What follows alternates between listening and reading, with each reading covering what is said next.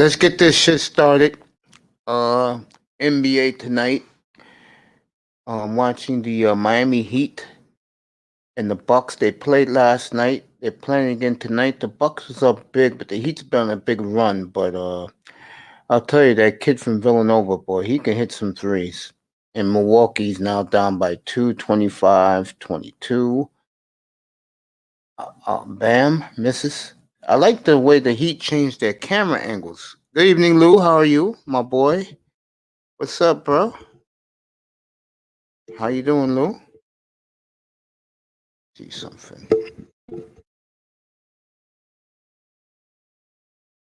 There we go.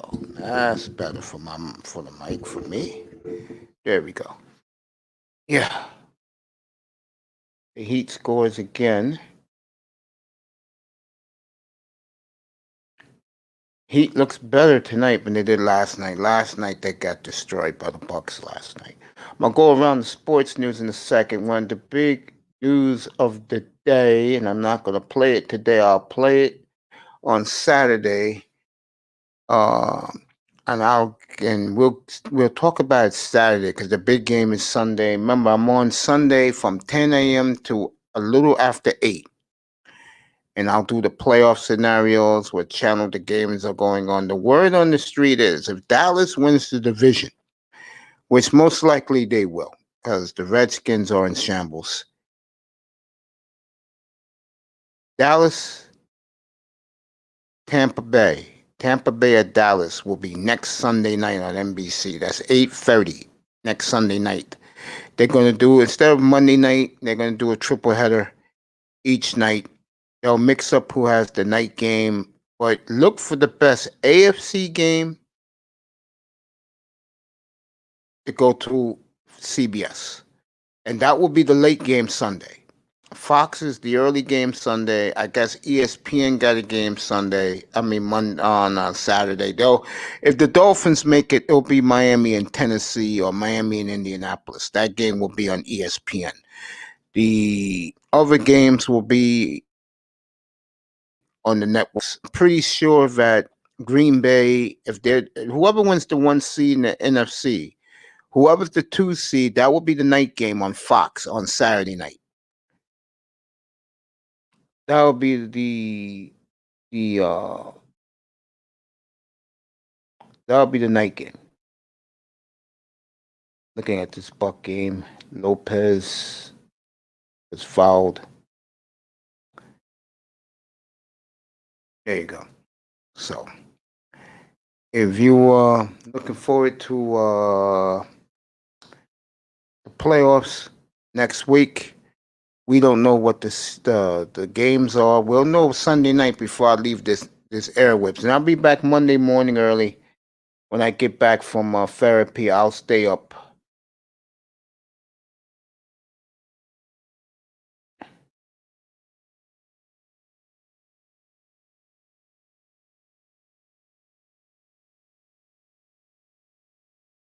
Boy, this guy traveled from here to London and they didn't call anything. This is the problem in the NBA. Matter of fact, the Bucks are on a 10-0 run. But this is a game of streaks. This is a rematch, of course, of the playoffs a year ago. It's one of the Heat just hit a three. It's a good game. It's entertaining. Even though I don't give a damn about the NBA, it's an entertaining game. But getting back to the football scenarios, I love these football scenarios, folks. I do. We don't know. We'll find out by Sunday night. I'll tell you that. And no, that's the Heat hit a number 3 to tie the game. This guy Vincent keeps hitting threes for the Heat. I don't know these guys, to be honest with you. I know a couple of the Bucks. Nice tapping.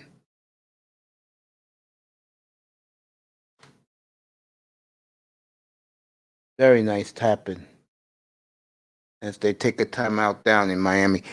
I don't know how this football is going to work out, but I was going to talk about Tagovailoa. You begin to hear the whispers that with that third overall pick, and I will play it for you on Saturday because I don't want to get into it that much tonight. I will Saturday night about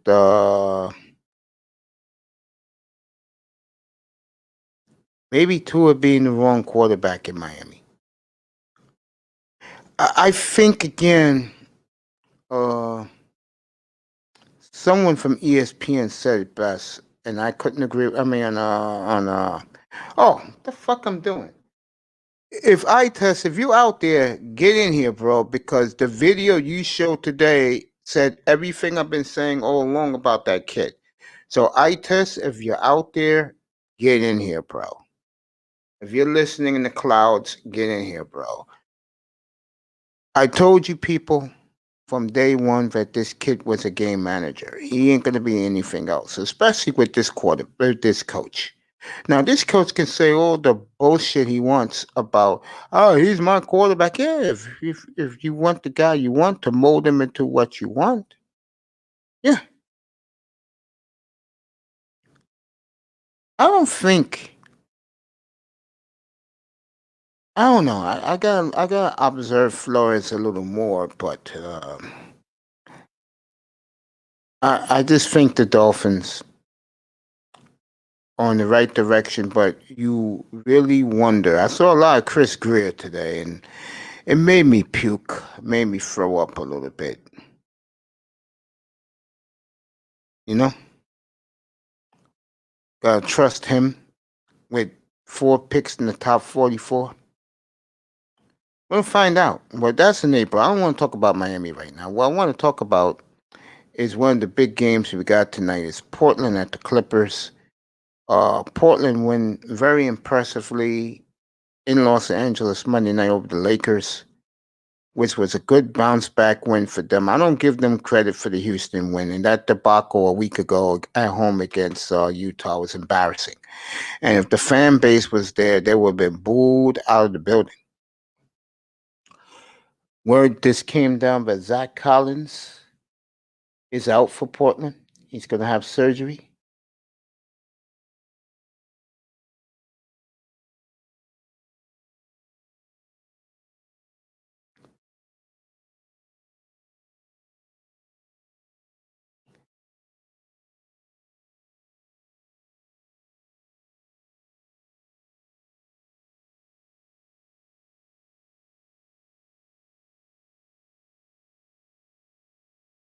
You're 7 foot tall, and you couldn't make tap-ins, and you're laughing. That's embarrassing, man. How the hell do you miss 3 tap-ins in a row, and you're taller than everybody else? All you had to do is, like Bill Walton says, throw it down, big man. It's not funny. It's a fucking joke.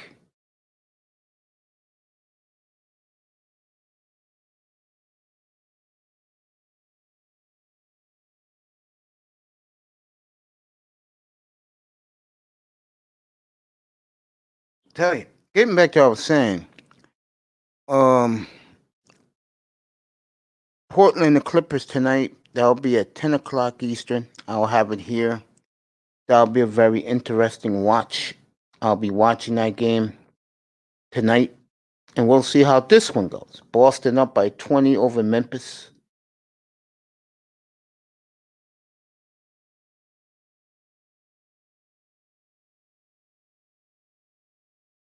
So Boston is doing their thing. Tatum with 14, Brown 11. The dynamic duo up in Beantown.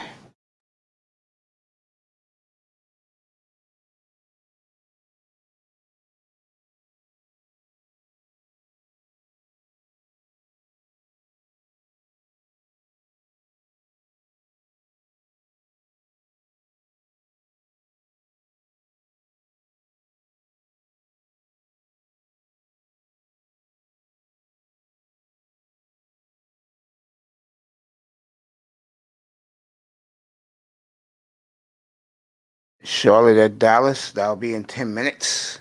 Give it more 15 minutes. Spurs and the Lakers tonight. That used to be an old rivalry down in San Antonio.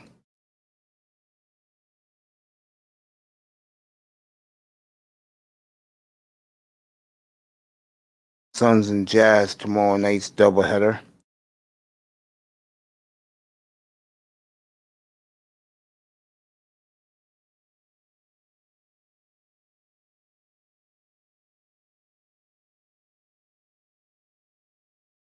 Zach Collins out for the Blazers. He has stress fracture surgery. Well, since no one saw Zach Collins does is get hurt. And I tell you, if that was another different type of player, people be complaining, but they don't complain.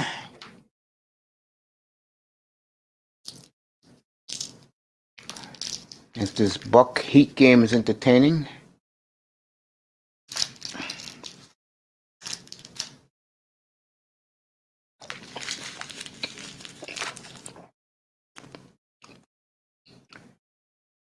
dude, you do have teammates.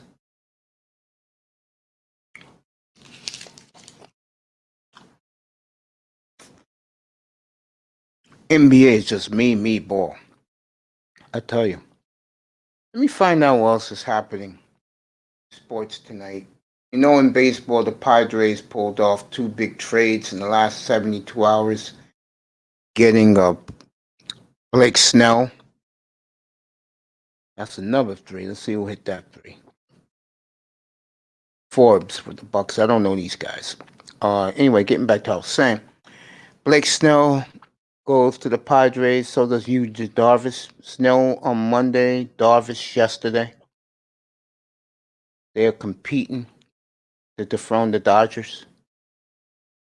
Nice move by Barnes. Doesn't count. Oh, it does count. What a move by this kid Barnes. Anyway, getting back to that trade. I love those trades for the Padres. More Snell. I could care less for you, Darvish.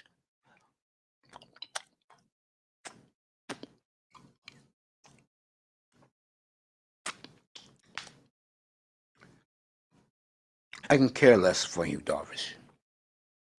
You know, you Darvish,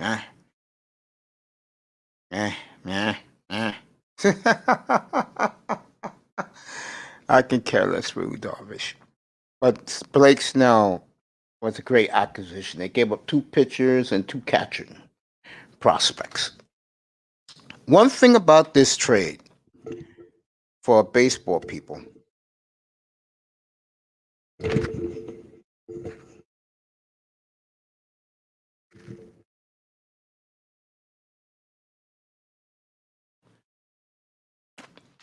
Tampa's not stupid. Okay? That front office is not dumb. If they got four prospects from you, expect four prospects to be real good. Trust me when I tell you that. So, good trade for both teams. Tampa gets rid of $10 million. That's right, a measly $10 million. And as Bam hit another shot, so it's 42-40. I'm up Bucks. 5.5 to go in the first half.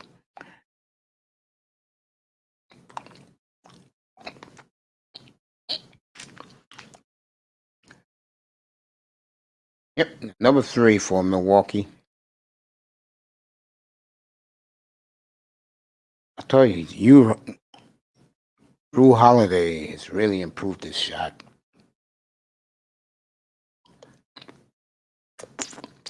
Just saying. That was a good trade for both teams. The Cubs got two pitching prospects from the Padres. Yoop de damn do. I mean, that trade, it's good for the Padres. Man, it doesn't say it's good for both teams because the Cubs get rid of a wasted $60 million what they spend on you, Darvish. Well, I'll tell you, Drew Holiday has really improved his 3-point range. Wow. Nice of Drew Holiday the other day donating $5 million of his money to get back to small black businesses. If you didn't hear about that the other day, good for him. Good for that boy. Very good NBA player.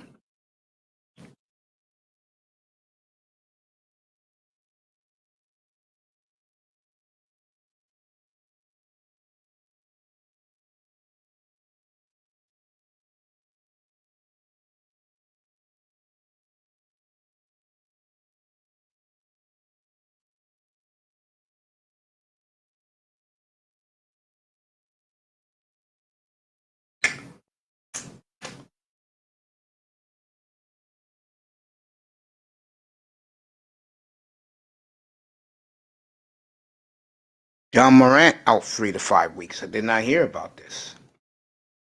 So John Morant is out for a month. That hurts Memphis.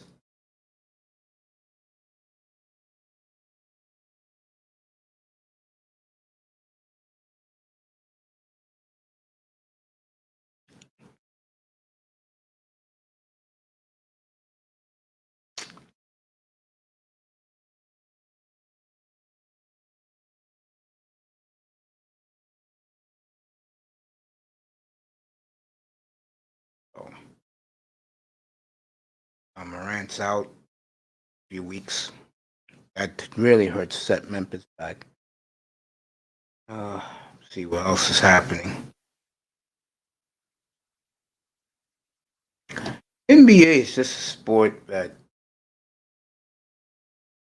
unless you're really in it, it doesn't, for me, it doesn't serve a purpose. I see football today. All of a sudden, the scouts believe in Trubisky, and now all of a sudden, see what else is in the league. McNabb hung over in the Super Bowl. Donovan McNabb was hung over. Phillip Rivers, this could be his last game Sunday. Doesn't surprise me.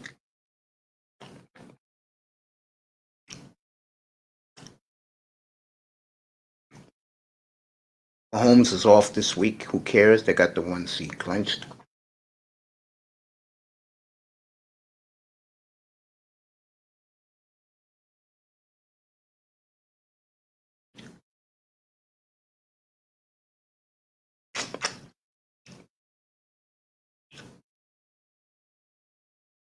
Patrick Mahomes is some special player. Kenny Stills could sign with Buffalo. That's a rumor. Fascinating. That'll be a good move for the Bills. I know he wants to sign with them just to stick it to the Dolphins.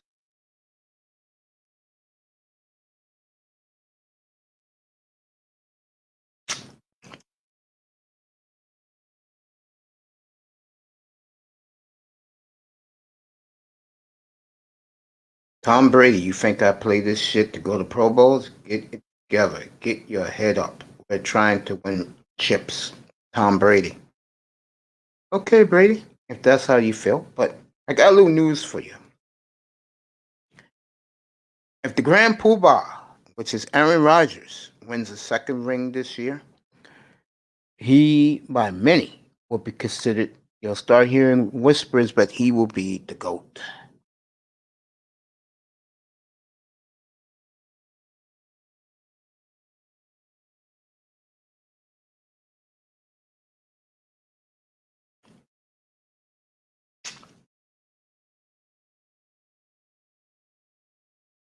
Tell you this. Thank you, Lou. I'll tell you this. Be honest with you. As I'm just chilling here on a Wednesday night, just getting my night started, he'll get a lot back. Because the difference between Aaron and Brady is this. Give Brady all the credit in the world. 6 chips. He did it mostly with no star receivers. I give him a hell of a lot of credit for that. I do. 50-44 Milwaukee. Make that 52-44 Milwaukee. Give him a lot of credit. But remember, first couple of Super Bowls rings were field goals by Vinatieri. Then Seattle gift wrapped it to him. Russell Wilson hasn't recovered from it. Trust me, you're seeing 3 psychiatrists a week. You haven't recovered from it. You never will. Gotta win another one. I'll do Russell Wilson scenario in a second. You did deserve the one against Atlanta. And that Falcon organization got a pass because the national media liked Atlanta. I don't know what the fuck why, but that's your typical white man media. But then they finally wised up this year and realized maybe that choke job was the worst in the history of the sport. Because they love to kick the little black boy down. They love to kick Russell Wilson down. That's white men for you. They love to kick the white man, the good black men down. But you rather the facts. No one blows a 28-3 lead midway through the third quarter in the Super Bowl. 54-44 bucks.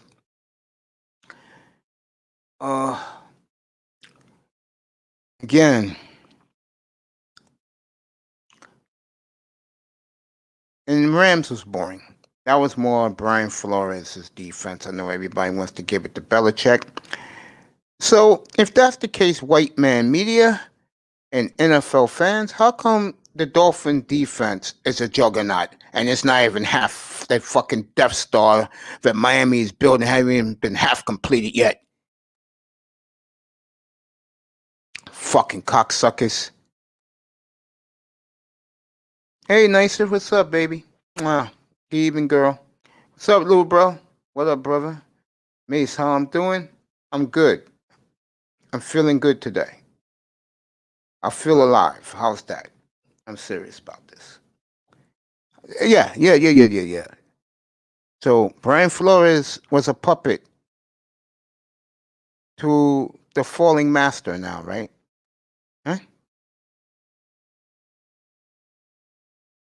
Fucking ass clowns. My point. Aaron Rodgers balls in this Super Bowl. He'll be, if he gets there, I'm going to do the other guy next. He'll be considered the GOAT by me. Now, to the other guy, Russell Wilson.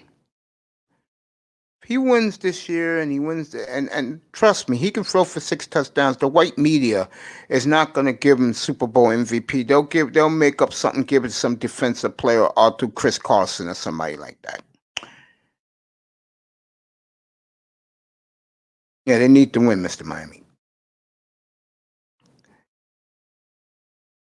He will be forgotten. They'll say, "Oh, well, it was a special teams play that got them to win. It wasn't him." See, this is one thing for you black men out here. When the white man don't like you, you don't like you. Which leads me to the next topic. I'm gonna do this real quick, and then I'm gonna get to. No matter of fact, forget it, because I like what I see that's in here. I'm gonna keep it like this. But let's just say it was a good day in the manosphere. Some guys had some great shows today. As for myself, getting back to the sports, and on the AFC side, I'll tell you one guy that they're ready, dying to crown.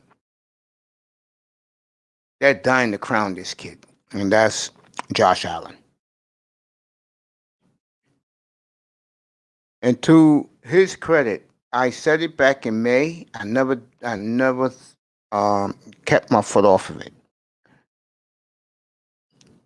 Buffalo is a juggernaut.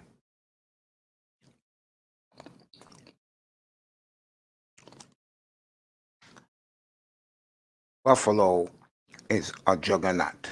What's up, Sean Jones? Good evening, everybody in here.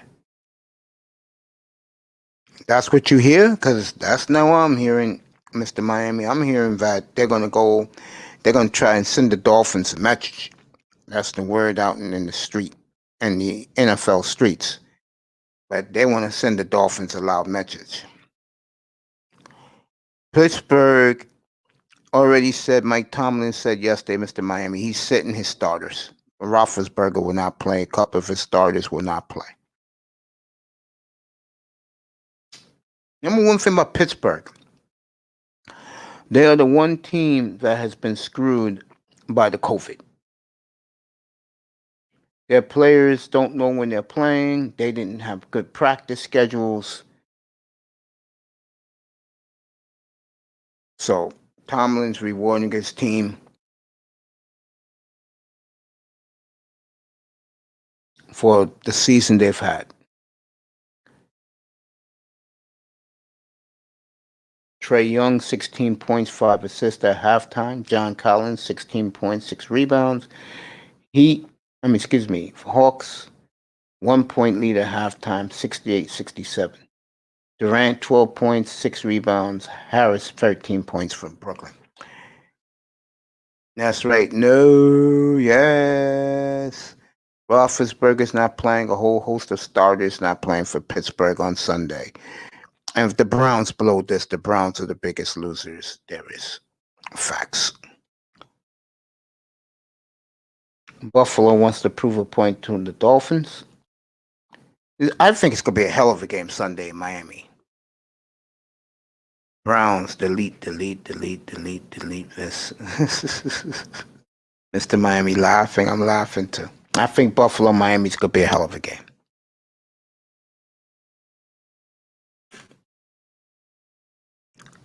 I think Tennessee, Houston's going to be a hell of a game.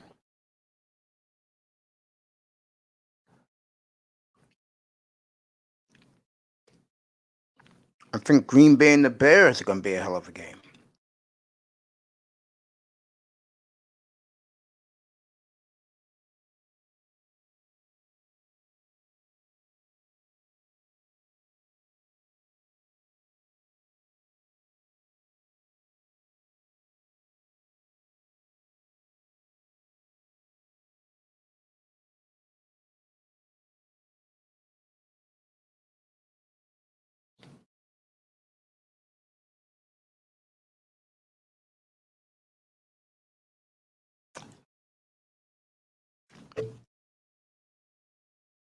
I think Tennessee, Houston's going to be a great game. Bears, Packers, I think it's going to be a great game.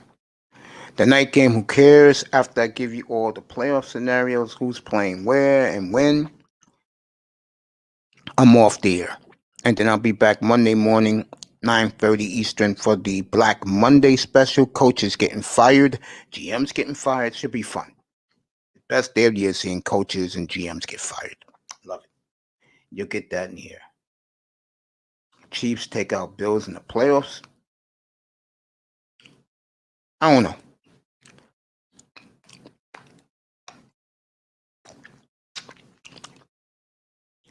I can't say that. Yep, Black Monday is 5 days away. And I will have it all for you. Who's fired? Urban Meyer's lurking. Jim Harbaugh will jump back in the NFL in a heartbeat. Pat Fitzgerald from Northwestern, when he used to be there, he's dying to get into the league. That's right, coach is getting fired. Chiefs own Patriots and Bills. I don't know about Patriots, but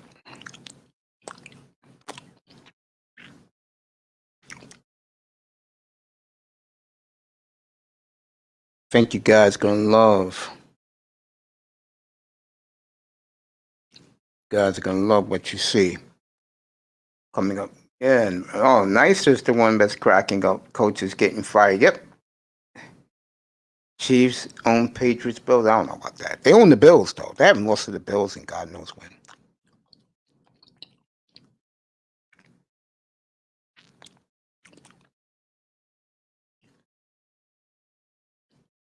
Celtics up by 26 over the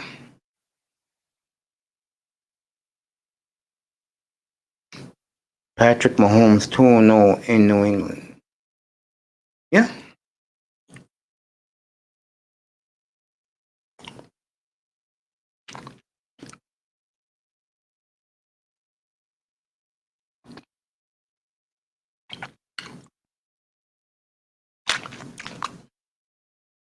Yeah.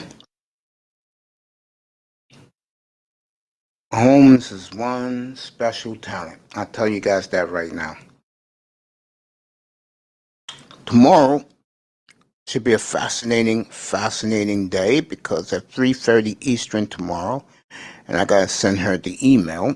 The beautiful Shay Celeste will be up here. She was up here yesterday to say hello to me.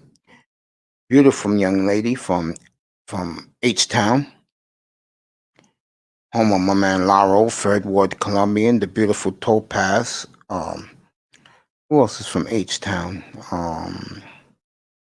Somebody else from H Town.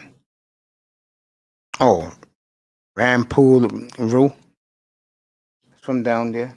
Brady still owns Buffalo Lifetime. Yes, he does. That's a fact.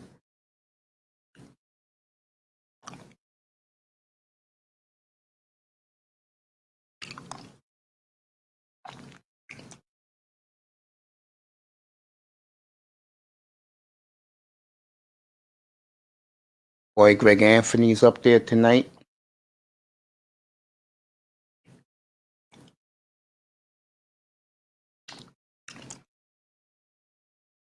I forgot my man Commandante Lou is H-Town too. I forgot about that, Lou. I'm sorry, baby. No, Mahogany's South Carolina. The beautiful Mahogany's in South Carolina. Shout out to her tonight. Let me see what's going on in hockey. Well, right now the San Diego Padres are owning the baseball winter.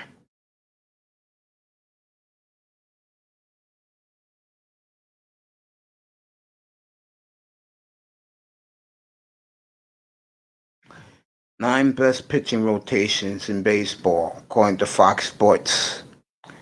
Padres 1, Dodgers 2, Indians 3, Nationals 4, Braves 5, Mets 6, White Sox 7, Yankees 8. Okay.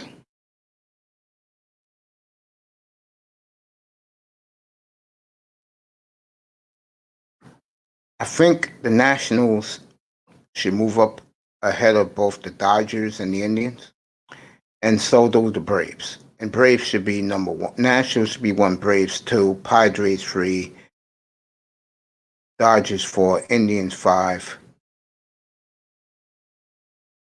Should be like that. Should be changed up a bit.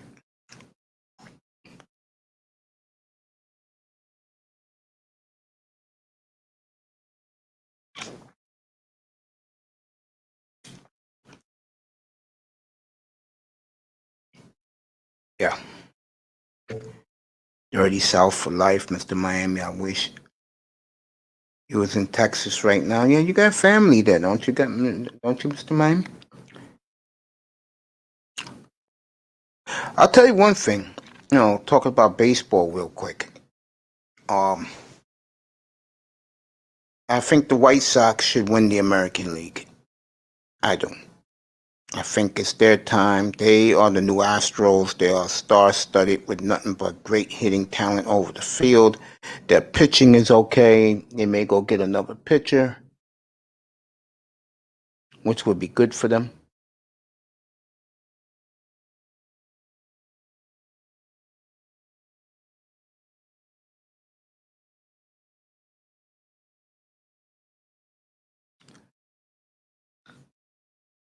If the Nets are wearing their Brooklyn gray jerseys, would look good. Brooklyn and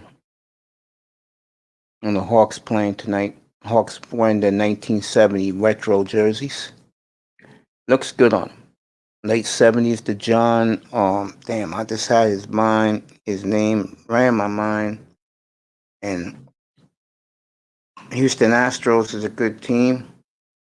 Yeah, Houston's good. Astros are good.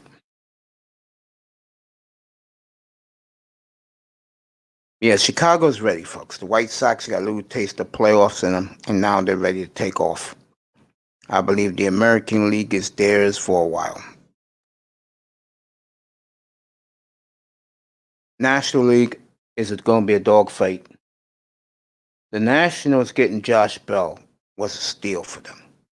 Puts a power bat right in the middle of the lineup to go along with the great Juan Soto. If you haven't seen this kid play, What a World Series he had back in 2019.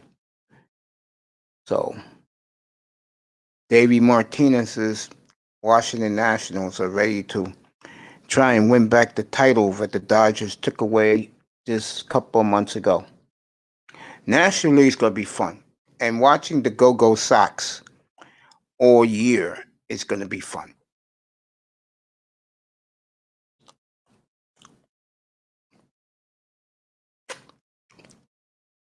LeBron with the two-handed dunk. 13-9 Lakers in San Antonio. As they show Kawhi walk into the building wearing a t-shirt. Damian Lillard wearing his Batman mask. His t-shirt. CJ McCollum rocking his Nike sweatsuit. So Clippers and Blazers are an hour and a half away. Tip.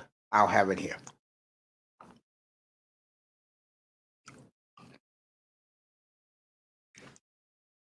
Yeah. So baseball, if they start on time,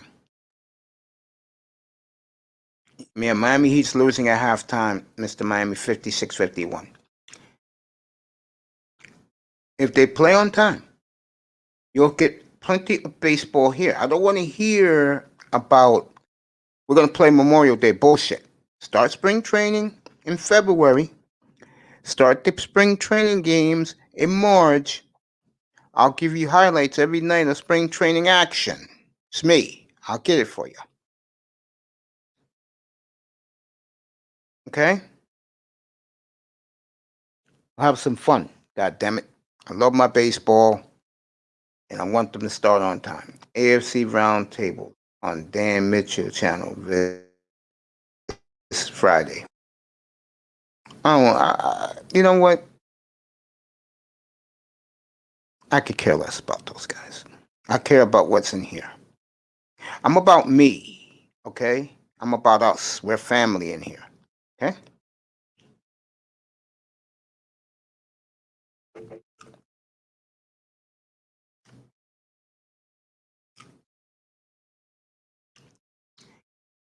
I've got plenty of Tootsie Pops tonight, okay? I had a good dinner tonight, Mr. Miami. I had barbecue spare ribs, bro.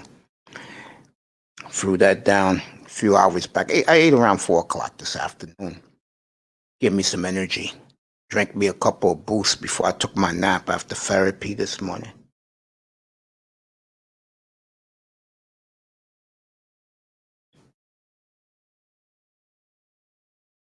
Yeah.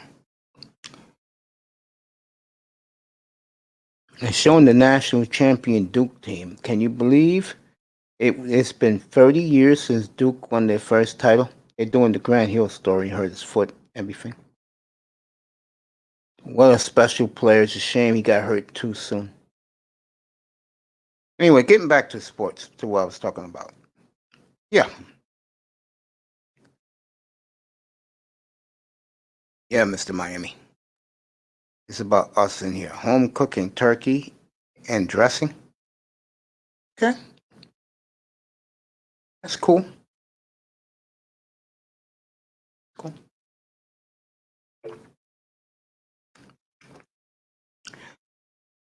I wonder if baseball even have a goddamn schedule out for it this year.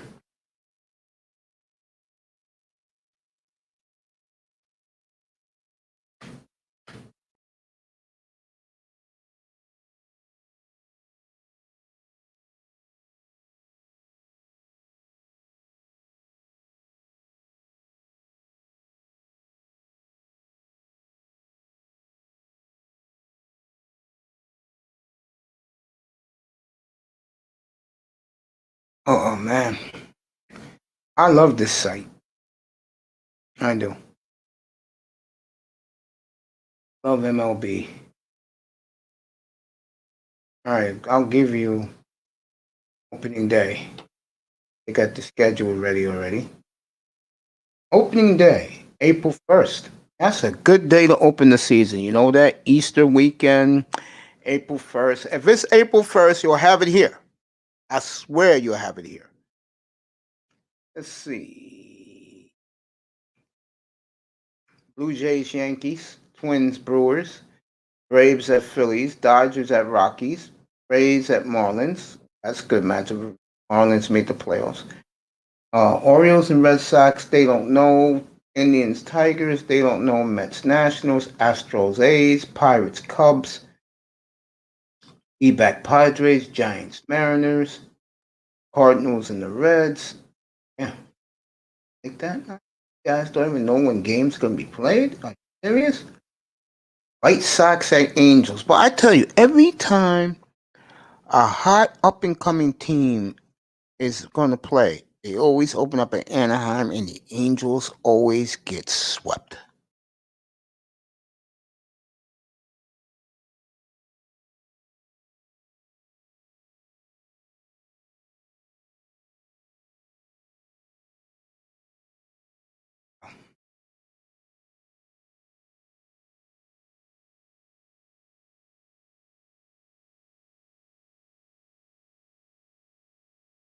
Mr. Miami talking about how do I feel about our game, Mace, Sean? Um, I'll answer that question.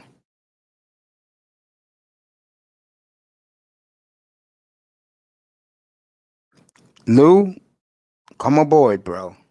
Guys would like that. Make sure you put some wings and some Texas cracklings for me, buddy. Our game Sunday, I think we're gonna win, Sean. I do. I do. I think it's good. I think both teams will play hard. It's gonna be a good game. And I think Miami's gonna pull it out. I'm gonna say it now. The kicker, I forgot his name. Put in the chat room who's our kicker's name in Miami.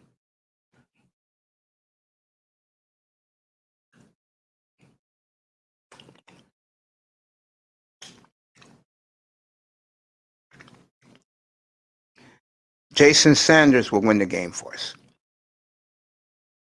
Yeah, Lou, you can do that, bro.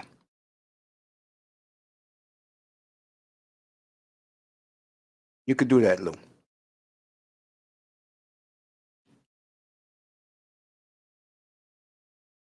Mm-hmm. You could do that, bro. It's a cold night here in New York, man. Ray Finkel. Fucking Lou. Sean Jones, Mr. Miami, thank you, fellas. Yeah, Jason Sanders, Ray Finkel. Jason Sanders will win the game for us.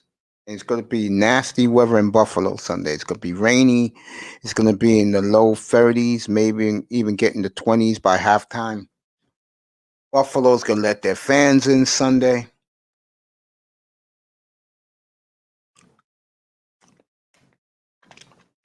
Yep. It's going to be one of those wet, cold, blustery, dreary days in Buffalo. Raining, yep.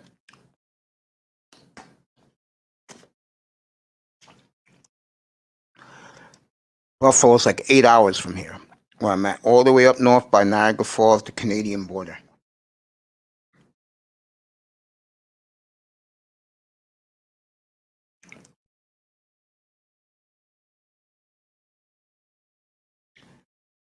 Yeah, the media thinks that because we're playing the Bills, and they're in love with the Bills. You know why they're in love with the Bills? Quarterback. Let me say something about Tua. Sean Jones. You live in Broad County. You've probably been hearing this across the country today and radio channels everywhere. Word is Miami may just let Tua fry out there. They got the third pick, and that kid from BYU is tearing up the charts.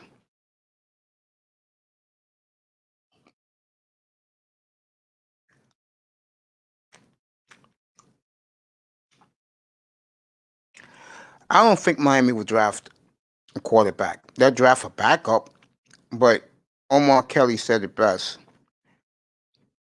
In the first 3 rounds of this draft, you're going to have to pick a backup because we're going to need one. ESPN's still hating on the Dolphins. Yeah, Dolphins, if Tua would have played the way Herbert's playing, Dolphins would be the cat's meow of football right now. But because Tua is a game manager, you're not going to get that. Yeah, Zach Wilson, you're not going to get that.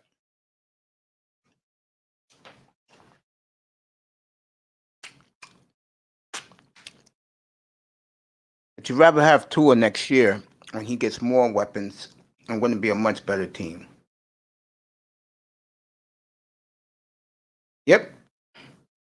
Come on up, big time. Get up here. We'll talk about your Lakers, too. I wish General was in here to do the State of the Laker address. That would be great. Love to have General up here.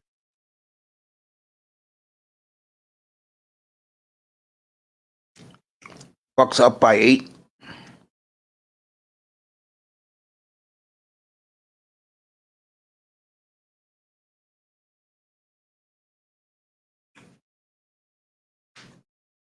Free agent quarterback. I mean, they're saying 5 teams want Haskins. I don't want him. We'll work on something. The nasty weather is best for the game manager. We're going to rock the boat. Yeah, I think we're going to win in Buffalo. I do. Not because I'm a homer. I just think we're going to win in Buffalo. As my brothers up here.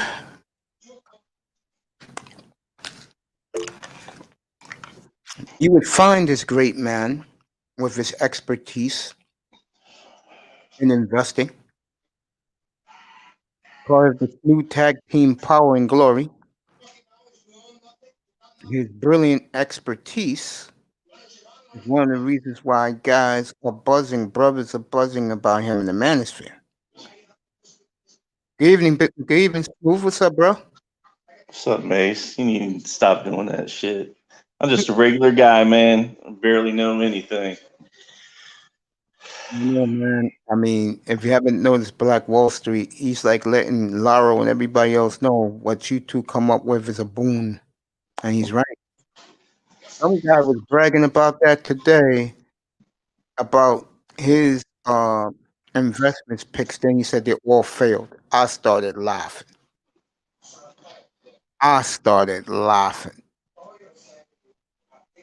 I'm like, damn, bro. At least if you're gonna hit. As Commandante Lou says, what's up to you, big time, and Sean Jones in the chat. Lou, Lou also comes up with some good stock advice. yeah, Lou's a smart dude. He knows what he's talking about.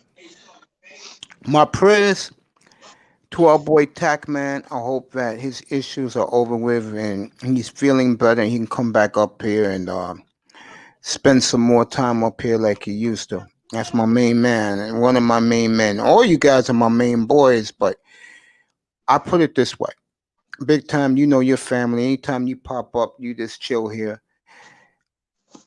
I'll get Star Platinum back up here. He's enjoying another platform. That's my boy too. All you guys, man. You know, I appreciate you guys so much, man. Uh, I know You you tell didn't hear about it today. This will open your eyes. And later on, I'll get my phone. I'll play the cut from Omar Kelly, which took me aback today. I mean, that shit really woke me up. Word is now is that with the third pick, according to Omar, a quarterback could be in play like a Zach Wilson from BYU. What you think about that? where is he supposed to drop? Do you know? Fred Wilson, Zach Wilson, Yeah, he can go 3 or 4. Jets ain't touching no quarterback. The Jets are so hard. I'm not kidding about this. The Jets are so heartbroken that Trevor Lawrence ain't coming. They don't know what they're going to do with the second pick. If uh, Carson Wentz comes in play, they'll make that move. That's the only way they'll give up the second pick. But the yeah. Jets are devastated right now. And when I mean devastated, not the players, the organization at top and the fan base is like saying, F the draft, I don't care. I'm dead serious about that. Yeah. They don't care about the draft no more. Now that they're not getting Trevor Lawrence. Yeah. Yeah. It's a shame And I mean this in a serious note. I hate the Jets, but I don't hate them like I used to.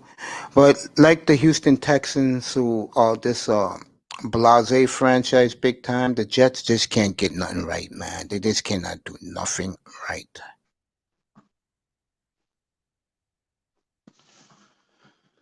I mean, they're stuck. They're stuck like Chuck. I mean, they have a lot of work to do. I mean, And a it's division that you know and I know is becoming a juggernaut because I'll say it one more time, folks. Miami's coming. yeah, I agree. Buffalo's staying. We're coming. You know, Patriots are in the mix of a change. It's hard to say what's going to happen with them, but they're in much better shape, than the Jets are right now. So Hey, Sean Jones, Mr. Miami, all you guys in the chat, I'm about to ask big time a question. I want you to put a 1 yes, 2 no.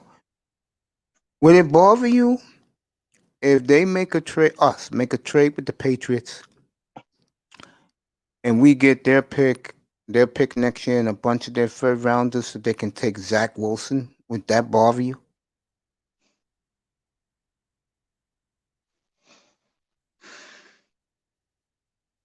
where are they picking, Mace? I believe right now they're 10. Yeah. You get the 10th pick, you get a pick in 22, and you get a couple of their third rounders.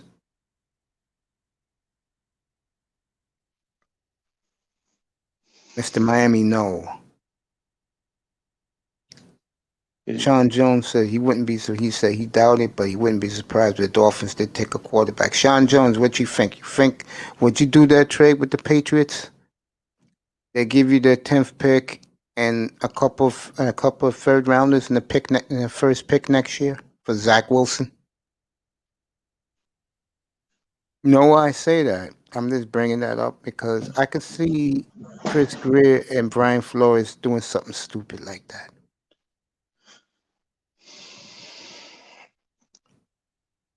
You know, but I want to stick to reality, what I feel. And I know you feel this way big time. I know Sean Jones feels this way. I know Mr. Miami feels this way. By the way, check out iTest's latest video. It is awesome. It is awesome. You know he doesn't like Tua Tagovailoa, and it's about what the NFL Network and what ESPN Network said, and the guy and former quarterback of the Patriots. Um, what was our boy used to be in New England big time but backed up Brady? Oh, Drew Bledsoe? No, Matt something. Oh, okay. Yeah. Yeah. He played for the Chiefs. He said what I've been saying all along. That he's the ultimate game manager and give him a year with more talent and he'll work out. I've been I test his latest video. Go check it out. And it's pretty damn good. He did a great job on it. Congrats to eye test. Okay. I think Tua. I don't think. I know Tua will be the quarterback next year. We're gonna get him some more weapons. He'll be a lot better next year. I tell these Dolphin fans, chill out. But here's the sad part, big time. I want you to comment on this. 'Cause I know you disagree with this. If he's the game manager that I say and many people think he is, and he wins 13 games, are you happy with him? Yeah, Matt Castle. Thank you, Mr. Miami. Seriously. Guys in the chat room, Mr. Miami, Sean Jones, even you, Lou, even you, Nicer. If we go 13-3 next year and Tua goes 26 and 4 for 2,800 yards and a passer rating of 95, would you be happy with that? 1 yes, 2 no. Is he starting Thank all you. the games and Yeah. finishing them all? Yes. Yeah, I'd be fine with it. Yeah, I would too. As long as he's starting and finishing the games and no swapping with Fitzpatrick? with Fitzpatrick. And I think as long as Fitzpatrick is fine with the money or even a little bit less, depending on that, I think he stays. But Yeah, as long as he finishes the game and he starts the game, I have no problem with it. All right. Sean Jones didn't give an answer. Thank you, Lou, for putting iTest's link in the chat room. Great Yeah, job you did last night. I'll have to Today. check that out. Very Thanks, good job man. you did. Yeah. Mr. Miami says yes, he's happy with that. He's happy with seeing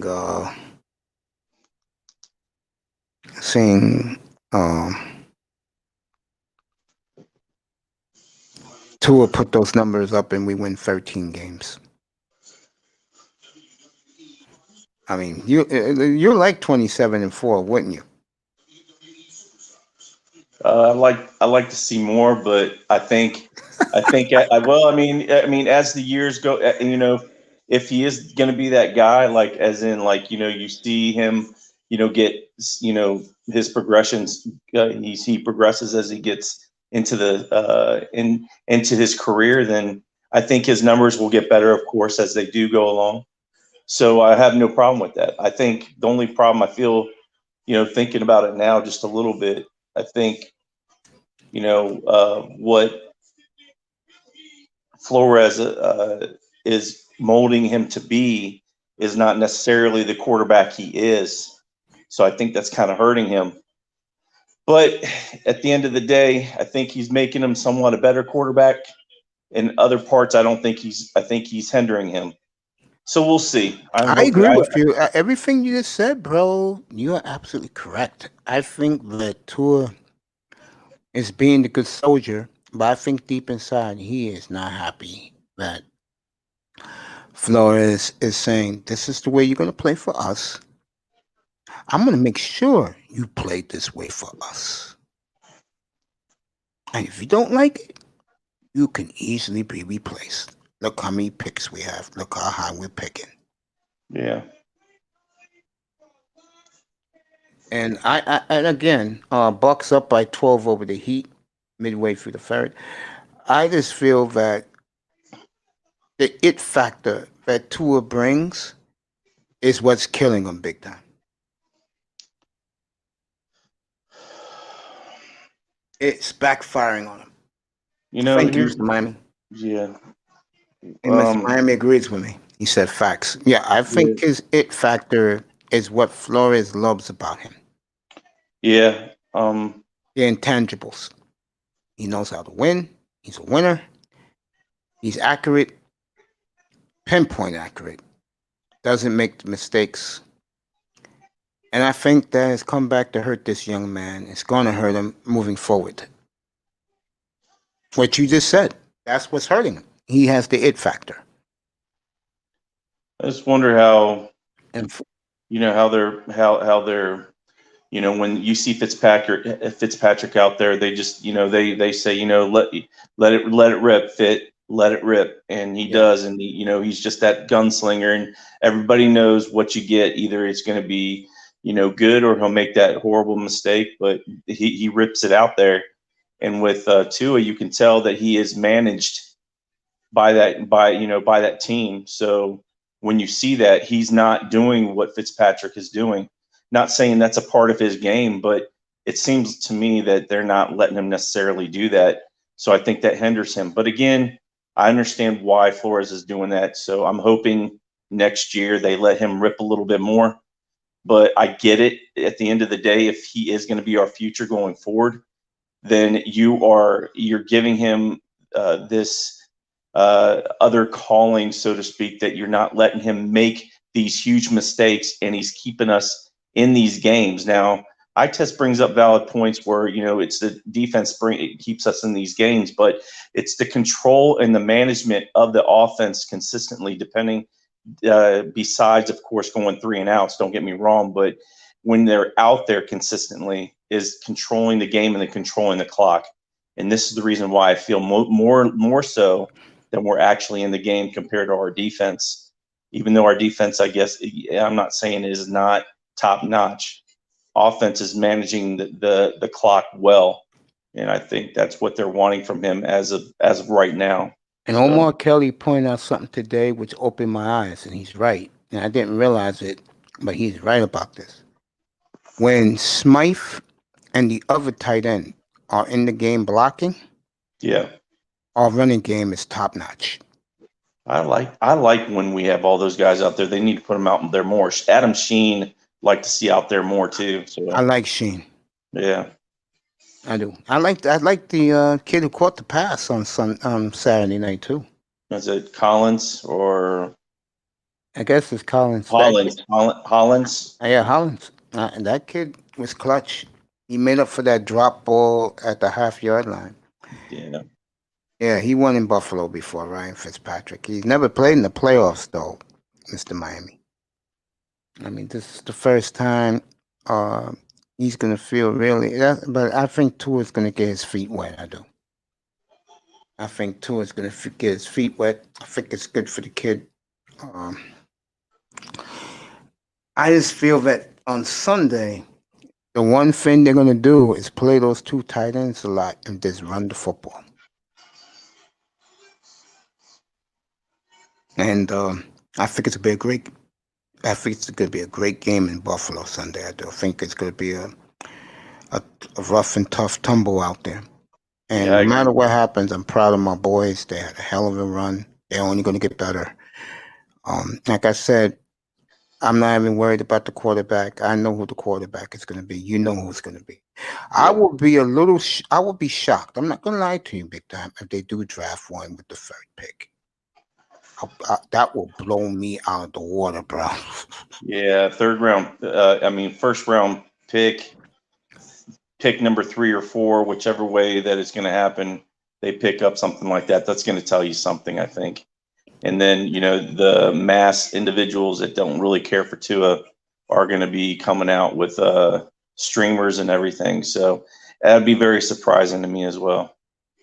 I mean, it's disappointing because I think I would rather, I don't know, people going to look at me and roll their eyes at me. And the EMs of the world think this kid's going to be putting up monster numbers as his career goes on.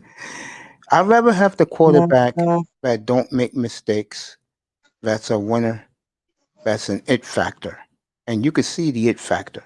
I'd rather have him than a gunslinger. I mean, not a gunslinger, excuse me. I'd rather have him than a guy like, let's say, the kid from Ohio State. Haskins.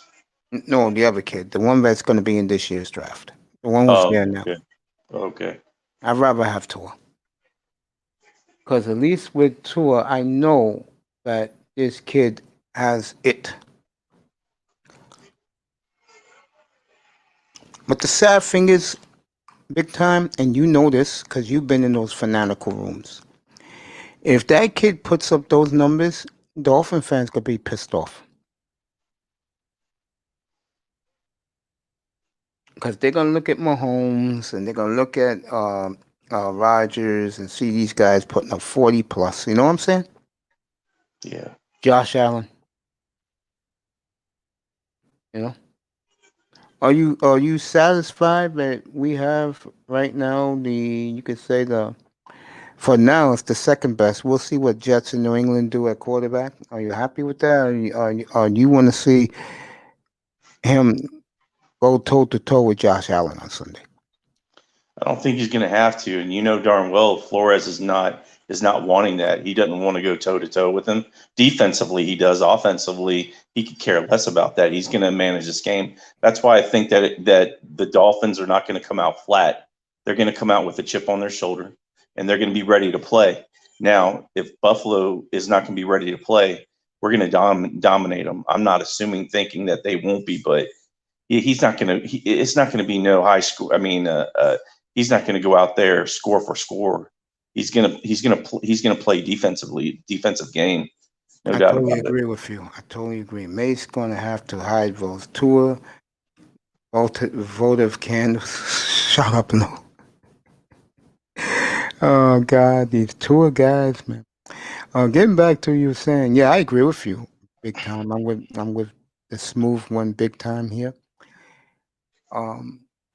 Yeah, I agree with you. I think that they're going to play run the football, punt, defense. I agree. Yeah. I'll say one thing for Tua. I know that these people are upset about it. I'm telling you, when he gets everything he needs next year, he'll be making completions on third downs. Yeah. I don't worry about him. Like I said before, he showed me in the Arizona game. Well, I told you, he showed me what I needed to see. Rocky versus Apollo Creed this Sunday. I wouldn't go that far. I wouldn't go that far now. I think it's more um Alexis Arguello versus Aaron Pryor in the Orange Bowl 1982. I could see it like that. That was a hell of a fight, too. I could see it like that. Because the scary thing is, when Buffalo looks in the mirror, they're going to see the Dolphins' reflection. And when the Dolphins look in the mirror, they're going to see Buffalo, Kansas City's. You could throw in Jacksonville now. And everybody was talking about this today, where the Jaguars got a lot of talent on offense. Yeah. That's going to be a problem for us moving forward, man. I'm serious. That's going to be a problem. That's going to be a problem for us. I'm dead serious. If we need to where we need to go to, that's good. Team's going to be a little thorn in our side. I mean, let you Dolphin fans know that. They will be. I mean, it's more than just Buffalo that's going to be our competition, gang. I keep telling you guys this. You better start learning this. It's like the old days again. Slowly but surely, you gotta make Jacksonville a rival. You gotta make Baltimore a rival. You have to make uh, Tennessee a rival. You have to make the Raiders again, and Kansas City and Herbert and Drew Lock rivals. They're going to be marquee games moving forward because they got quarterbacks. We do too, but our quarterbacks are a little different.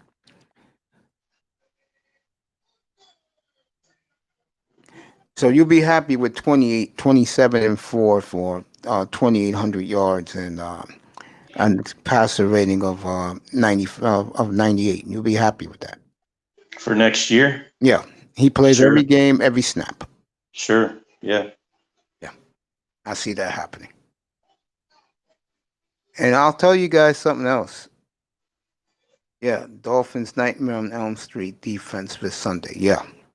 I'll tell you something else too, big time. If the Jets F up the second pick and that tackles there at 3, you better believe I'm rushing the card up there so fast, bro. We'll make adjustments during the weekend to get more Yeah. stuff, bro. If that tackles there at 3, shit, we'll make adjustments. So what do you think? So Mace, what do you think if that tackles if Paswell's there, who do you take for your second pick?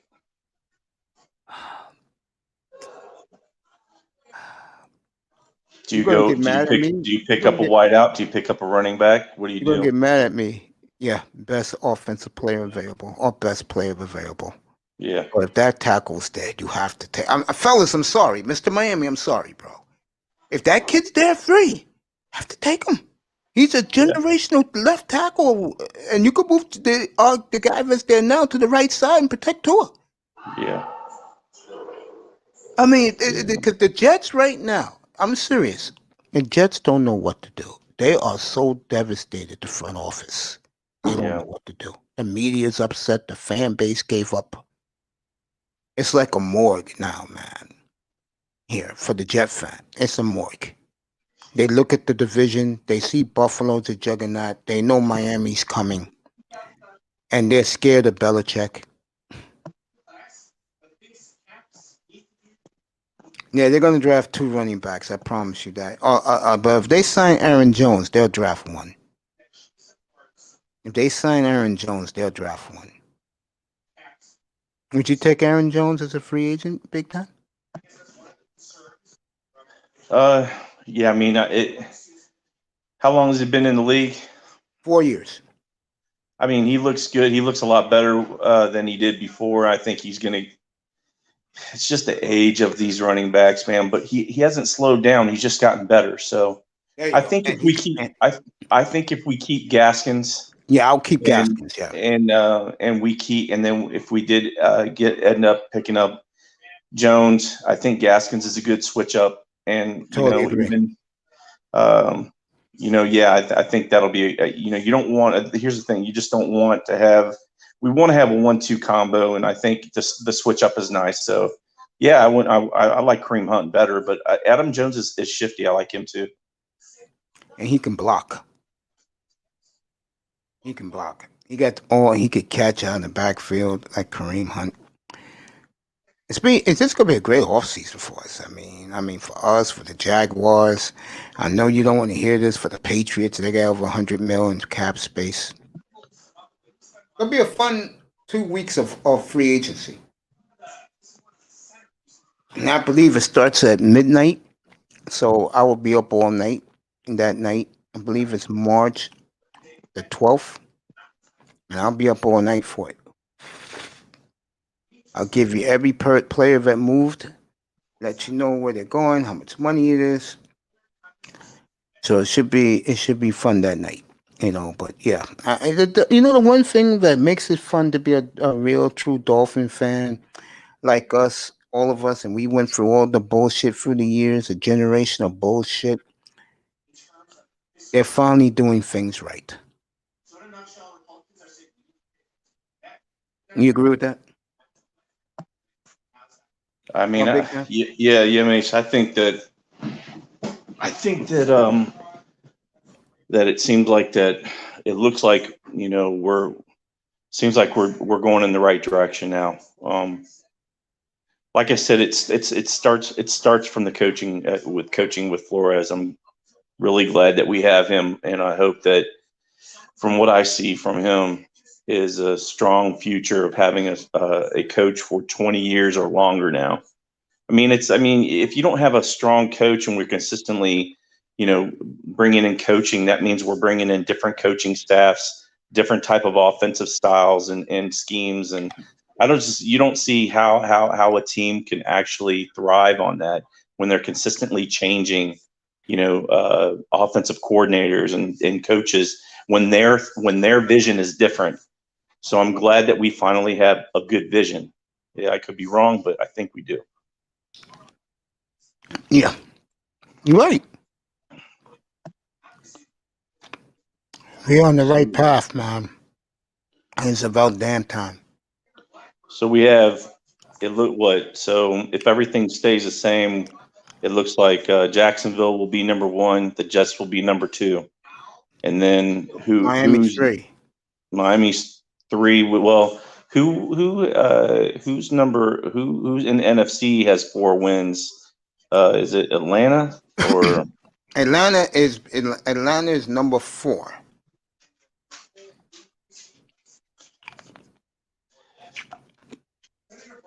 As of right now, Miami's the 3rd pick. And I think they'll remain the 3rd pick. Because I don't see Houston beating Tennessee on Sunday. So they could do so a lot with that 3rd pick. looking at all that, you would sit there and think like, I mean, man, it's. And the media is loving it too.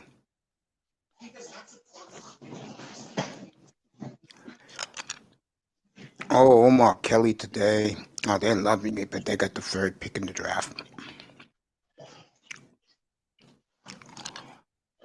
If they're out Sunday, they'll have the 3rd pick and the 16th pick, the 36th pick, and the 44th pick.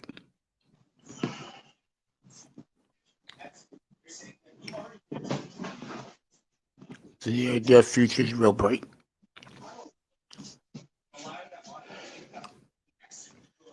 I miss Jim Caldwell as well. I wish he was still with us.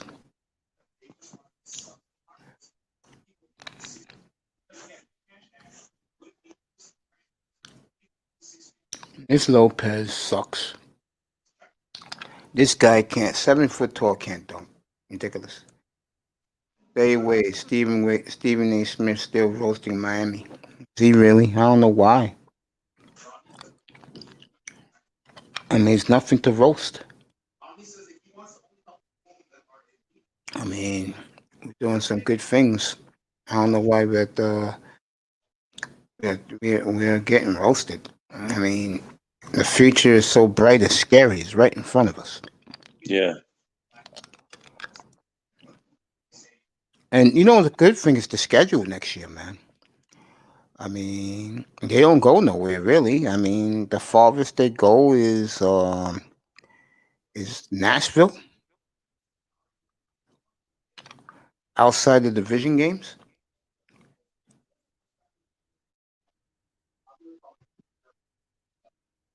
You got the Panthers coming in. Um, it's the Panthers. The home games are the Texans, the Raiders, the Panthers, the Colts, um, the uh, the Falcons. That's a real crap home schedule, don't you think? Yeah. Yeah, we go to Tennessee. We go to Jacksonville. That should be fun. Looking at Taylor Lawrence. We go to Cleveland.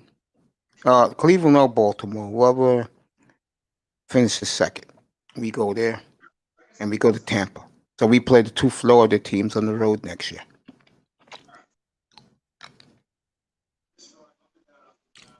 That's not bad, as the Miami Heat has pulled back and taken a 3-point lead down by 20 points. Wow, it's a good game.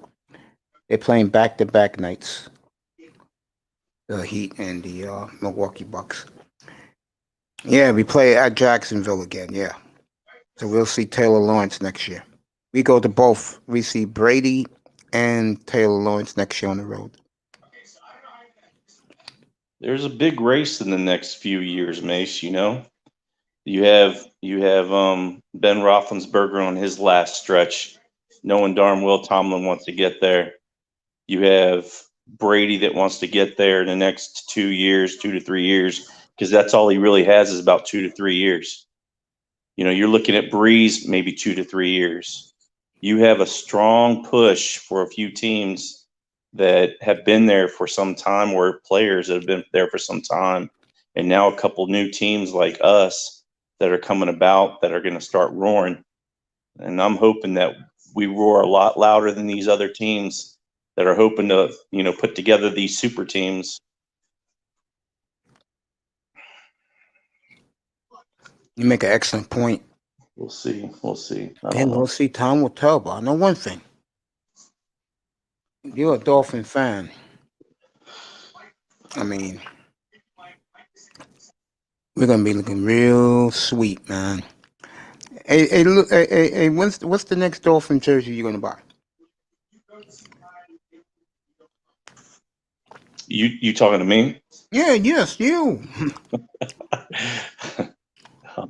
My last Dolphin jersey I bought was a Merino jersey. So if I do buy a jersey, oh man.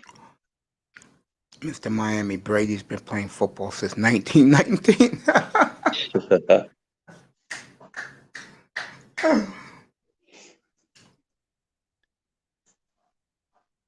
I don't know. That's hard to say, Mace. I don't know.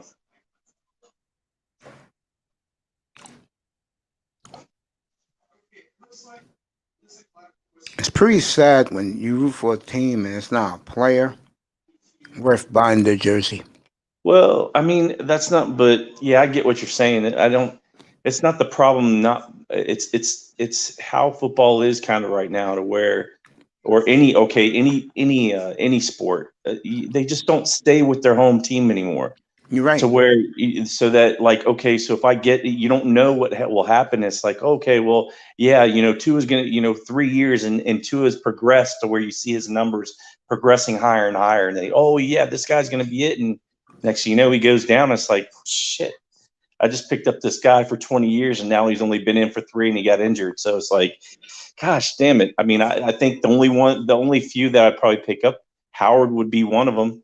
But then, is he going to be around for another 5 or 6 years? That'd be worth it. But Howard would probably be the only one right now, as I see, anyways. You know what's cool? Same topic. When this team start winning chips, then you're gonna have a plethora of players to choose from. Yeah. The scary thing is, those guys are unknown. They're not on the team yet. That's the coolest thing about the unknown. We don't know. We don't know who that third pick is going to be. We don't know who the 44th pick is going to be. We don't know who the 36th pick is going to be. We don't know who anywhere between 16 and 24 that pick is going to be. We don't know. Yeah.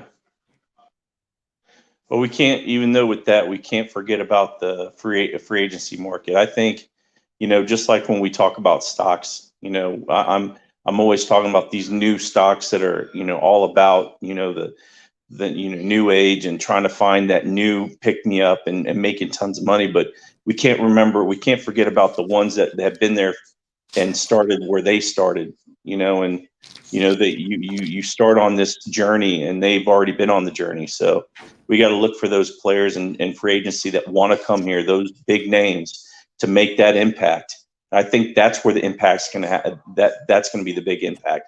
Besides, special players that we can get possibly, wideouts or that talent, with Peswell from Oregon.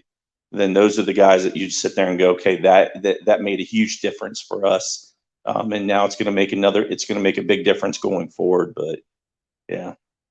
Yeah, if the Jets play dumb and Adam Gates goes, oh yeah, Atlanta, you want Justin Fields? Come on up. They go up, switch places, and that kid is there at 3. Oh my God. I will snatch the card from the card guy and run up there and take it to Roger Goodell.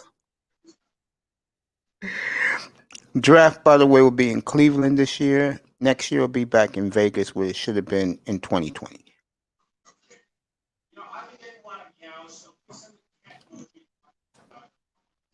He is the only player, because I know Lawrence ain't going to be there. He is the only player that, if the Jets bypass him, that is the only player I would take. And I won't even wince about it. We'll make adjustments on the fly. You really think that he's going to make that big of an impact, huh? Yeah, I do.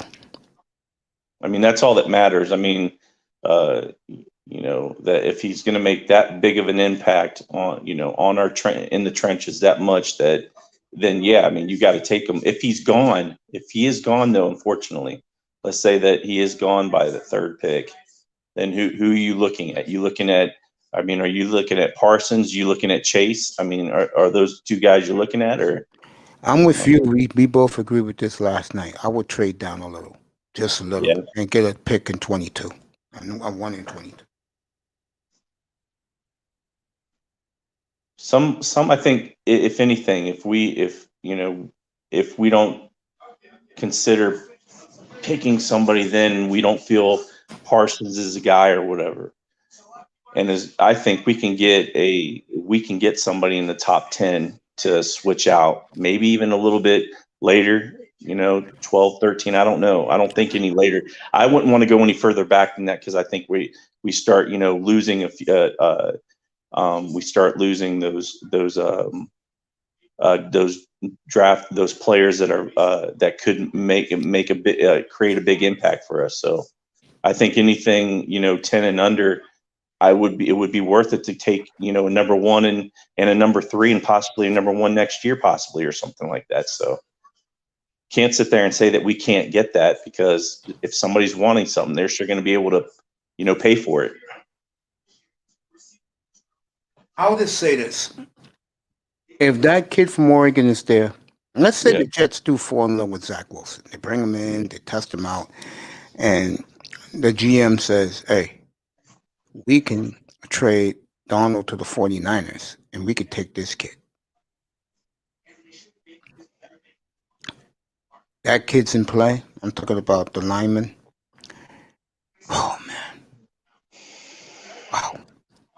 You talk about God has blessed us twice. This kid's a generational player. Oh, dude, if he's on the board and we're all up here draft night, I'm gonna stay quiet. And then when that idiot makes the phone call, the idiot is Chris Greer. That name better be on the card. Yeah, I mean,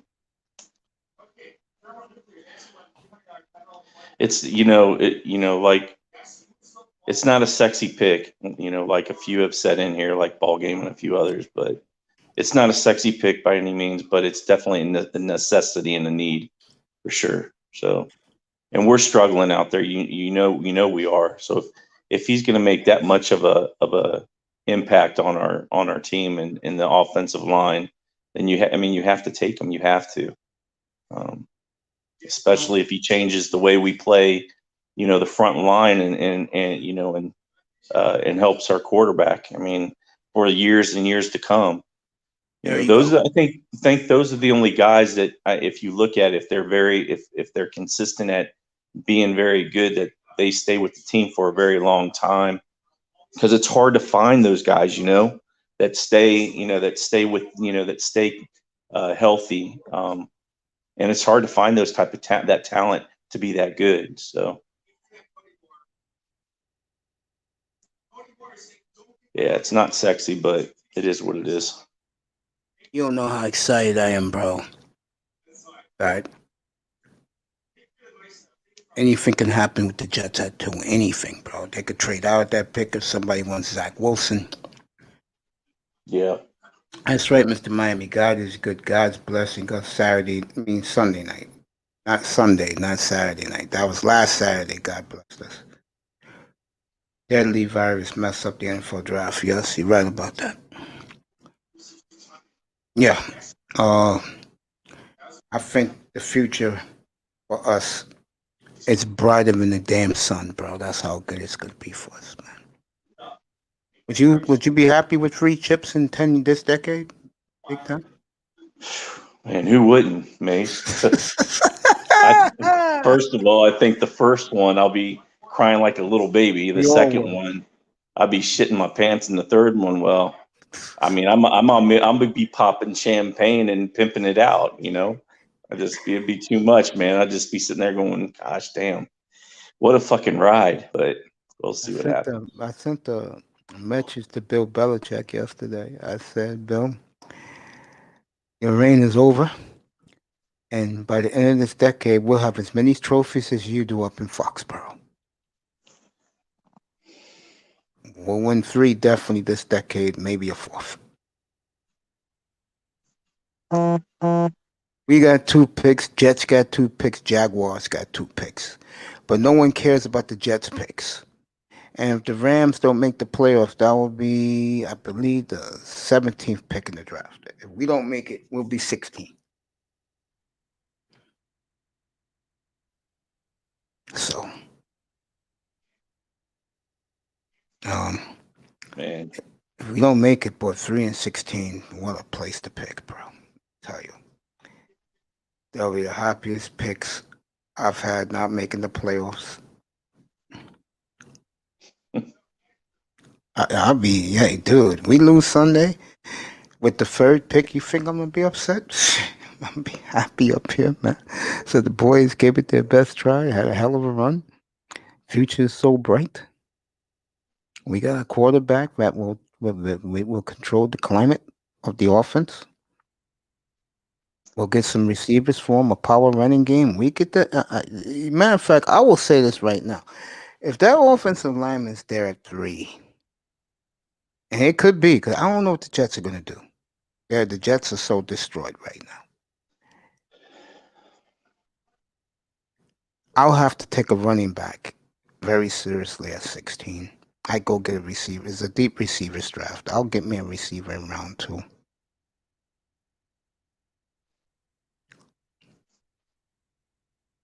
I mean, getting a generational player like that kid from Oregon,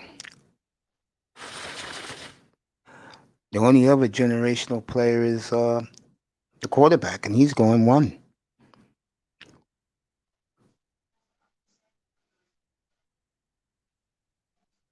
Yeah, the Jets have two. We have two. Jacksonville has two number ones. I think we're the only three teams who have two number ones.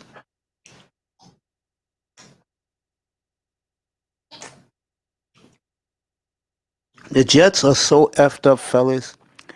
You don't even hear draft chatter about them anymore. You don't even hear free agent chatter about them no more here in New York. It's like we fucked it up again.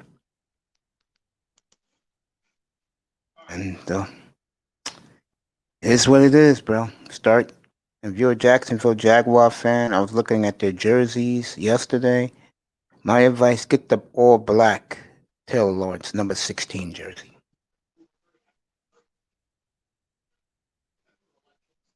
You smoke strong Cubans, Mr. Miami's drinking all night.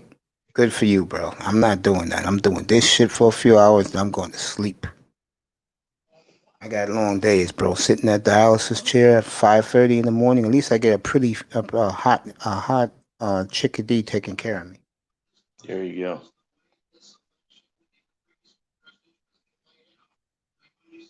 Yeah. I just feel cool right now. I feel great as a Dolphins fan. You know that? I think as we shall. I think as you say that. I mean that there's a lot to be thankful for. With what we've seen this year. So, and I think we're going to be very surprised in this game. I think a lot of flukish shit will happen, or could have. I mean, would have to happen for it to be a straight blowout. And I just think the Dolphins are going to that team's going to be ready to play. I And agree. they're veterans on that team that know how important it is, and you have rookies out there that know how important it is, for their future. I think right now our mindset is where it needs to be. I think, and they're like I said, I truly think that we're not going to come out there flat. We're going to come out there strong. So I do believe that, if anything, I do believe that this game is not as everybody would say Buffalo's. This is going to be a win for Buffalo. It's not going to be easy, but it's going to be a win. I think that it's such a coin flip in this I one that agree. I agree. that I feel Miami has a better chance just because defensively. I think we can hurt Allen, and I think that with the weather being so bad, that actually helps us and hinders them I more than it totally helps agree. them. I totally agree. Excellent analogy by you, Smooth. You right? I'm with the cool, smooth one. Part of Power and Glory, the tag team, the financial tag team here on the Mace Taggart Experience. Your Lakers. They were winning earlier tonight, right before you came up here. LeBron did a tomahawk dunk. They're playing at San Antonio tonight. Charlotte up by 9 over Dallas. Going to halftime in that game. Doncic got 8 points, 5 assists. This love affair America has with Luka Doncic, I don't know. Tell you one thing, yeah, hot looking mother. Tell us about your Lakers, bro. You like the off season? Yeah. So what you've seen with the so far in NBA, Mace, what's the most the surprise, and what you're not surprised about right now? I'm not surprised about the West. I think Portland winning in LA Monday night let people know in the West that they're the deepest team in the league, and I think it's going to come down to them and the Lakers, in my opinion, in the West. Um, I think the Lakers, again, what they did this off season was absolutely splendid. I mean, LeBron's not getting any younger. Today is his birthday, by the way. Look at this birthday list today. Jack Nicklaus, LeBron, Tiger. Tiger's And 40. Tiger's 46. LeBron's 36. Nicholas is 80. There you go. a lot of great ones there, Mace. You better believe it. God blessed us that day, didn't he?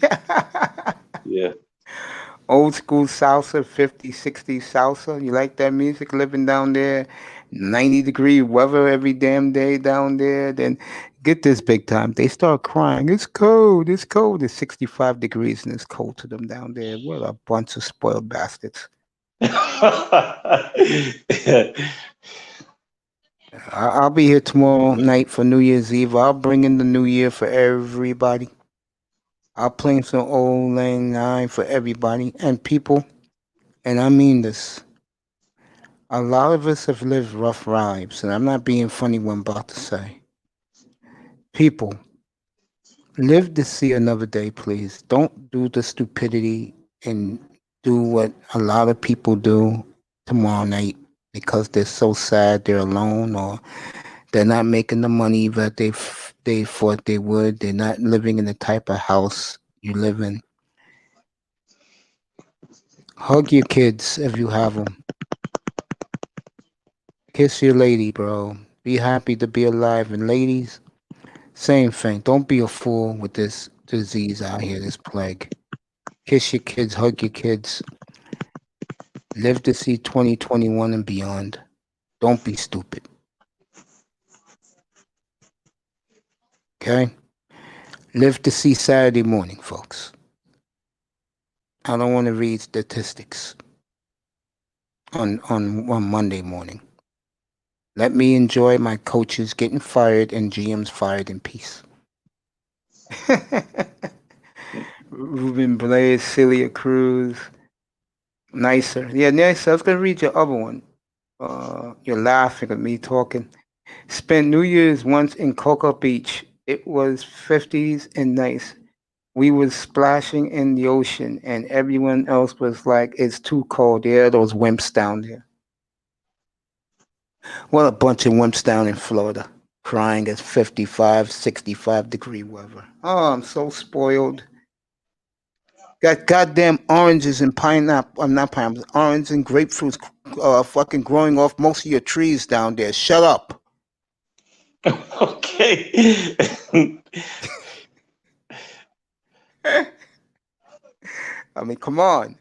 And you people are crying because you see a little frost on the damn leaves of the palm trees. That's right, the beautiful palm trees down there. You see a little frost that's 57 degrees, and you're crying. You people have never seen a windbreaker before, Mr. Miami. What's my other man down there? So he was in the chat room. Sean Jones. You never heard of a windbreaker? Miami do get cold in the winter. So you're telling me in Miami you see 28-degree weather like we do here in big time. Definitely see in the Midwest. You see that, huh? Serious, bro? Come on, man. They don't know. They don't know what ice storms are, Mace. No. And we're about to get one tomorrow Jeez. in the Midwest, like your part of the Midwest, not the Chicago part. Your part coming east, bro. Yeah. Yeah, I hate those. You usually get at least one or two a year. Yeah, you ain't. This ain't Portland, you're right. Guys, all I did, they used to deliver it in my house because the Columbia factory was there. I used to live in Salem. And they would deliver, the Columbia would deliver me 3 windbreakers, red, black, and white, because those are the blazer colors. So they would just deliver it my size, and I was 300 pounds. They say, hey, it's for you. Oh, I love that store. I'm originally from Jersey, Mace. Don't get it twisted. So, Sean Jones, what you did, bro? You had the good look, so you just said, let me get down there while it's slamming so I can hit all the hot women down there? Sean Jones, do you ever go? I don't think Mr. Miami does. Sean, you ever go down to Boca Raton, bro? I remember a guy. underestimated what's in Boca. I said, dude, if you go to Boca, you think Lane Kiffin would have left FAU if it wasn't for an SEC school to get back at Saban? Like in Lane Kiffin, you are a college coach. You supposed to be in that office at 5 a.m. Lane Kiffin don't go to work at 10 o'clock. No joke. He used to wake up late. He used to be on Miami radio. He used to wake up late, 8:30 every day. He banging all those single girls down there, bro. You got a bunch of fine ass rich girls in Boca Raton. Missouri gets real cold. Yeah, it does. Yeah, that's right. Mr. Miami said facts. Nah, bro. My mom brought my siblings and I'm down here when I was younger. Okay. Okay, but mom brought him and his siblings down there to Broward County. Yeah, but don't complain, please. You damn people are growing oranges, fucking coconuts down in Coconuts Grove and grapefruits, and you whining, please, please. My God. You wonder why people, the rest of the country, hate you people so much in South Florida. Okay. You fucking spoiled. You wonder why guys like me say that as sports fans, you people are a bunch of Cro-Magnon morons down there.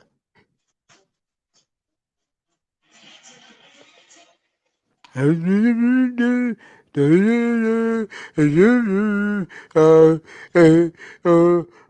know, Kristen Wilkins is the best defensive tackle in the league. Now, shut up.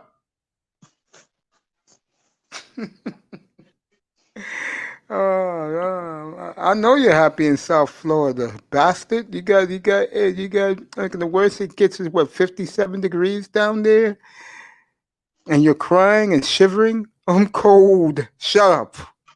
Shut the hell up. Put some socks on, damn it. That's what we have to say. It's cold in here. He said, Dad, it's cold in here. Put some sweatpants on and a sweatshirt. I'm gonna throw you back a throwback. Have you ever heard of boots called tote boots? Yes, You don't have to lace them up, South Floridians. Just pull them over your sneakers or your flip flops, and you'll be fine. Did you see last week when my man was at Best Buy picking up his package outside, and all those people are walking around shirtless? I mean, not shirtless, like short sleeve, and my man told me it was 90 degrees. Eye test. No. Last week he was in his car waiting for his video game for his kid. And I'm Yeah. looking at him like, bro, are you kidding me? That's a big boy though, 6'3", 192. I wonder why he be getting laid all the time. Was you in here yesterday when he was at the strip club? Yeah, I was in here, yeah. Yeah, man. Let me find out, Mr. Miami, you wear a sweatsuit with a bottle of Hennessy in your hand, nigga. Let me find that out about you. Fucking me, I'll be wearing, guys was getting on me. Then Dusty got me yesterday wearing my Dolphin hoodie. I'll be wearing, not if it's the winter time, I'll be wearing my Dolphin bomber, bro. Mr. Miami. He said he was wearing that, he said that I wear that sweatsuit. He probably has that, all that what do they call it? All that hamburger meat on the outside with this gold chain. Yeah, man. Sitting there, smoking that cigar, drinking that, yeah, beer man, and that's whiskey. Miami people, boy. Yeah. I ain't gonna lie. If I was living down there, I'd be wearing a Heat jersey every day, bro. I'll be wearing Heat jersey. I'll be wearing a Canes jersey. But you know what jersey I'm gonna get next, fellas? Because he's my man, and I've been dying to get it. I only wish they made it in the white jersey. I'm gonna get Sean Taylor's Redskin jersey next, Mitchell Ness, man. I have to get it. That's my boy. Think about this, big time. This was the Miami Hurricane. I think it was 2017, 2018, 2017. I forgot. This was the Hall of Fame class that they were inducted to their college football Hall of Fame in Miami. Nowhere else, just Miami. Ed Reed, Mike Irvin, Warren Sapp, Ray Lewis, Sean Taylor. That is an NFL Hall of Fame class.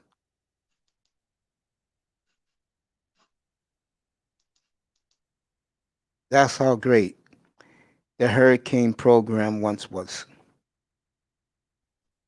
That's right. Rest in peace, baby. This is Lou busting my chains again. Mr. Miami said I retired from wearing gold chains. Lou, BS, you'll get that to a jersey. Hells to the F and no. I don't even own a Merino, and I'm gonna get a Merino. They brought back the throwback Merinos, by the way. Mitchell Ness brought it back today. They unleashed their new jerseys. One of them, new jerseys, is the Marshall Faulk Ram jersey. Looks nice. Oh yeah, Yeah. Falk, man, he was a beast, man. Yes, he was, bro. We need a back like that. No, I'd rather have a big bruising back. Like I'd rather have I'd rather have a big bruising back too. Falk was special, but you know the guy that did it prior to him was Thurman Thomas. So I like those guys that can play both ways. Where you can, you know, you throw him the ball, he can play wide, he can play split, he can play, you know, you can throw him to the flats. I mean, because both of those guys were so good. Falk was just he took it to another, but they also used him differently too in St. Louis. But man, was he special.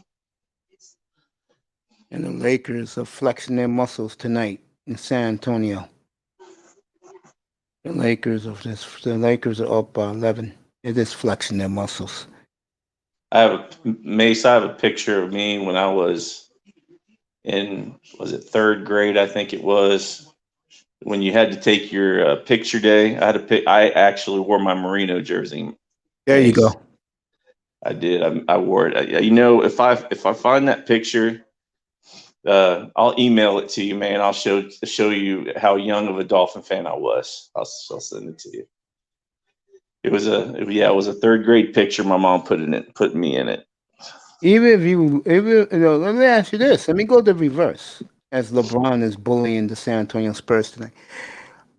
If they win, how satisfying of a year would be for you? Especially what the future looks like. Yeah, it's already satisfying, Mace. I just I'm not sure if I'm satisfied in how they're using Tua, but I get it right now. But it's satisfying as it is. But with them winning and getting into the playoffs, that would be icing on the cake. That's something that was unforeseen.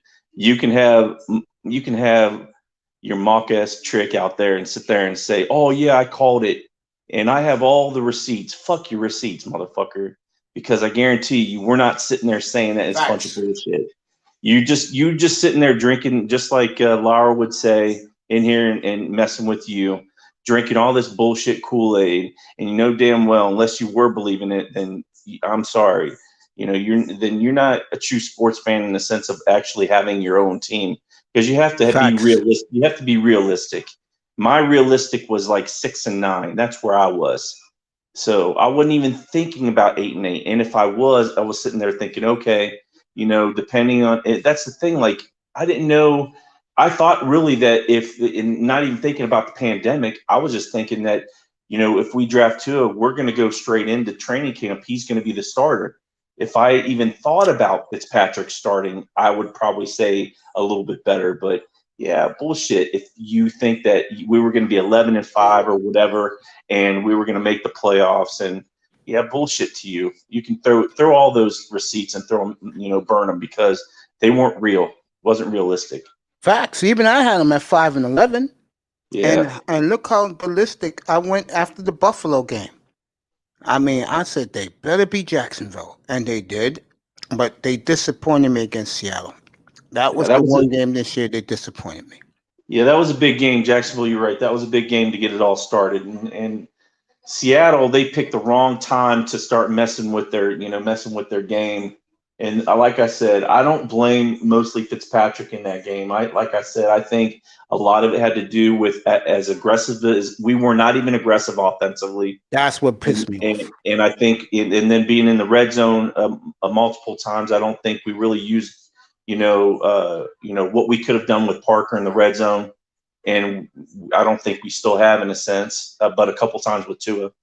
And then, like I said, the play calling on third down, and it's still hindering us on third down. That we didn't play very well on third down either. So, there was a lot going on there. Like I said, that's unfortunate because we've been in a lot of games. So, been in many games. It's funny. Of our 10 wins, only 2 games was close. Arizona and the Raiders. Every other game we won comfortable this year. Yeah. We didn't break a sweat. It's Damon Lillard. It's not C.J. McCollum warming up. Yes, no, that's Lillard. Lillard is getting ready for the Clippers tonight. Yeah, you're right. I mean, that's what makes it satisfying for me. Is that if 8 of our wins, we didn't sweat the wins. We were like, okay, we got this one in the bag. But the 2 we did sweat, we won. Mr. Miami says he still got his 75th anniversary. That's the 94 Merino jersey in aqua. Media picked the 49ers to beat us. Yeah, peace to y'all. Respect. Catch you later. All right, Lou, enjoy your barbecue tonight down in Houston, buddy. Later, Lou. The Kansas City game disappointed Mr. Miami. I don't know why. I mean, our defense made a name for themselves after that game. Yeah, I think we I think it was an upgrade from what we did against Arizona. The points might not show it, but I think it was an upgrade from what we did. And I think, like I said, we picked our poison. We picked, who was going to beat us, who wasn't going to beat us, and we took it from there. I think we did a lot better. I think other than I think that we did a decent job. I think the one thing about this year, and it started the Eagle game late last year, then the game in Foxborough.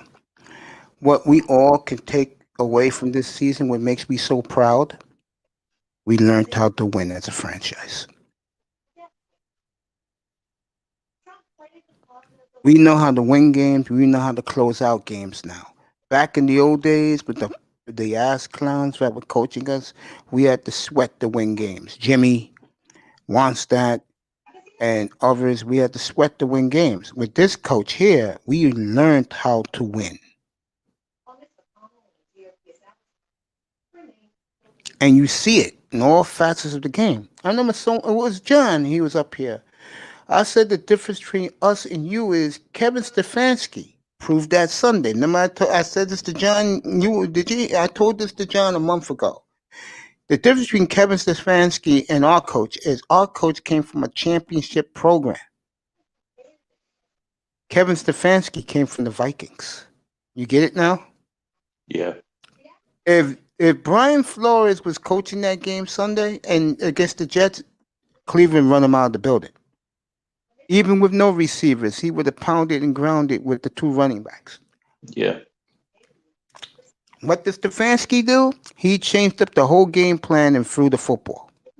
Yeah, that was somebody called that. One of the analysts called that out, saying they didn't understand that with a few wideouts that you have, and you have 2, and you've been running the ball constantly, and 2 running backs that you can't very very very few teams have been able to stop, and you go away from your bread and butter. That make no sense. Exactly. That's my point, bro. There you go. That's what I was trying to tell you guys before. Our coach came from a championship program. Their coach came from a losing program. I mean, he's done a great job, but if Brian Flores was coaching the Browns Sunday, no way they lose to the Jets. No way. I'll go a step further. If Kevin Stefanski was coaching us, we won't be 10-5. We'd probably be 5-10. Because we don't have the personnel Cleveland has on offense. And Cleveland don't have, other than Garrett, Cleveland don't have our personnel on defense and the corner. They don't have what we have. I think that you know that gives a lot towards Flores and how close he is towards like Belichick's coaching style because of how he wants to control the game and control the clock and manipulate what he wants to do out there. And I think he's very similar to that. And I think you're right. If any other coach was in here in the same position with the same type of team, I think they would not be where we're at right now. So that shows how special Flores is. And I'm not taking anything away from the coaching staff either, but yeah, I think We learned how to win, man. Since 0-7, uh, since 0-7 last year, we're 17. We're 17-9, bro. We turned the corner. Well, these same players are learning how to win the right way. Next year's gonna be even better. And if we win this week, boy, wow, that will be cherry on the cake. yeah, these players like not only do they like to play for Flores, but they like to play with each. Okay, let me word that. They like to play the game together. They're very Yes, teammates. As teammates, they excel with one another. yes, So I think that when you have players that want to that are out on the field and they want to be want to play with one another, that's a different story, and that's what we're seeing right now. I think that's something that you don't get from very many teams out there, and the ones that you do, they're successful, and then we're showing that that we have that we have that we have that chemistry. and the game that showed it to me again was San Francisco. The way they were celebrating when they fumbled the football from Garoppolo, Yeah, um, yeah. first The round pick game. from last year, gave them the game ball in the fourth Yeah, quarter. yeah. They were jumping up and down like they was getting chips. That told me right there everything I said. They love playing for them, and I said it um when they played Kansas City. I told people, Dusty, all of them, I said, they're gonna play hard for this man. Yeah. They're not gonna embarrass him. And to sack Mahomes 5 times, pick him off 3 times. Mahomes haven't been the same ever since. I think the game that got us on track was the Jacksonville game. The game that gave us the chip on our shoulder that said that we can actually hang with these other teams and started it, with Kansas City and stuff was the San Francisco game. Totally I agree. think I think you're right on point with that. Totally agree. I totally agree with that. Yeah, San Francisco. Fitz was flawless. The players were all happy. I've never seen a group of mediocre players celebrate so much winning like they did in San Francisco. And you're right. That set the fire for them. I think it did. Because even though that we talked about it yesterday with eye test real quick before he fell out. I mean, I just think that with even though that they were injured in many different positions, you still have other players out there, and they're the same. Those that style is still there. So they're a bang 'em up type of team that'll grind you and put you to the ground. And if you come in without having any type of chip on your shoulder, ready to play, I don't care who's out there. The coach is going to sit there and tell you to tell them to put you in the dirt, and that didn't happen. We were ready to be. We were getting right back up and putting them into the dirt. So we were ready.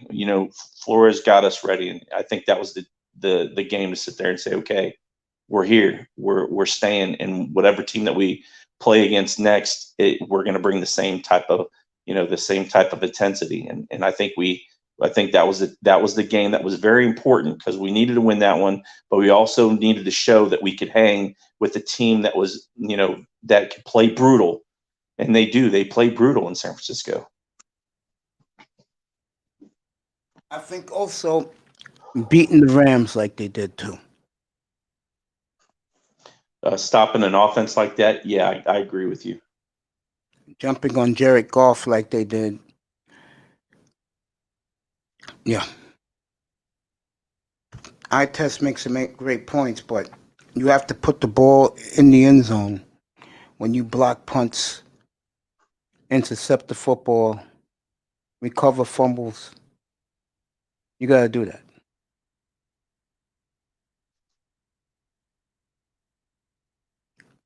Yeah.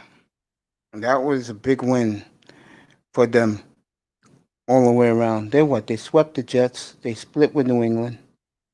So they're 3-2 in the division. They win this, they'll go 4-2 in the division. Buffalo wins, they go 6-0. You know,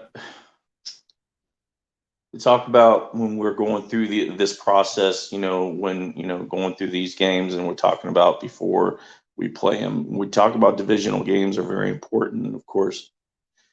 And we didn't want to lose, of course, to the Jets. Nobody really wanted to lose to the Jets, but and then you hear the complaints about, well, we only how many points should we really score on them? My thing is that if we left opportunities out on that field, and if you noticed opportunities that we missed, the score would have been much higher. So I think defensively and as a team, I think we played well, slow, but we played well. But there were opportunities out there to make that game, way out of control. I'm not going to sit here and say that when you're looking at these type of games, though, that that they're not as important or important. And I'm definitely not going to sit there and say that to slap us in the face because of only we only beat them by this amount. Hell, it's fucking the NFL. It's football. Anybody can beat anybody any given time. It's a question of when you get out there, are you going to be able to do the same things? And it is what it is. You care less. It's about winning anyways. And as long as you're getting it done, at the end of the day, you're better for it, I feel. It wasn't as ugly as what people thought, though. That's what I'm saying. When's the game? Just the last Jets game is all. That's all. Oh, Just bringing up. Yeah, they played that way just to make sure they don't get injuries. Yeah. That was a controlled game. No turnovers. They just wanted to make sure guys ain't getting hurt. They knew they was gonna beat the Jets. Yeah. I just think that if you're a Jet fan right now, and I like Sam Darnold,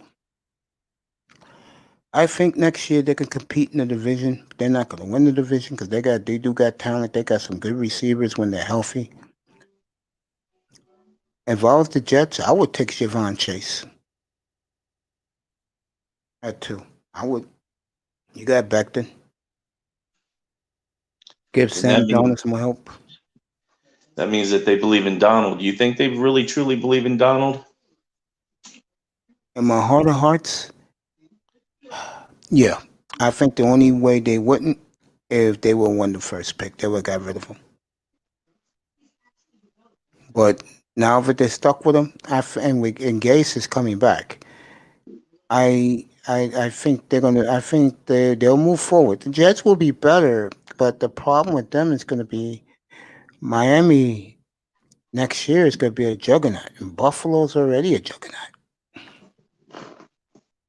Miami's going to be a juggernaut, and the defense is going to get even more hellifying scary. It's going to get scarier. That's why, Mace, I think that even though Buffalo is ahead of us right now, I think there's a lot that we can give to those players that, that are in free agency. I think. I agree with what you're saying, by the way. I agree with you. I agree. A chance to win big. is the number one selling point I would give them. Any potential Better free agent. better place as well. It's nice, warm, healthy. Not going to be cold all the time. I don't know, just picture perfect in a sense where they can come down here and play their ass off for an organization that showing that they care. I guess I don't know. I mean, I think that I think we're I think in the long run we're going to be better than Buffalo, but I know Buffalo's going to be there, but I think players are going to want to come here before there. Yeah, I think yeah, little bro. They wish they would have beaten Denver. But that was a game I had a feeling they was gonna lose. Yeah, that's funny you say that, Mace. The two games in this stretch that they had, I thought they were gonna lose Kansas City and Denver. I felt they could win every other game on the schedule. If they win Sunday, they'll go where I felt they was gonna go, 11-5. That game was no joke. Like because I was in another stream and I'll hand it to Pete because Pete was throwing it out there like what, and I was thinking the same thing. I wasn't really in there as in like on the panel, but he was saying you can't overlook Locke. You can't sit there and overlook that in their defense. He's gonna and they're like throwing it in his face like well how bad Locke is and turning the ball over and all this other stuff. I'm thinking, are you looking at the same guy? I'm not sitting there saying that he has not done that, but this kid has brought back his team consistently and given them an opportunity to win.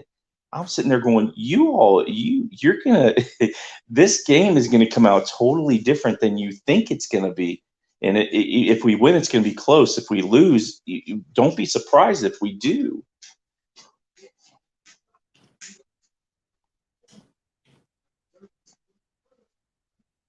I just like the way.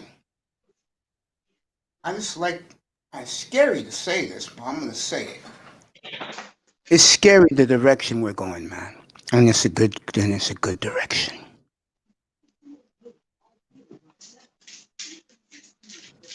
We're in a great place right now, Dolphin fans. You agree with that, fellas? I do. I agree with it. We're in a great, great place right now. And the scary thing is, we're doing this on the fly. I mean, last year was 5 wins when we started 0-7. This year, it could be, it's 10 already, it could be 11.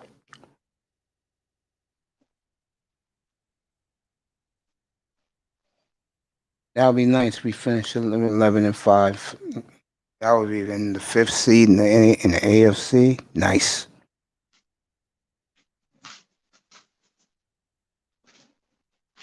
You know something else? You said a couple of minutes ago, and you're right about this. Give credit to the coaching staff. Because these players are being coached up. Look at Gilsicki. Look how far Gilsicki's come from his rookie year to right now. You agree with that big time? Yeah, I agree with that.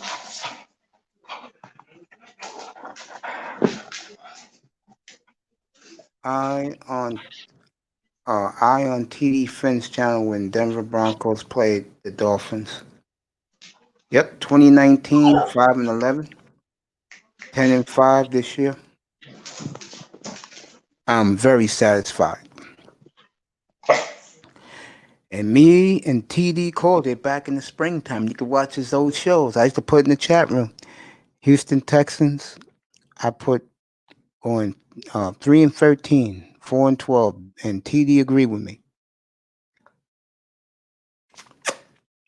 Dwayne, all these people giving Deshaun Watson too much credit. So nah, it's what's around Deshaun. It's not him. He's having his best year this year of his life.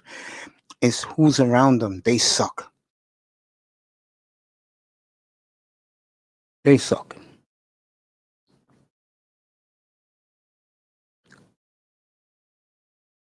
Nets beat the Hawks 145-141. Boston 126. Memphis 107. Yeah, man. I still can't believe the Houston Texans made that trade for us for Tunsil. Can you? Yes, they gotta stay focused on Sunday. A big time left for a few minutes.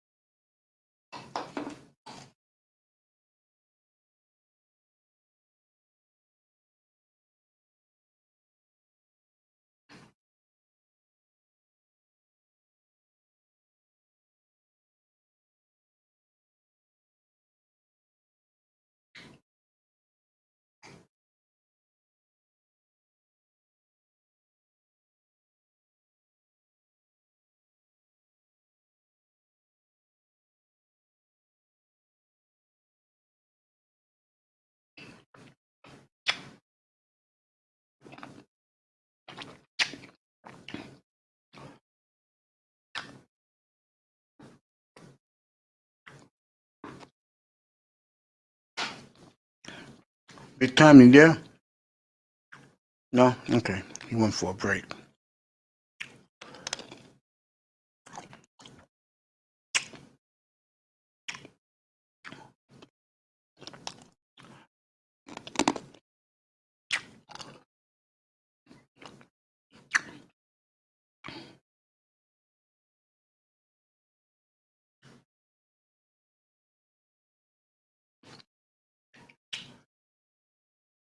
I'll be right back.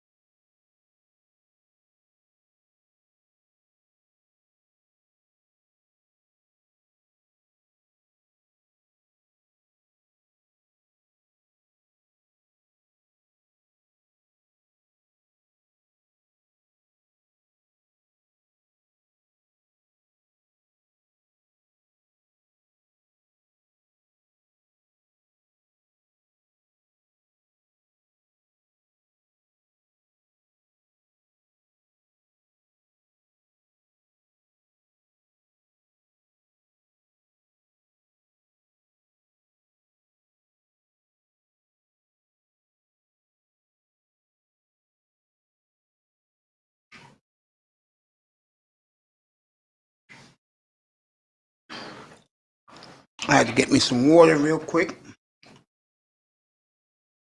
Yeah, I'm eating lollipop. Eating a Tootsie Pop.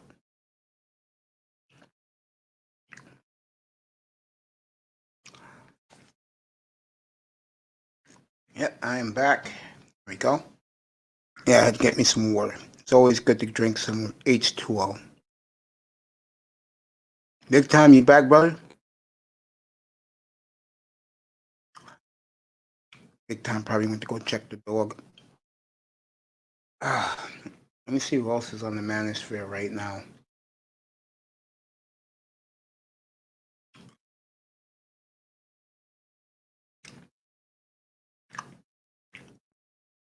Okay.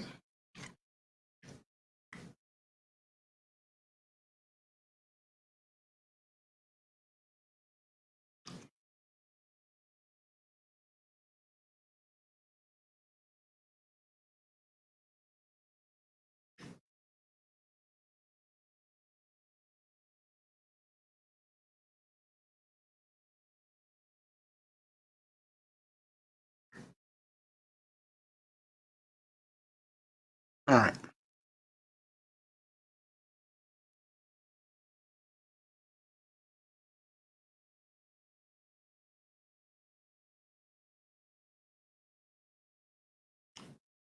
That's big time. Is he back yet? Big time, you back yet, bro? Big time. That's it. All right. I bought some bottle of water. I'm about to go get some water for yourself. Yeah, man. Eat that HGO and H2O in your body, man. Do. Since I got my audience back, water is life. You got that right, sweetheart. Let me do this real quick since I'm gonna go with the big games on Sunday. You know, Miami and Buffalo, that's critical. Dallas, I think, will beat the Giants. Who cares? Washington, who cares? Chicago and Green Bay is interesting. I'll have Shirley up here on Sunday to preview that one. That's a big game for her because she's a big Bears fan. And Chicago will be on their pins and needles for that one. And I think Miami, Buffalo, Green Bay, Chicago are going to be the best games. Because the teams who are the lesser team, that's Chicago and Miami, they're winning, they're in. And Rodgers is going to play all game because they want the 1 seed. I think the Saints are late that day. The Saints and the Carolina Panthers. That will not be a cakewalk for the Saints, by the way.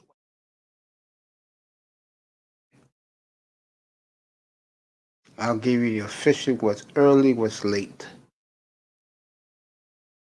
Okay.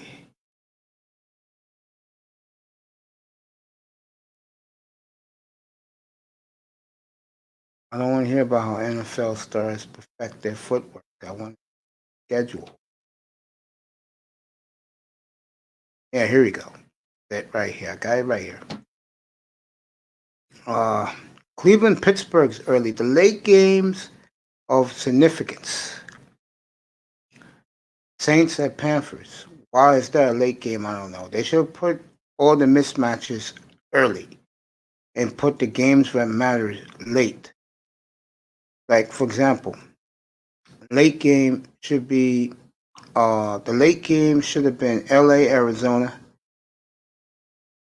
I would have done Chicago early, Buffalo, Miami late. That's the way I would have did it. So Sunday, my focus early will be on the Dolphins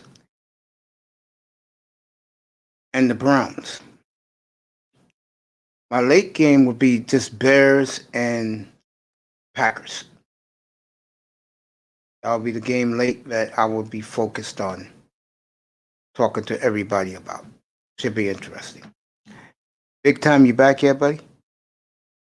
Keep eyes on the score Sunday. Yeah, I'm here. I'm here from 10 o'clock in the morning doing a pregame show for 3 hours to the last game of the 4:30 games, which is the Packer game. I don't care about the other games because the Saints are in the playoffs. But if Tennessee, let's say the Colts win and Tennessee loses, Colts win the division. But if let's say Miami, Baltimore win, Tennessee's out because Cleveland beat them head to head. So if I'm the Titans, you better play your A game at Houston on Sunday. Big time. Let me ask you something. Yes, sir. Of the games of significance, which team between the Colts, the Browns, the Ravens, which one you think can lose Sunday? Even the Titans.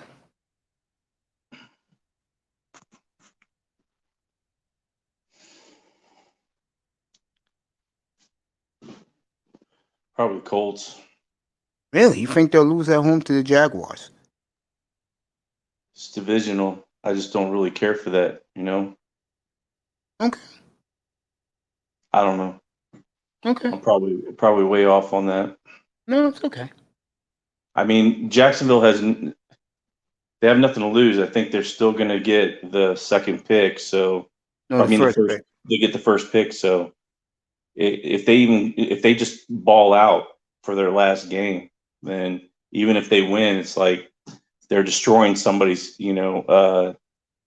chances to get to the playoffs. And that's one right there that would hurt some, so yeah, I don't know. It's probably a grab. It's probably a big grab, but Hey, baby. What's up, girl? Yeah, man. I could see that. I could definitely say. Oh, you don't want to tell you? Oh, me and you could have did it tonight. We'll do it. We'll schedule it. A guy begged me to do a one-on-one with you. I don't know why. You are very well respected in this manosphere, bro. Keep telling you that, bro. Brothers respect you, bro. I wouldn't tell you if it wasn't true, man. I don't even socialize with the guys, but being in the manosphere streets for nearly 2 years now, guys let me know what's going on here and there. I do my own thing, you know that. So what were you planning? Planning when? You said what were you gonna plan with you were gonna talk to me about, or what was it? No, no, no, no, no. I just said that someone wanted me to ask to interview you. I said yes. Oh. Yeah, that's what I said. Guys wanted me said, "Yo, you gotta interview big time for me." And I said, "Okay, I'll do it." I asked him. It slipped my mind because of all this hysteria. But since tonight's a calm night, I said, yeah, and it hit my mind. So we'll schedule that. I'm down for it. I'll You're do. not down for it, bro? I It's said I'm down for. I'll do. okay, okay, I'll okay. do. I got you, bro. We'll do it. We'll do it. I got. By the way, I'm gonna send out the bat signal to her before I leave the platform tonight. I will have one-on-one with the beautiful Shay Celeste tomorrow, 3:30 Eastern time. Looking forward to that. That should be interesting. But back to the sports. So you got the Lakers romping tonight. LeBron James becomes the first player in NBA history to score double-figure points in 1,000 straight games. That guy's just a pure stat, man. He's a pure Carmelo, stat, and Mahogany, I put the link in if you want to come up and Mello having fun out there with a big grin on his face. I haven't been able to watch him live, Mace. I don't know how Schroeder's doing with the team, like as in general. I think from what I've seen, like a couple of just highlights, he kind of, again, Schroeder's he's very fast, so it's like I think he's a little bit, I don't know, sometimes he's just a little bit too quick for himself, and I think that kind of hinders the offense. But I don't know. I don't know how he's been doing with them. Yeah. He had 10 tonight at halftime. I know that. Yeah. And they beating San Antonio down tonight. So, Lakers looking strong.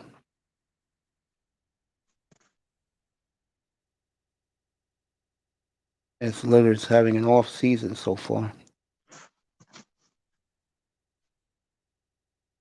Trey Young had 30 and 11 tonight. Trey Young's my man. He's a bad guy. Yeah. They lost by 4 in Brooklyn, 145-141. Brooklyn's scary, Mace. I know. I told people. They're the only team in the East who can beat the West. They play the Lakers twice second half of the year. That should be cool. That should be good. You have two guys on that team that have chip on their shoulders, wanting to put it to the world right now. Yeah, KD 33, 11, and 8, and Josh Allen had 15. and 13, and Harris had 23 and 8. Um, yep, I'll be here tomorrow night for New Year's Eve. I'll be on a little later tomorrow. I'll do afternoons. I'll do the Shay Celeste interview, and then I'll be back at 10 o'clock tomorrow night. We'll all ring in the new year together. Again, I said something about an hour ago. Um, I just hope people understand that live to see Saturday and Sunday. The football playoffs is coming. It's going to be a great Sunday. Yeah, I guarantee you, Miami will be the early game Saturday if they make it at the center. At it could be at Tennessee or at Indianapolis. Miami will finish out the 5. I'm not being biased. I just think the Dolphins are going to win. I do. I think they're going to. I think it's going to be a great game. I gave them no chance. I gave them no chance against Kansas City.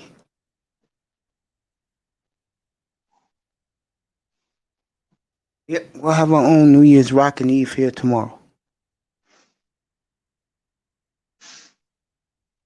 10 o'clock tomorrow night.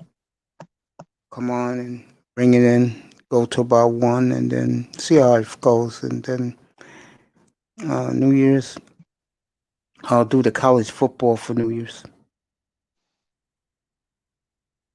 Alabama, Notre Dame. I love Alabama in that game.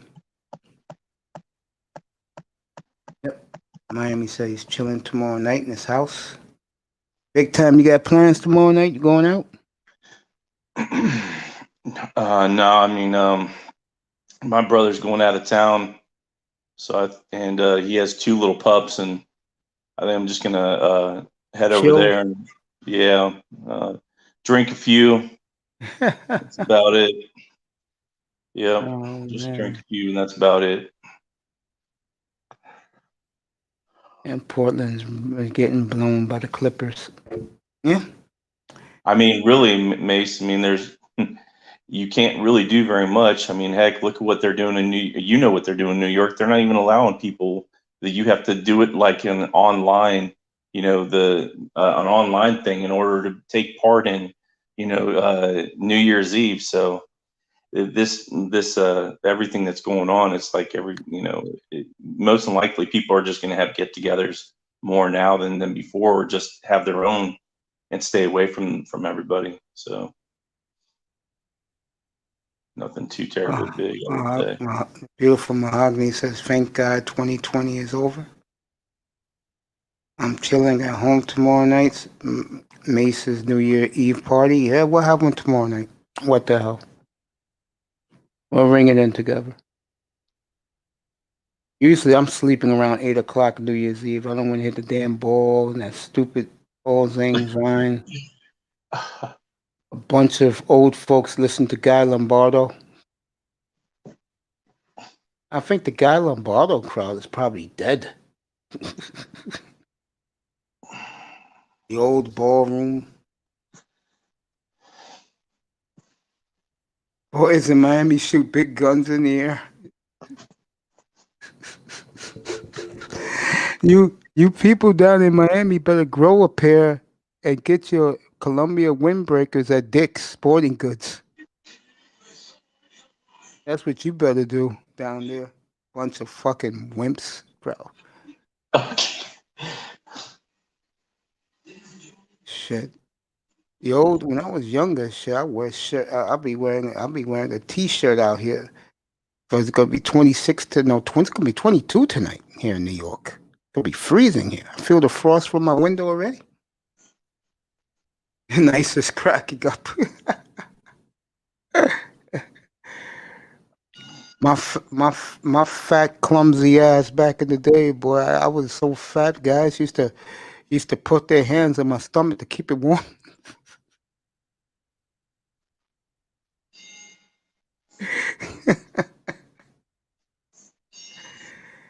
Ah man, Miss those days. You only live once, folks. Enjoy your life. You only live once. Boys in Miami shook a AK-47 here. I know those bomber clods down there did that. I know they're there on their mopeds, shooting up in the air. Hey, man, you looking at a woman, man? Not me. Look at my fat ass, bro. You think women are looking at me? Yeah, you're right, man. You're a good man. Go ahead, man.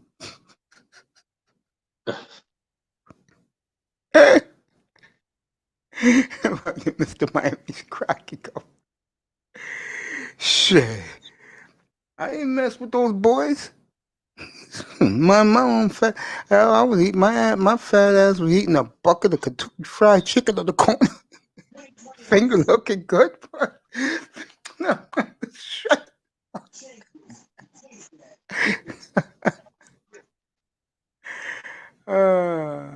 You avoid them, Mr. Miami? Really, you avoid them, bro? Not me, bro. I mind my business. That's why I'm still alive now, talking to all you good people out here. Oh, it's gonna be good. Tomorrow night, just ringing the new year.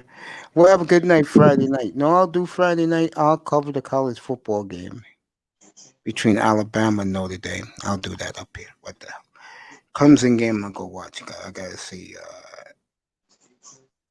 Ain't got no friends in Miami. Why you don't have friends in Miami, bro? What's up, man? Why you don't have any friends where you live? I understand why I don't have any friends here in New York City, but how come you don't have any friends in Miami? Oh,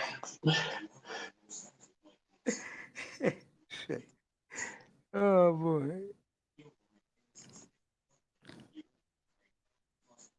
You know, you could always be one of the big time, and that's, I'm not talking about you, big time. You could be one of these losers playing Fortnite into tomorrow night. Do people who play Fortnite know that this is the year 2021 coming up? Do they know this? Or do the Fortnite crowd still believe it's the year 2010? Mr. Miami, you solo, huh? Well, you know you got a big brother in me, bro. Who loves you, bro. You know that. I always look out for you, man. You know that. Big time, you just gonna get a couple, have a couple of cocktails, lounging around and watching your brother's pups. no, I mean, I'll probably get some double or triple IPAs and drink some tequila. And Oh, since you're gonna be up, man, I'll hang out with everybody. I'll just like I said, I'll be over there, just sitting around. A lot easier than it is where I'm at. So Nicer. I hate to disappoint you, girl, but Mace here, as my girl Mahogany calls me, her Macy here don't smoke. Sorry. I'm your family, huh?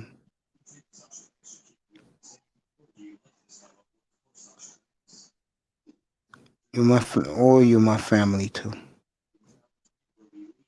You're just my little bro. I Tess is my baby bro, even though he's 6'3", 192. Fucking a big boy. Hi Tess. He did a great video again today. I love you, man. You say I'm your family. I love you. Nah, I don't got any smoke for anybody. I can get some ganja if you want it, but I don't do that stuff. I got a friend, buddy of mine who's takes care of that type of. He's in that world. I just know that tomorrow night I'll be well rested. I'll do Shea Celeste tomorrow. That's gonna be fascinating. People should jump in here. That'll be 3:30 Eastern time. I'll send her the bat memo tomorrow morning. Got the new billboard up. I mean, I didn't put it up yet, but I'll put it up tonight for our good friend Black Wall Street and this man right here, the expertise.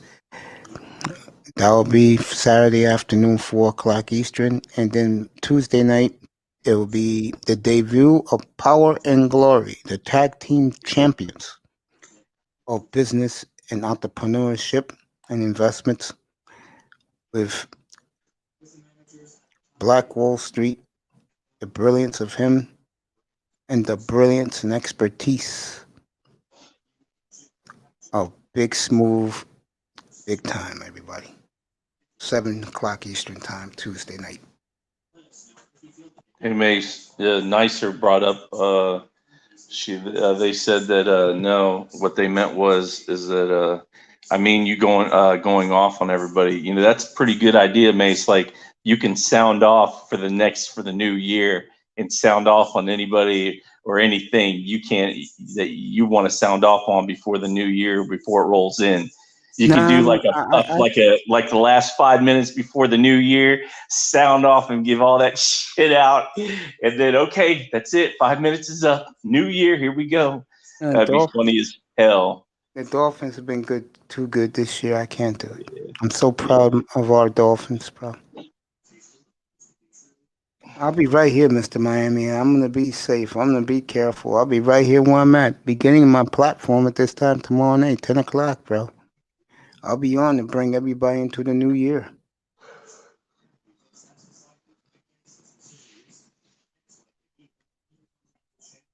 Yeah, I'll be here tomorrow night.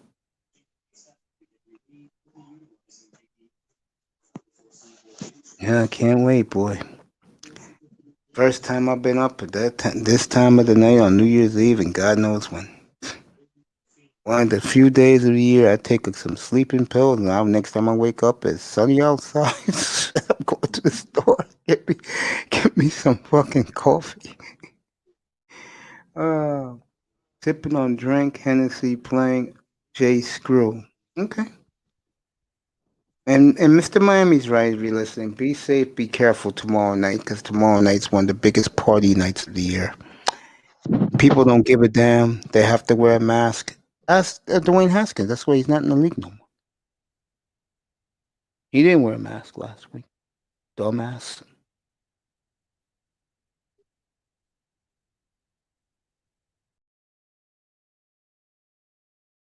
There we go.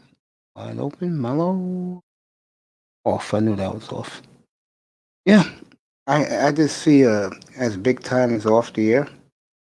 Let me see. Yeah, you drinking some Hennessy? I will go to 11:10 tonight. Tomorrow night for New Year's Eve.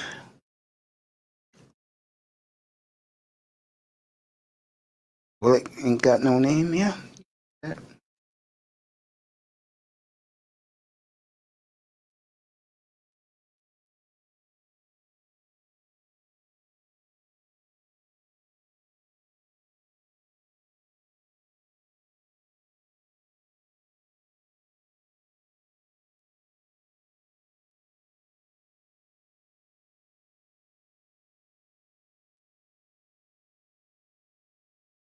I'm right here, gang. All right.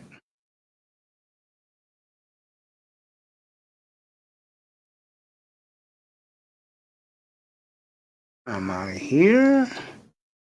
I'm here.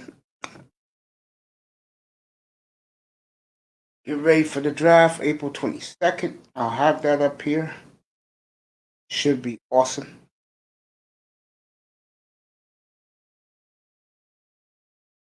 Looking forward to that.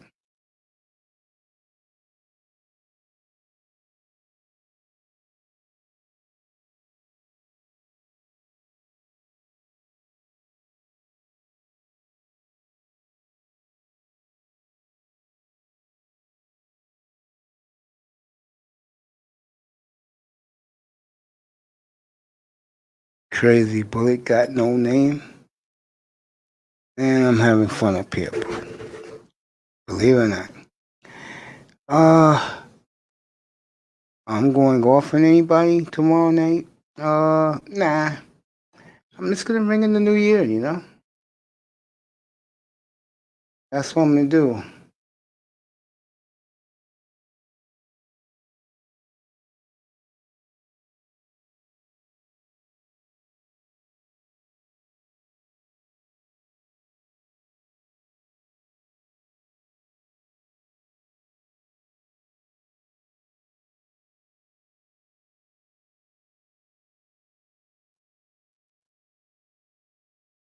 Have some fun in here, gang.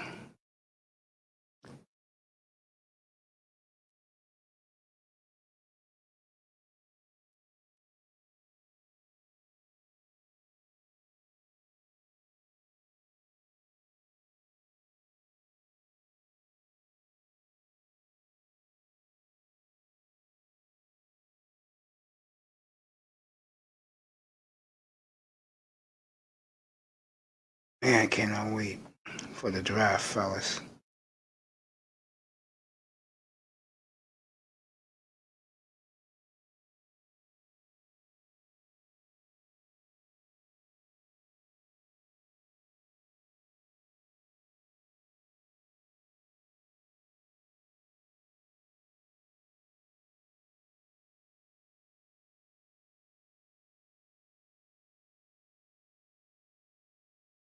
Yep.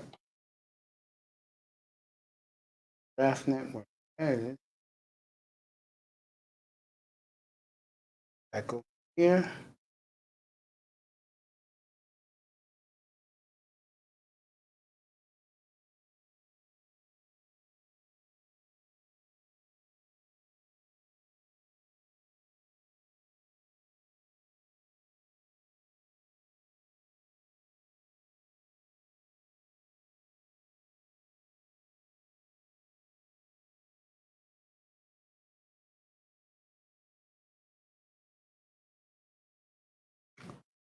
Unbelievable how the Jets blew the draft.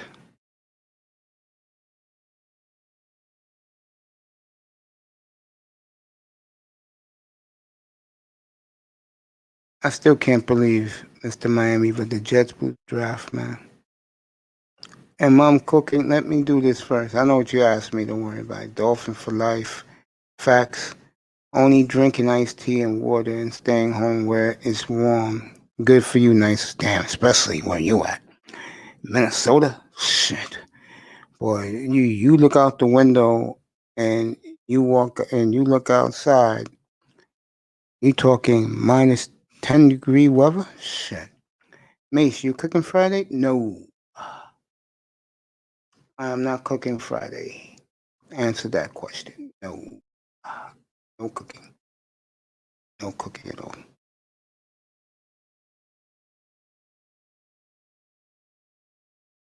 Nope. Your boy Mace ain't cooking. I'm looking at the top picks in this draft right now. And got Jamar Chase, 5. Penei Sewell, 2. Justin Fields, Miami's not interested. Parsons.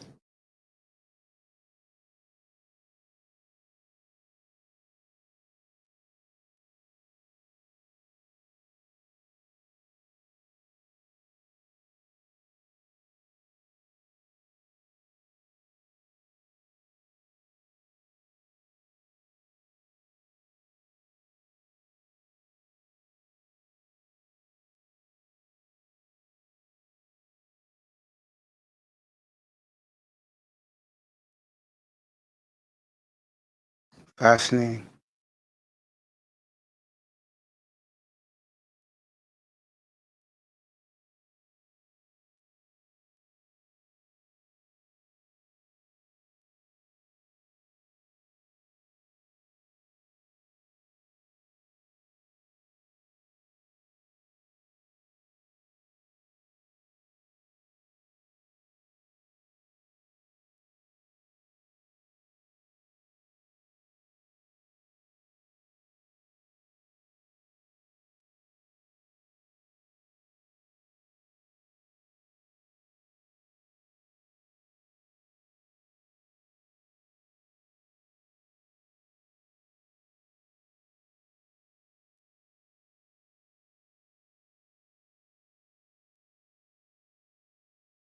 Zach Wilson.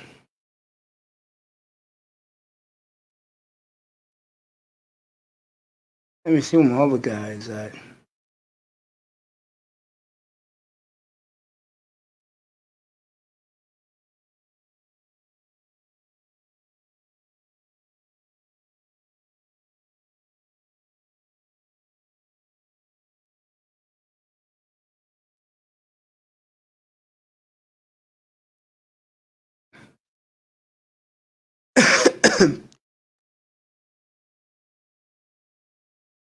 Hey, another guy the Dolphins should look at, who to me is a pretty damn good player. It's Avante Samuel, son. He's a pretty damn good player. You know that Asante Samuel's son? He's a pretty good player. We can get him in the third round, fourth round. Yeah. Would you take the Mr. Miami makes an excellent point. Would you big time take the running back from Alabama with the second first round pick? Sorry about that, Mace. I had to make a call. You take care of your business, bro. Yeah, that's why I was asking you, Mace, that if it happens that we pick Paswell at number 2, or 3, what would we pick up for our second pick? I don't necessarily think we will. I think we either go either we find a decent linebacker in the first or with our next pick inside linebacker, or we go wide out. I think we'll go with the prime wide out within that second pick. I don't think we're going to pick up a running back in that time. I wouldn't be surprised, but I don't think we will. Okay. But you know what? Then Mr. Miami makes a point. I mean, if we do end up picking up Paswell from Oregon, that just opens it up to pick up a prime running back, in the draft, to solidify our offense and our backfield and offensive line, right? Facts. If you do that, and then the second round you get your linebacker, receiver, the rest of the draft you could just pick and eat our best player available. Yeah, Chuba Hubbard, maybe, somebody like that. You probably can get Chuba Hubbard in the second round, late second, I think. And what school you went to? Chuba Hubbard. Yeah. Isn't it Clemson? No, that's Eton. Oh, that's right. That's right. My bad. I'm sorry. Yeah, I was looking at Draft Express. Yeah, I was looking at that because, see, if the Dolphins had, let's say, the 10th pick and their pick, I wouldn't be so excited. But because they have a top of the line pick, they can do anything with that pick, but they have to pick the best player. Like Omar Kelly said, get the best player with that pick that fills the needs.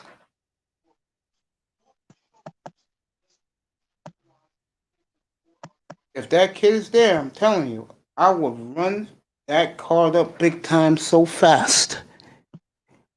I will rush that card up there so fast, man. We don't have to worry about offensive line again for years, bro. Telling you, Omar Kelly said it, and I took a look at it. He's right. When when the second and third tight ends were at the line, the Dolphins ran the ball so much better.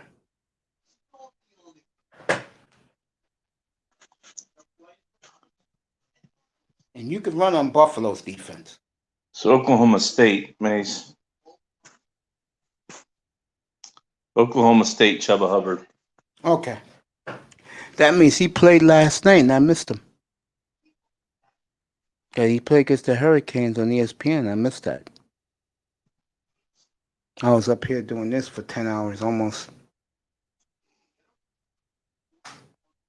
Yeah. Yeah, we can go any way. We can go any way we want. But again, the stakes changes if the Jets pick or trade that pick and that team takes a quarterback and then we take the offensive lineman. We're in great shape for this 2020s.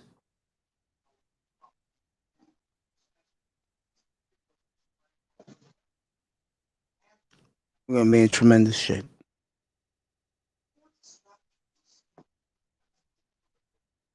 And a guy like me, I'm gonna be happy. All of us gonna be happy. Yeah, Hurricanes lost last night. I get the feeling Manny Diaz will get the vote of confidence from Ed Reed. Which one you like better, Big Time, the kid from Alabama, or Trevor Hubbard?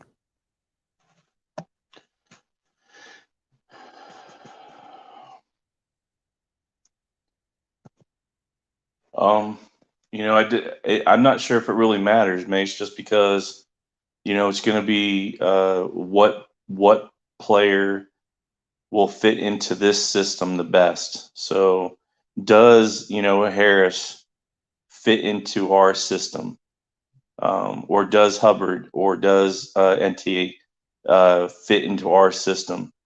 I don't want to get a player or running back that doesn't fit into the system, and then he's a spoiler. So, this is when, even though that you pick a player up, the best on the board doesn't necessarily mean it's the best for us. So I hate that analogy sometimes, or I dislike that analogy where best player on the board, but just because they're the best player doesn't mean they're the best for us. So I think Harris will be a great fit for us. But is he going to be durable enough to go forward? Because I think that can he take those hits? But he's such a talent. He's such a talent that it'd be a shame that that if he is there, that we don't take him unless there's something else that we're needing besides you know besides him. And or let's say that Antoine Smith ends up breaking out ahead of Waddle, and then Waddle is like right there at 17, 18. And then you have Harris at 20 or 21. Who would you take? I'm taking Harris. Yeah, I could see that.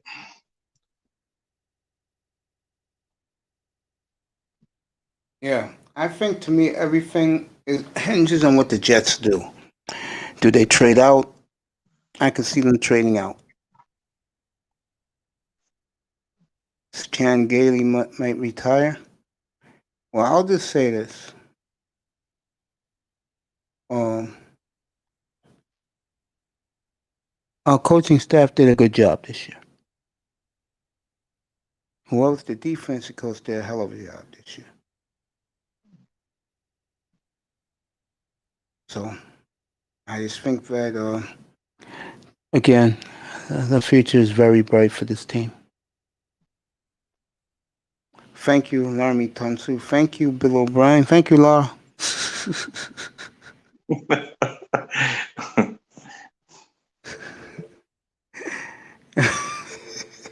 I love you, man.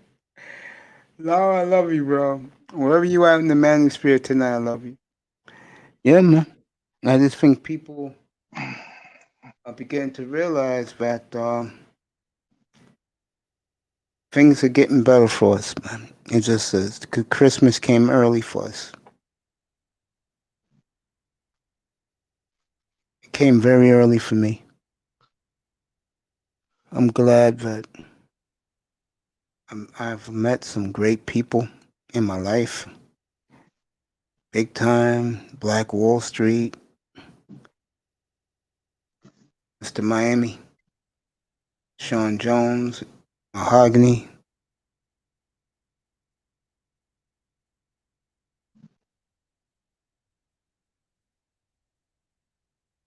Sheila E., Laurel, Golden Eagle. There's a lot of great people in here, man. I Tust, Dwayne. I feel great for everybody, man. I mean, Dolphin fans have been through so much shit.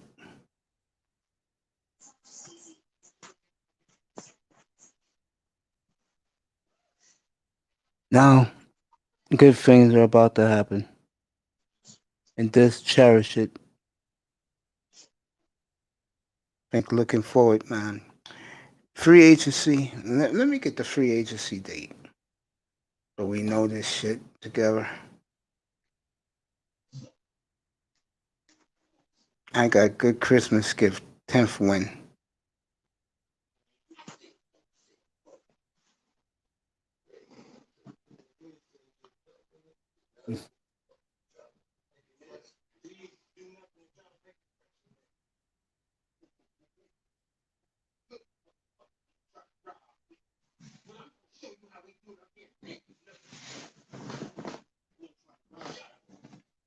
Okay, let me find it.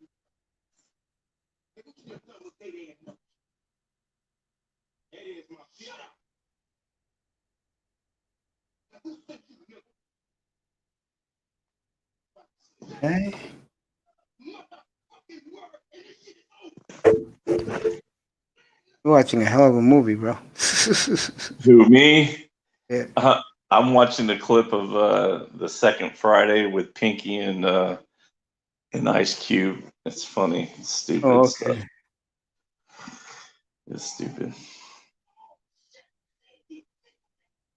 Top free agents. I don't. You know why I don't like any of these free agent receivers? Which ones are you looking at? Allen Robinson, Kenny Galladay. You know what's the problem with them? They get hurt.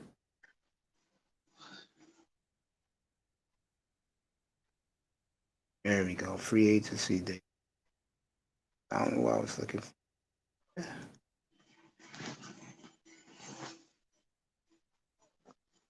St. Patrick's Day, 4 o'clock Eastern Time.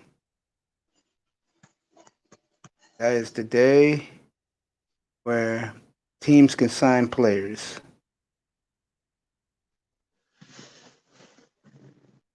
And no, I'm not touching Allen Robinson. I'll go get me one in the draft. Yeah, I agree. I don't want damaged good players. We already have 2 of them, so yeah, we don't need another one. Penei Sewell, that's the guy, and we can get him at 3. Let the Jets do their stupid Jet stuff as always. The top 10 right now. Trevor Lawrence, Penei Sewell, Justin Fields, Micah Parsons, Jamar Chase, Gregory Rousseau, Patrick Surtain II, Caleb Farley, Kyle Pitts, and Jalen Waddle. Those are the top 10, and his teammate is number 11.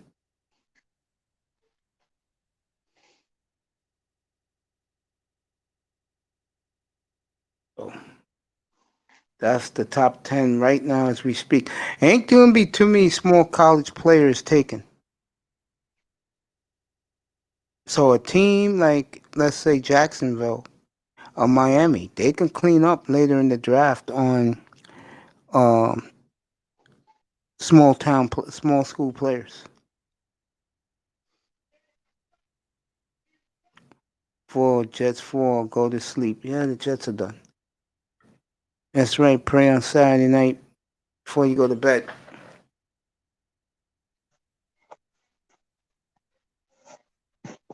Me, it's a very exciting time of the year, especially when the team you like has a chance to get in. And if they win, you don't ever have to hear about they back their way in.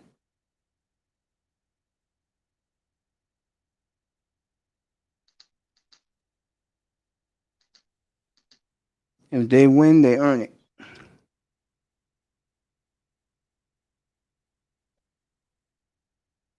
Big time. Final thoughts, bro. Oh man, it's been a Take it. crazy year, Mace. It's been a crazy year, Mace. I Hasn't it? just I just appreciate you know taking a shot and coming over here and telling myself that I wanted I've always wanted to get up on Panel. one of the panels and just bark with everybody. And I told myself, get your ass up there, you motherfucker. And, I'll do it for old time's sake. Big time. Get your ass up here. Mr. and I Miami, get your ass up here. and I Jefferson, get your ass up here. and I appreciate it, Mace, that that you're up here because, like I said, I mean, everybody's gone through some rough times, and I was going through some of my own, and you helped me out through that, just the channel itself with everybody. And it's nice, even though that people are up here, you really don't know them like as well as like a great friend, or you go out with them, but they're still your compadres. You still people that you can sit there and talk to from time to time. So I appreciate everything you do, Mace. I do. I and everybody appreciate in you, here that man. comes in here through your channel. You know, everybody sets the bar high, so I appreciate it. Dude, I appreciate you so much, bro, because you've been great up here, bro. You've been phenomenal. Okay. And what makes you special for all of us is you know more than just sports, bro. You know about a lot of things in life that can help others, and you're willing to give that out to others and share that with others. And that's what makes you special, bro. That's why guys like you, Star Platinum, when you guys are sitting up in the panel, I let you guys do whatever you want. You don't want to talk, you want to chill, do what you're doing behind the avatar. I don't give a damn. You're up here, you're up here. And you'll always have a special place up here with me, man. I love you, man. Happy New Year to you and yours, bro, and to your pups, bro. Yeah, I appreciate it, Mace. I'll Appreciate you, see. man. I'll be in. I'll be here tomorrow, and Yeah, I'll be up here be in the tomorrow. new year with you, Mace. I appreciate you too as I well. appreciate you, man. You have a great night, man. Enjoy. You too. For Mr. Miami, let me read with the brothers and sisters. Have a blessed night. Yep, I love you, brother. Little bro, Mr. Miami, Mahogany was in here. Sean Jones, Big Time was in here. Hey, what the hell? Get your ass up here. Here, here's the link. Get your ass up here. Just me and you, bro. Get your ass up here. I'll stay a little longer. Big Time, you want to pop back up? You can. Get up here. There you go. Nobody leave. I'm staying. Jefferson's getting his ass up here right now. Get up here now, Jefferson. I'm not leaving tonight without you talking to me, bro.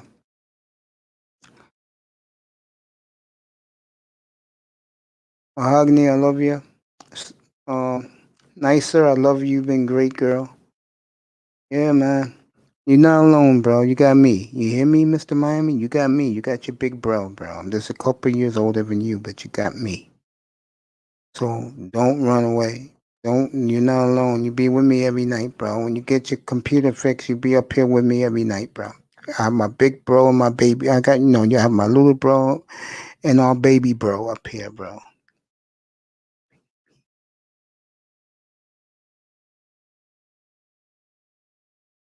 Yeah, take your time, Jefferson. Zachy, you can come up here too, bro, if you want. Big Time, I guess Big Time is gone. He can come back too. You guys are lucky, bro. I saw Jefferson popping the blue. I said, let me hold up, let Jefferson get up here. Zachy's out in the West Coast because Zachy just got off work. It's 8 quarter after 8 out there, California.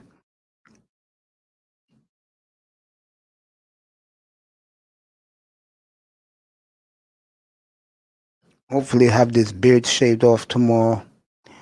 You'll see me clean cut tomorrow with a nice fade tomorrow night and tomorrow afternoon. I get up here for the beautiful Shade Celeste. So Miss Celeste will be up here. She'll be my special guest tomorrow, 3:30 Eastern. Take your time, bro. Jefferson, Zaki, get up here. I'll put the link right on top of Mr. Miami. You see the link. I'll drop it again. Well, okay, who is it? Zaki? Okay. I could switch gears now. Talk some manosphere. Jefferson, be up here in a minute. Yo, what's up, bro? Hey, what's up, my man? How's it going today? Yeah, good. I was about to close up for the night, but I saw Jefferson, then I saw you in the chat room. I said, all right, give these brothers some time, a little bit of time. The manosphere was explosive today, depending on what platform you went on. No, I actually kind of missed everything. What was going on? Oh, well, you got the woman's perspective. I'm gonna watch the rest of that before I go to sleep tonight. When I finish this, they was talking about the pick me women versus the sisterhood. How much? So what was their stance? What do they consider themselves? I only saw like an hour because I came on the air at 5:15 your time. Yeah. Uh, uh, Basically, from the parts I saw of that one was that the sisterhood is pretty strong about not dealing with black men, which is interesting. Yeah. Wow. Yeah, that's pretty interesting, man. I don't understand why quote unquote pick me's get so much hate because, bro, like I think it's because it reflects on the sisterhood and these women that complain about men all day and why they can't find a good man, but they don't want to actually do anything to actually get a good man besides the sex and the looks. That's all they can offer a dude, right? They can't Yes. offer a dude peace of mind. Like a pick me, yeah, man. She might be naive, she might be gullible, but hey, she's willing to like cook clean and be domesticated, quote unquote, and have that element. Like what's wrong with that? Like and like all these females, they're open to have like a chick have a high body count. They're down to have like a girl 18 years old have a high body count, run around acting crazy and stuff like that. But God forbid an 18-year-old chick wants to settle down and get married and do something for her husband. God forbid. Jefferson, go ahead, bro. It's called being a wife, man. They want you to be a husband. They want you to be a man. They want He's you to be right. a side piece. Yep, But it's true. you know what?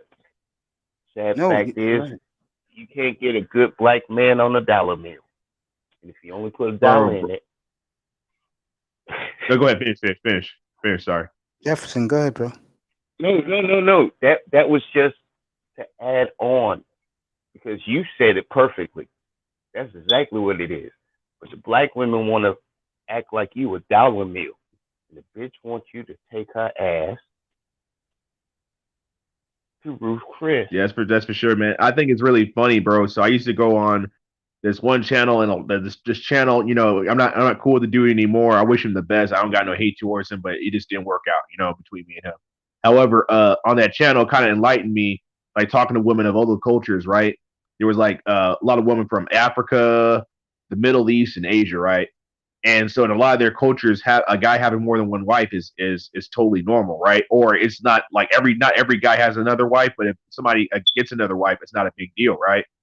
So a lot of females are like, oh my God, I would never do that. That's so backwards. And then the girls were saying from those cultures, they were like, you down to be a side chick and a baby mama. What's the difference? You know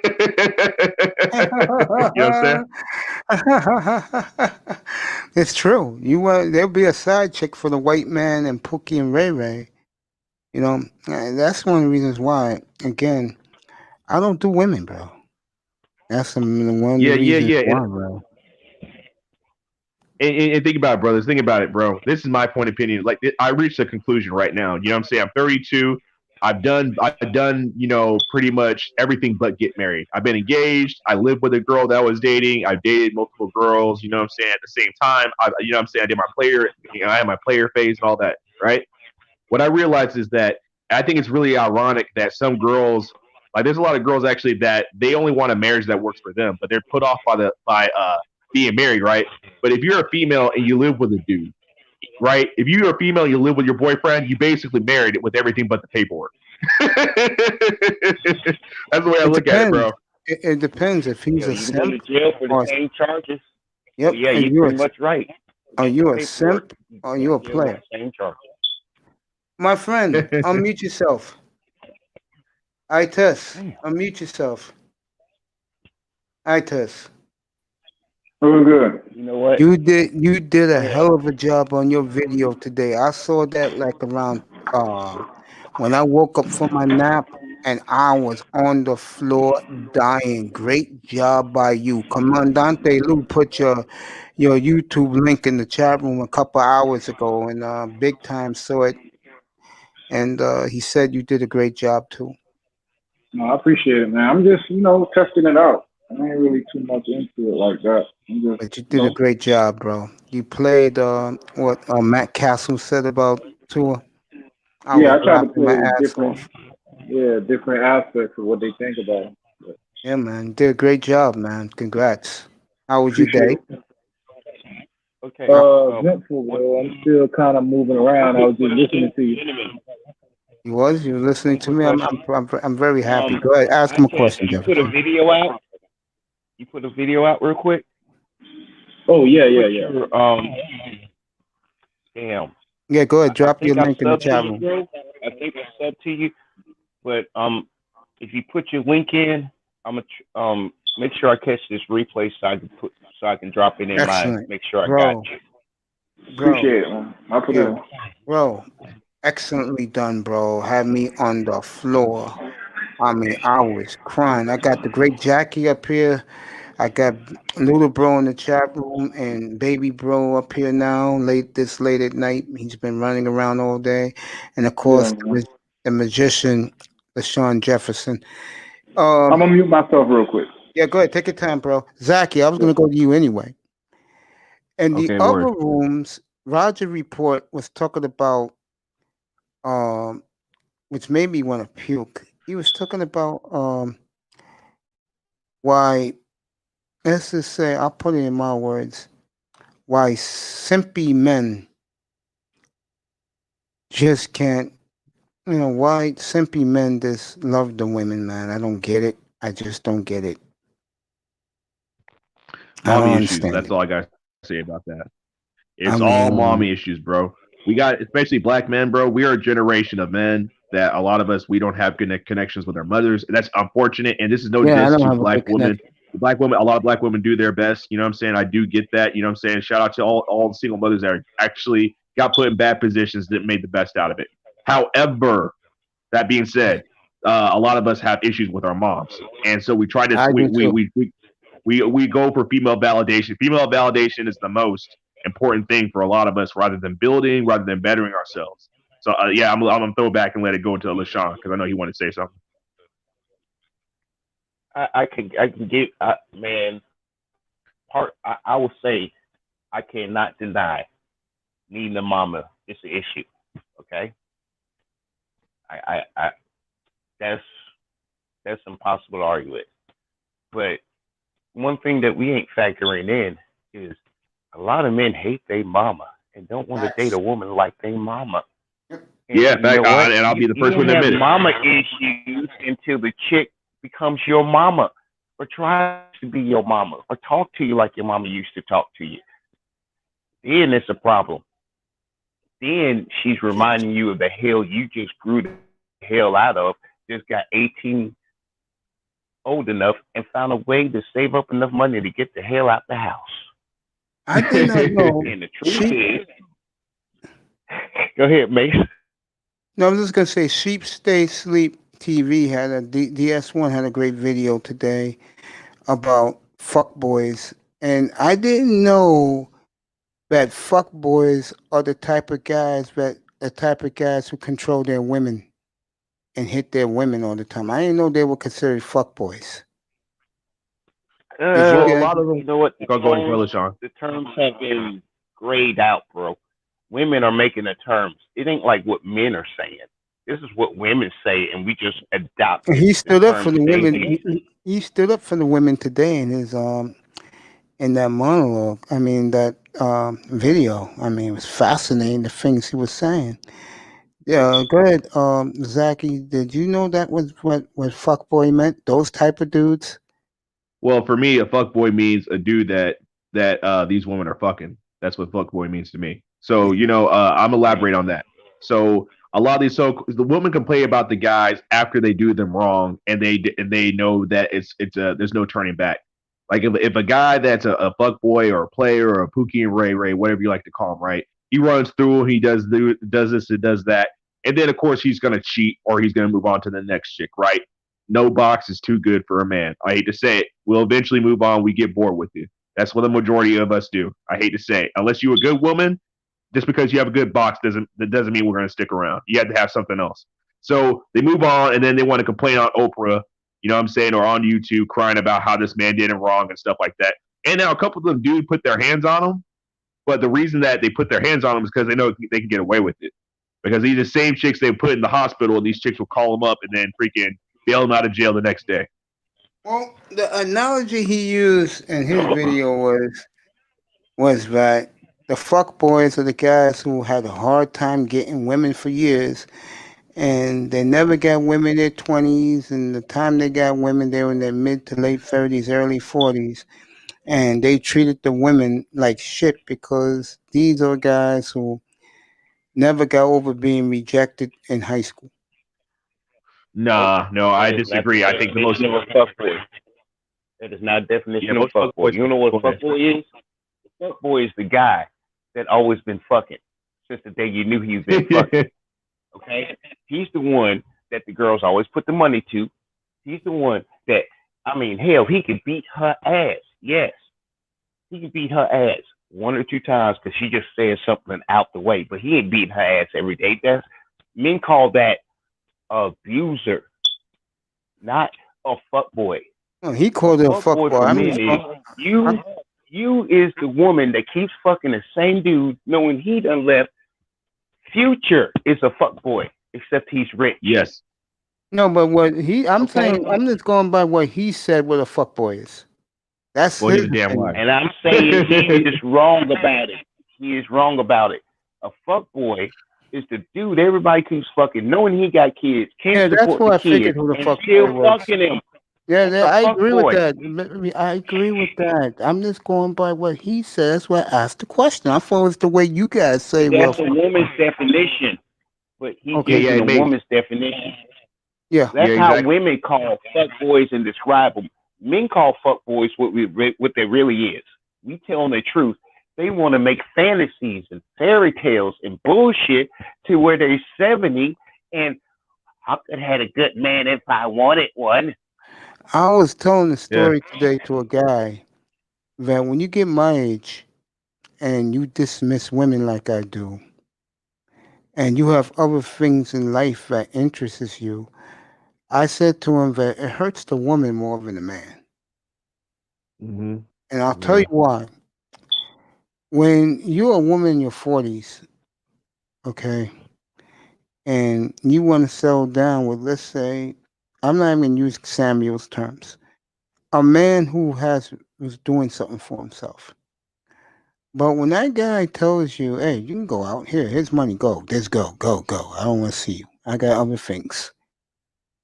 And when she comes by my house and I'm playing with a drone outside, and I'd rather be playing with the drone than her, don't you think that's a big disadvantage to her? yeah. That is, She bro. might just piss you off. You need a space to go by yourself. I am by myself, Jefferson, last I checked. Anyway. Hey, Mace. Mace. Mace, Here's so before you move on, I know you're probably getting ready to move on. So if you want to know like a definition of a fuckboy, right? There was this Vice News special on this girl that was in a real toxic relationship with this dude, right?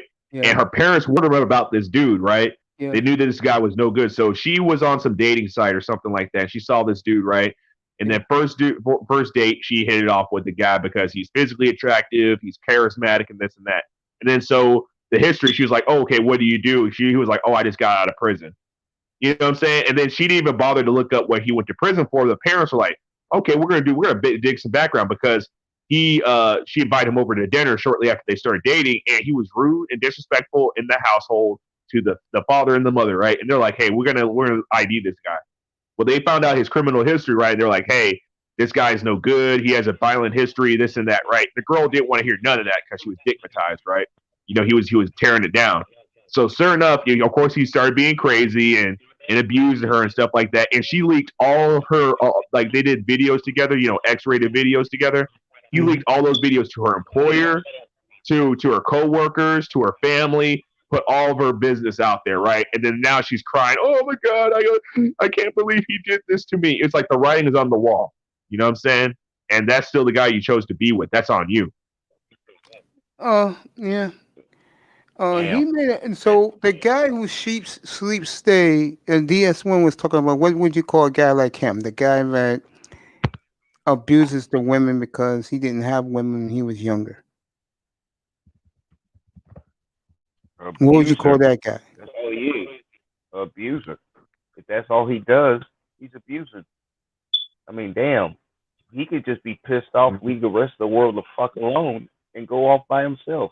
He said that beating the shit out of him because he's having some emotional problems. He said that guy ain't emotionally sad.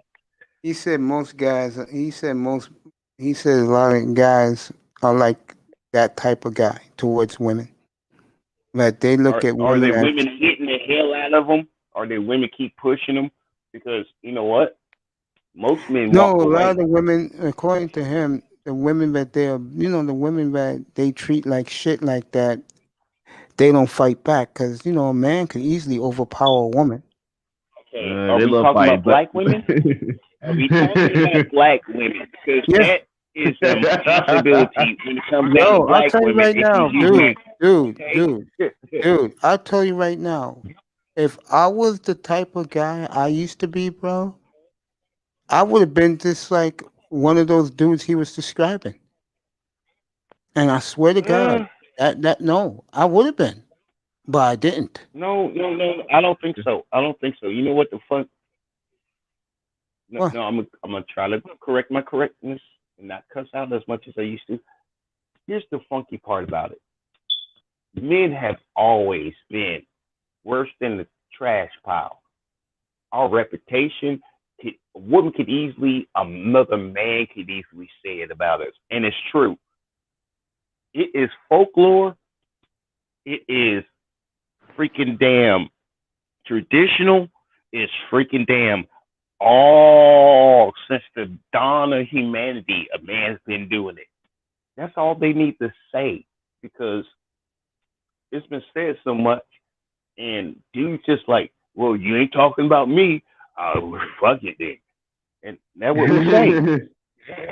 You ain't talking about me, but we don't realize sooner or later it's gonna be somebody else we meet later that's gonna be talking about us the same way we said screw what all of them was talking about at the same time. Now here's the problem.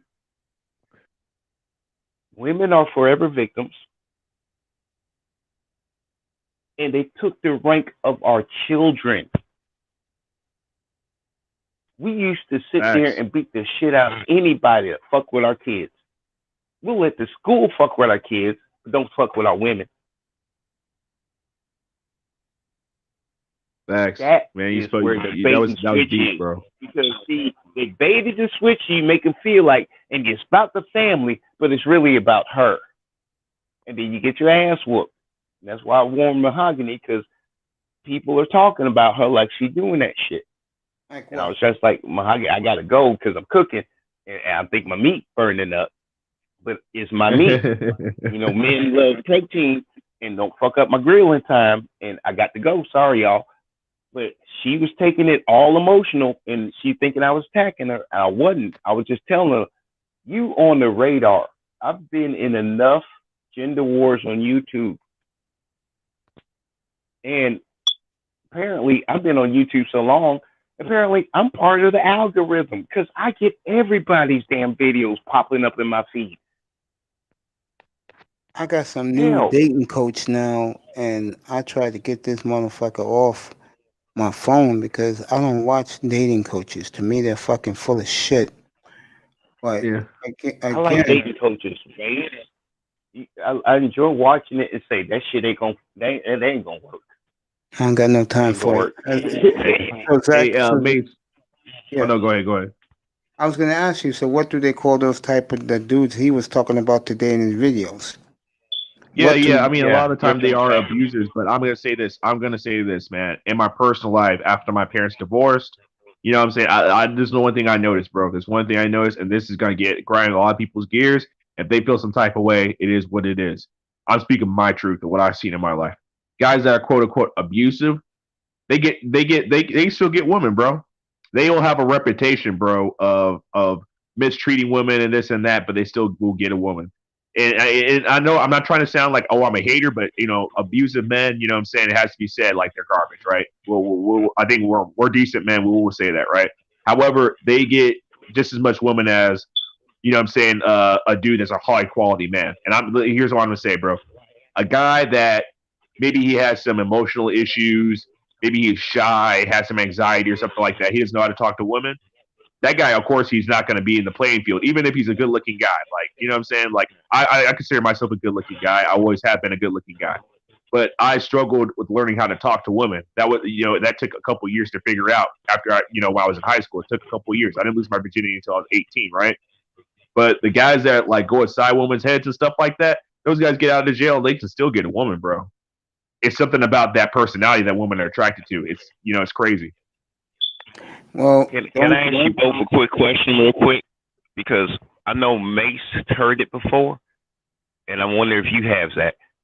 Have you heard a woman sit there and say, oh, girl, man, damn, his dick good, but he don't take no shit.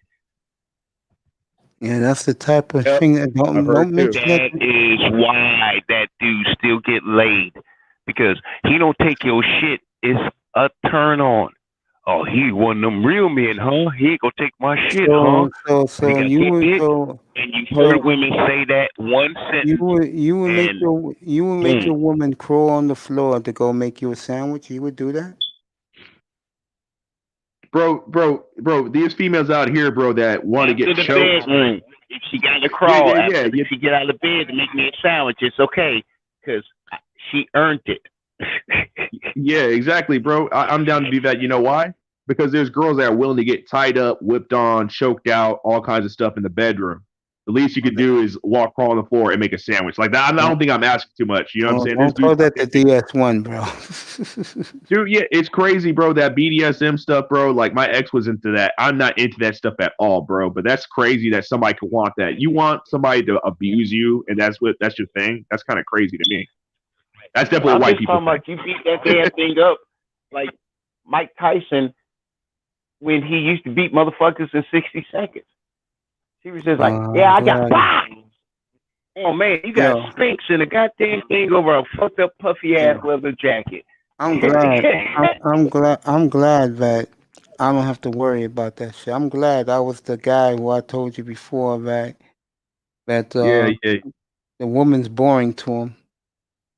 Yeah, Well, I think it's I had that type of situation back then. Well, I just said, well, I just told her, hey, look, why don't you go to the club here? Take some money, take your friends to the club. I don't want to see you right now. I'm just going to play some MLB The Show right now. You should have seen the look she gave me. So that means you got rid of her ass, bro. Yes, I did. That means you got rid of her ass. Yeah.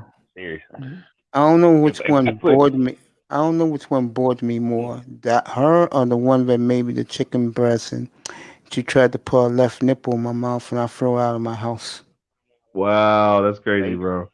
Why is that Mace, crazy? Mace, I still got 2K5 on my PlayStation 2.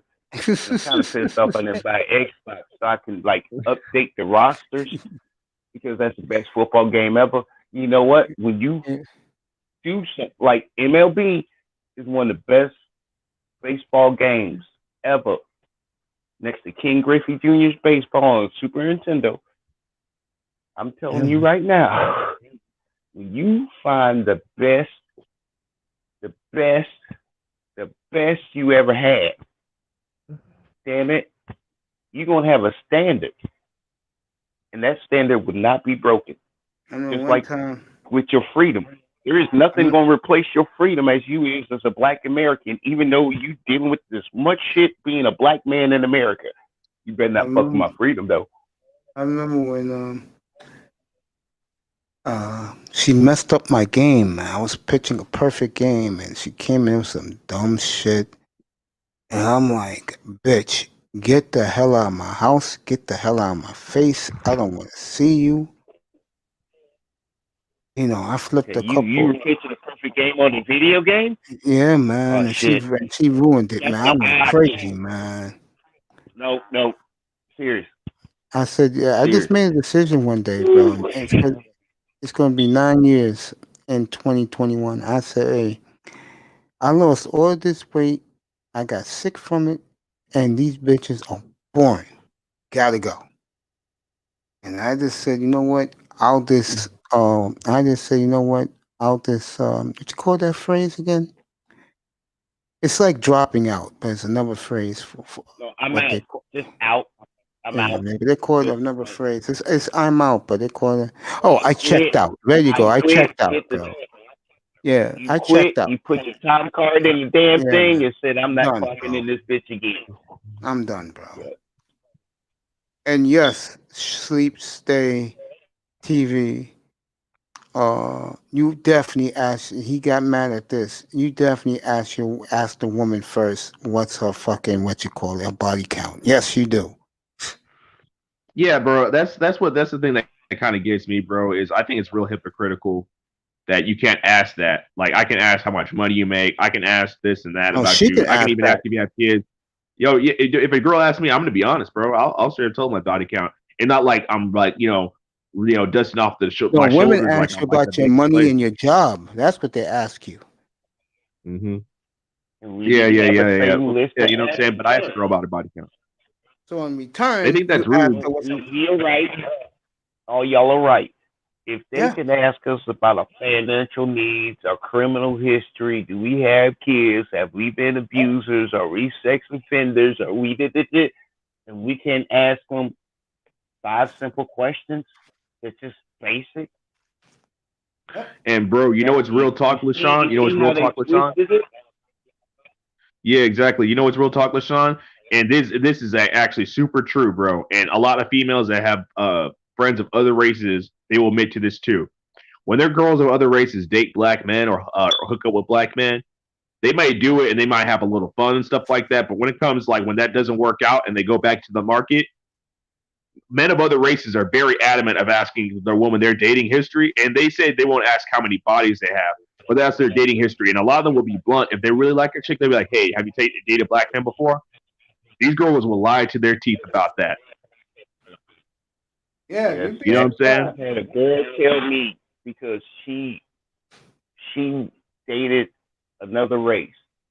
You know Oh, what? I'm She out. was lying for so damn long that she was telling me the same shit she was telling white men,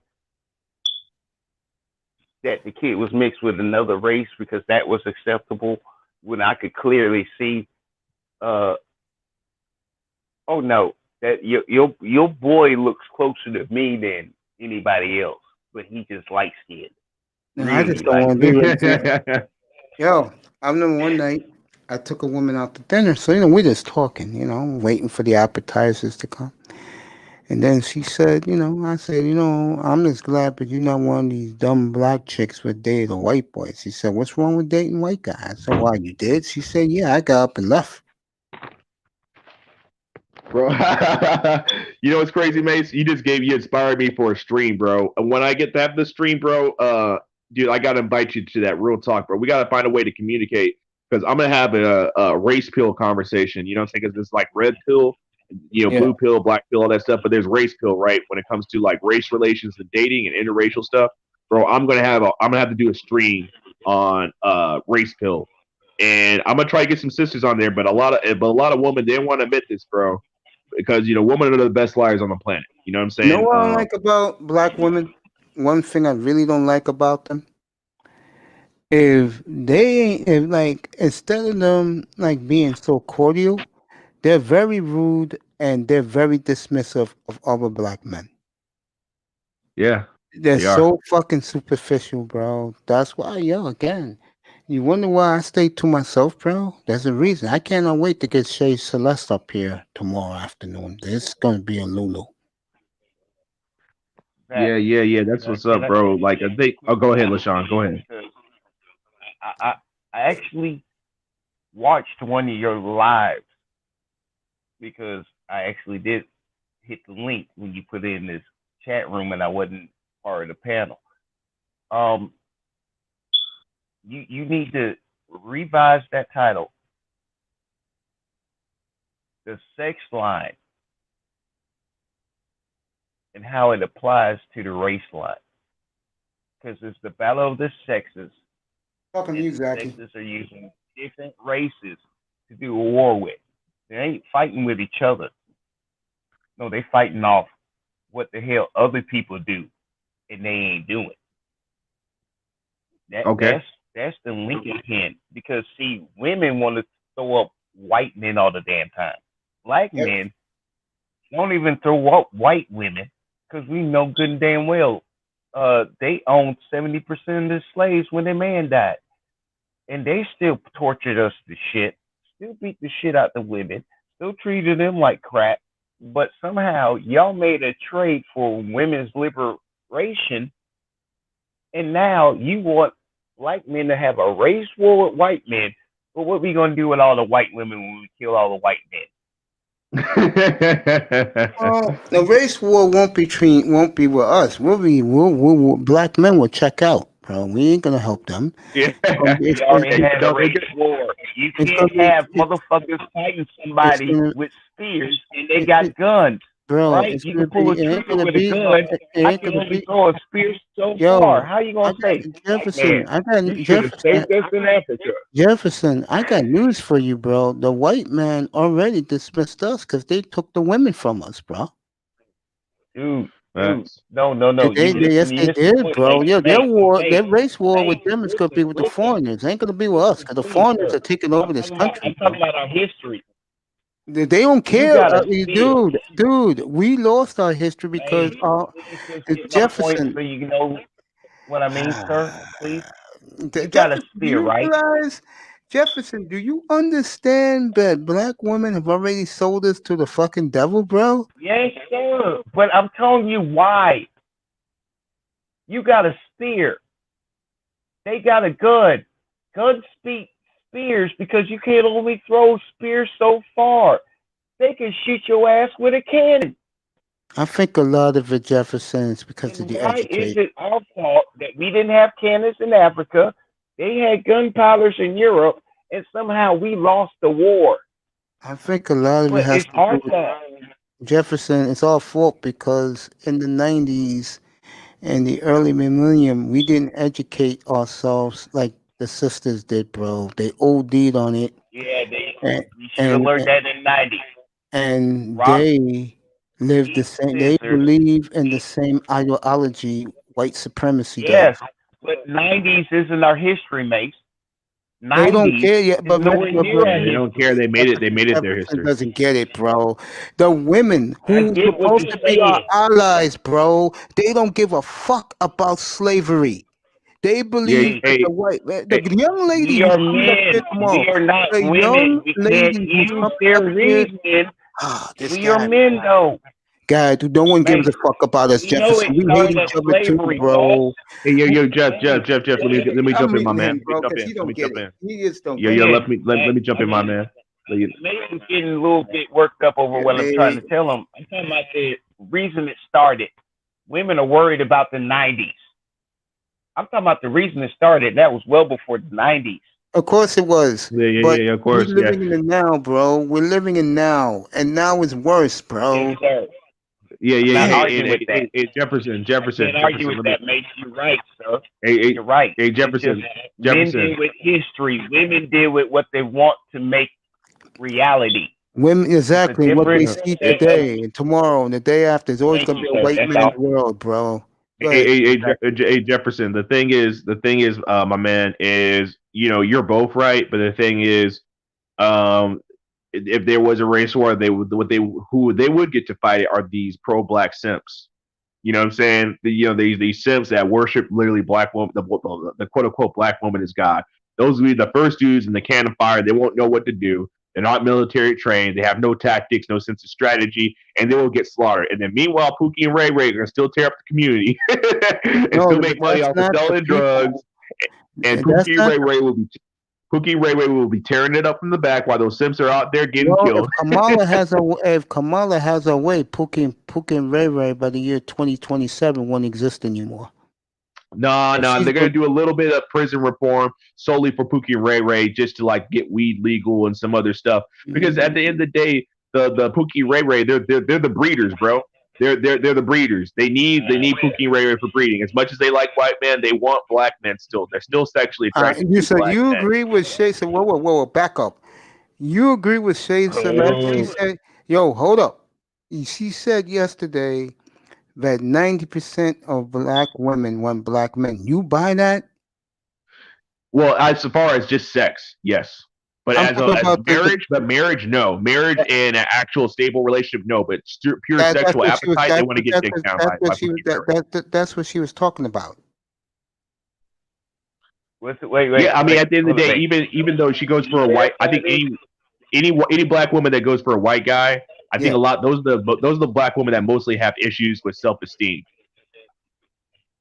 and a lot of them do have issues with self-esteem. They want to go for the white guy because he validates them the most. He lifts them up further in society. They really get more opportunities for being with a white guy. White supremacy, of course, is real. So if they marry a white guy or they seriously date a white guy, they're elevated. But for sheer sexual gratification, they still want to get dick down by a black dude. That's why they lose their minds. They lose their minds when they see a black dude with a white woman because they know what that white woman is getting. Yeah, but she's getting dick down. She didn't look at it that way. She's talking about for bondage. She ain't talking about sex. Oh, so she was talking in general. Yes, she wasn't 90%. using stats or being specific. So it's true in the wide open world, but if she had to prove it, she couldn't. That was what I was going to ask. That's what I was going to ask. That shit, bro. You crazy, man. You really believe 90% of black women want to settle down with black men? You believe that? No. That's what I'm saying. That makes. I think that's where we're misunderstanding each other. No. Yeah, I don't agree with what she said. This is purely sexual. Purely sexual. If they got what they wanted from the black man in their mind, they will. Okay? If white women get 50% of what the hell they want from a black man they dating and do, yes. I'm pretty sure if they get 90% of what the hell they want from a black man, they will. But the problem is, they keep changing their fucking mind every month because they saw a new thing come out, and that's the new standard of what a man needs to be. It's like computers. It could be interesting. They ain't even new models of cars no more. It's like, oh, you came out with a 10-inch tablet. This person came out with a 15-inch tablet with a side keyboard. I think she's right. That's what women do. I think she's right. What she said about, when she talked about how black men, and me and her talked about this a little bit yesterday. She was up here. She'll be here tomorrow. But the reason why a woman like her laughs at us and trolls us, and I figured it out because if you're a black woman, okay, and you hate black men, and you see the reason why all the time when you come on these platforms, why she laughs at us. I hate to say what I'm about to say, but if I hated black men, I would go the other way too. Yeah. And here's something else, bro, that I think you guys need to realize. You guys should realize this. Women, they won't tell you this. They won't tell you this, but this is one thing I realized. I'm not saying I have it all figured out. But one thing you realize about women, they like excitement. And black men are the most exciting man on the planet. Period. We have so much culture, so much style, so much the way we carry ourselves and everything like that. Even for the educated lame to the Pookie and Ray, we all got some flavor. That's just the way it is, right? So we're exciting. Women want excitement. That's why they date bad boys. White women date bad boys. Latina women date bad boys. Asian women date bad boys too. They all date bad boys. Why? Because they're exciting. By the way, they was talking about this on the Roger Report, and they had a Latino dude up there. They're saying that now Latino women are leaving their men now too, telling them. And I hate to say this, man. This is no shade to Latino men. You know what I'm saying, or whatever like that. But if you think that we got a domestic violence problem here, like in the U.S., or if you look at even if you look at the countries like people think the Middle East is bad, bro. The highest rates of violence on women is in Latin America. This is no shade to them, but you look at the statistics. Yeah. They call it femicide. Mexico has a huge problem with it. Central America, they straight are killing their women, bro. Like straight up. Yeah, sure. Actually, there's Latino women that are becoming Muslim and marrying Arab men because Arab men, they still have that same kind of strict culture, but even they might go outside their women's heads every now and then and stuff like that. But those dudes down in Latin America, I hate to say it, no shade to Latin American men, but y'all got a problem down there, bro. I did my research. I actually had a whole stream on it. It was called which culture is more violent or which religion is more violent? Because a lot of people act like Africa and Asia, the Middle East is the most violent place for women, but literally the most places for violent for women are across the border. And guess who they're running to now? Take a wild guess.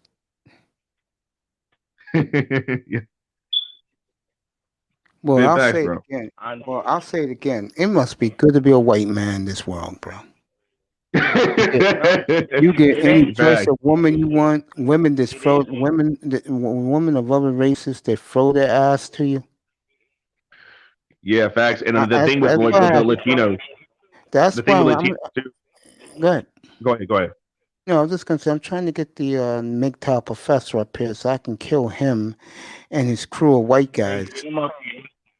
because Yeah. Oh, so LaShawn, those so guys. LaShawn, I'll kick it off to you. I'll kick it off to you after Mason's done talking. I gotta get this in. Go ahead, sir. I gotta get this And in. then I'll follow So behind you. Yeah. Just go so the ahead. reason that Latina men, I think with Latina women, the reason they go for white guys too is we talk about colorism and light skin and all that stuff that's in the black community here in the U.S. In the Latino culture, it's even bigger because they were colonized by the Europeans too, and so they want to look more European too. On top of that, actually, a lot of Latin American countries they actually immigrated more people from Europe and places like Brazil and Argentina to whiten their population. So if you look at Spanish TV operas, for instance, telenovelas, that's what they call them. A lot of the women they'll dye their hair blonde and they'll put on bleaching cream to make themselves look whiter. Yeah, I've seen that. Yeah. Well, I'm gonna tell you right now, that body build is nothing white about them. I'm sorry. You spit facts about that, though. You guys haven't been here to New York. I'm subbed to like 12 of those stations down there just to see the women, and apparently they do says, "Hey, I got clips of these women," and you know what? Fuck, I can't understand the language, but the weather looks nice down there. Yeah, Mexico City. Yeah. Actually, Mace, the finest Latina I ever got was from New York, bro. Yeah, the New York the finest Latina I ever got was New York. Ridiculous, bro. Bro, she didn't even look like she was that fine. And she actually was dressed kind of modest. I met her outside of a club. You know what I'm saying? We chatted it up. We hung out all night and stuff like that. And then we ended up going home together. And then, I thought she was kind of petite. And I really don't like a lot of petite chicks. But when she took that freaking stuff off, bro, oh my God, bro. I lost my goddamn mind. I don't mess with them. I just see all of them walking past when I'm out during the day, bro. Hey, LaShawn, this goes out to you since you mentioned the weather's good down there. You know, it's actually another chick that I messed with that was Latina that had a banging body, bro. That like with the clothes on, she looked average. I ended up messing with a chick that was half Lebanese, half Colombian, half Arab, half Latina. Oh my God! Oh my God! I lost my goddamn mind. Oh my God! Damn it! I sound like a bad girl right there. I dealt with one too. That is some DNA magic. I don't just off our two experience. Look, man, I'm a military brat. I've been an Army brat since my mama won me a divorce. All right, and my dad was Navy. Either which way, I was gonna win.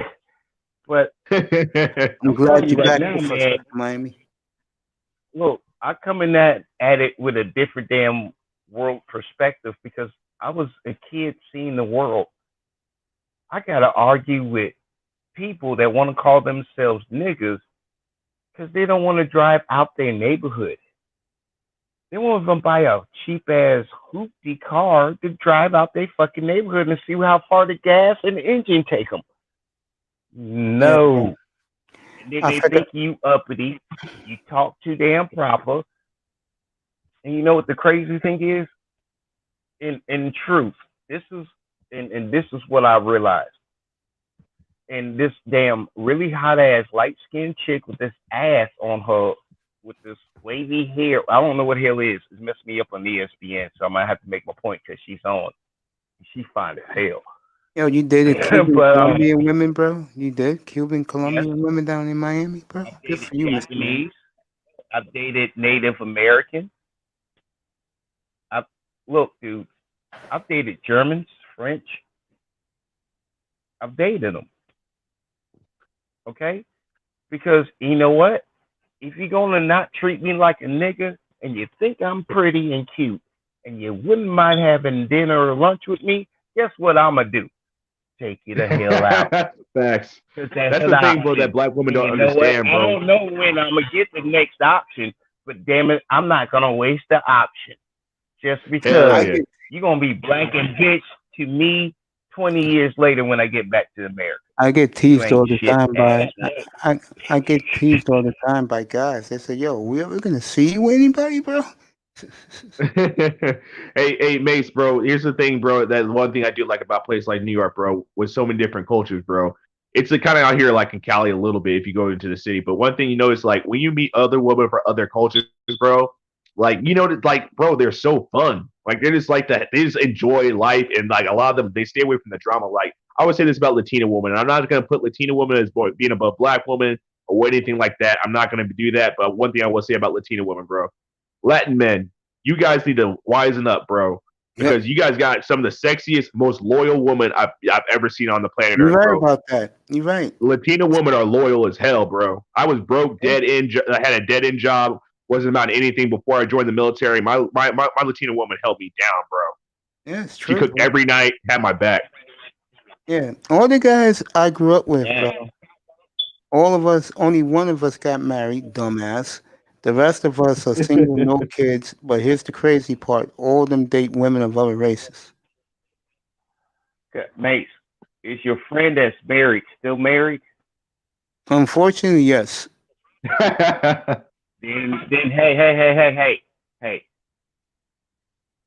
He just broke the contract, but apparently he's been married this long.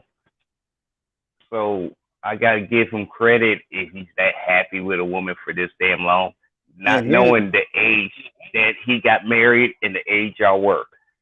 I yeah. got one of those too, and I can't stand the chick myself personally because she just don't like me.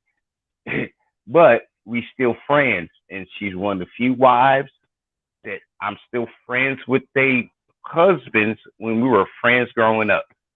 So fair trade. Yeah, man. Yo, Itus, what's up, bro? You with us, bro? Itus, you with us, bro? He's there, but ITES got like family responsibilities and other things. I think something popped Yeah, up on him, he's with us and now. he Yeah, just what's said, up, "Hold up, bro? keep me on. I'll be You right been back." hearing this shit? You been hearing this shit? Yeah, man, I'm all pretty I sure hear, ITES is listening. Itus is wah, that's all I hear. Niggas crying, bro, about bitches. Shut up. you know, it's funny. Every time Zach, you'll meet yourself. Yeah, what up? Every time you come up here, bro, I've noticed this. You change the conversation from me talking about the sports events of the night or the day or what's coming up this weekend, and it's always with you with women. What's up with that, bro?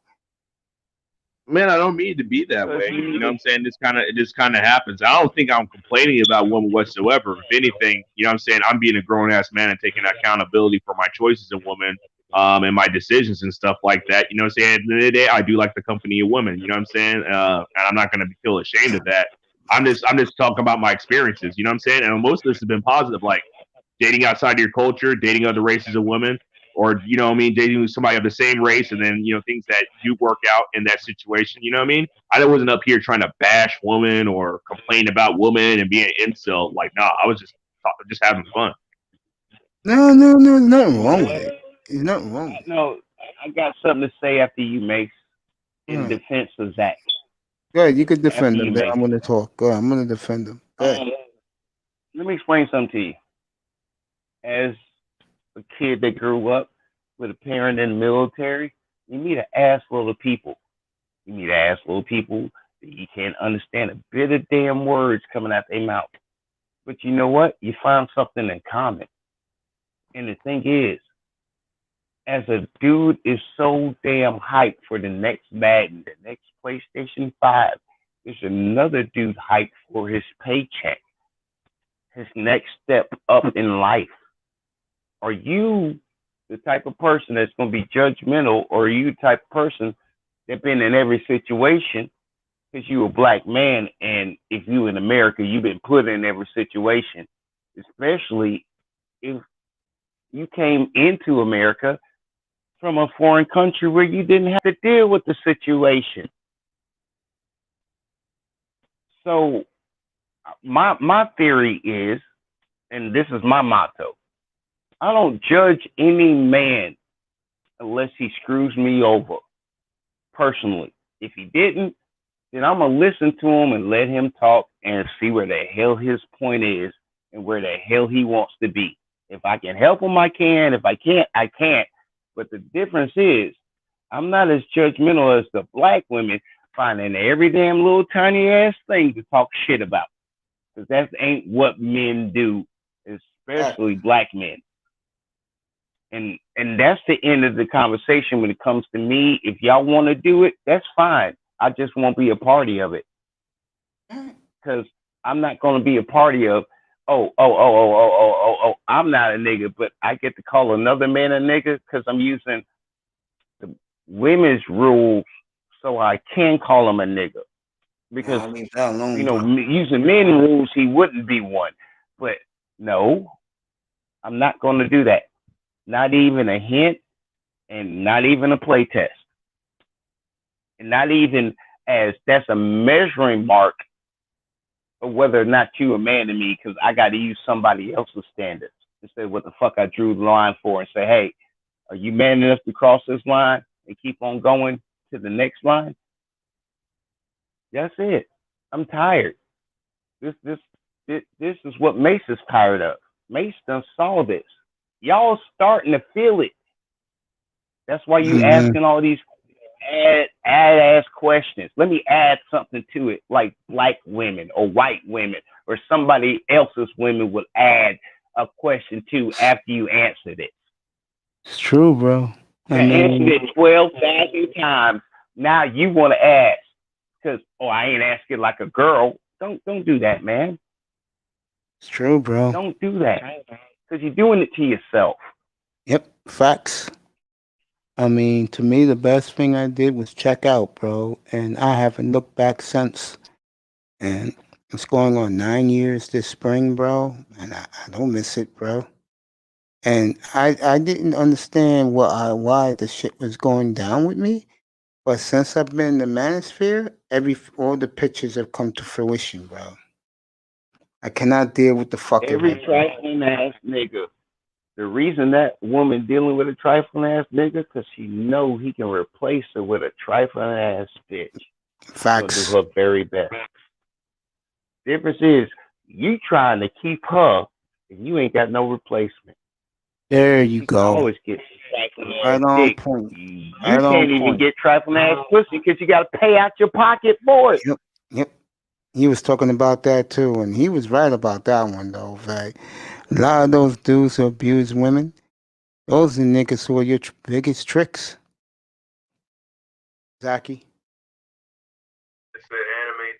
What up, fam? I said that what Sheep said today. When he said those guys who abuse women, those are some of the biggest tricks there is.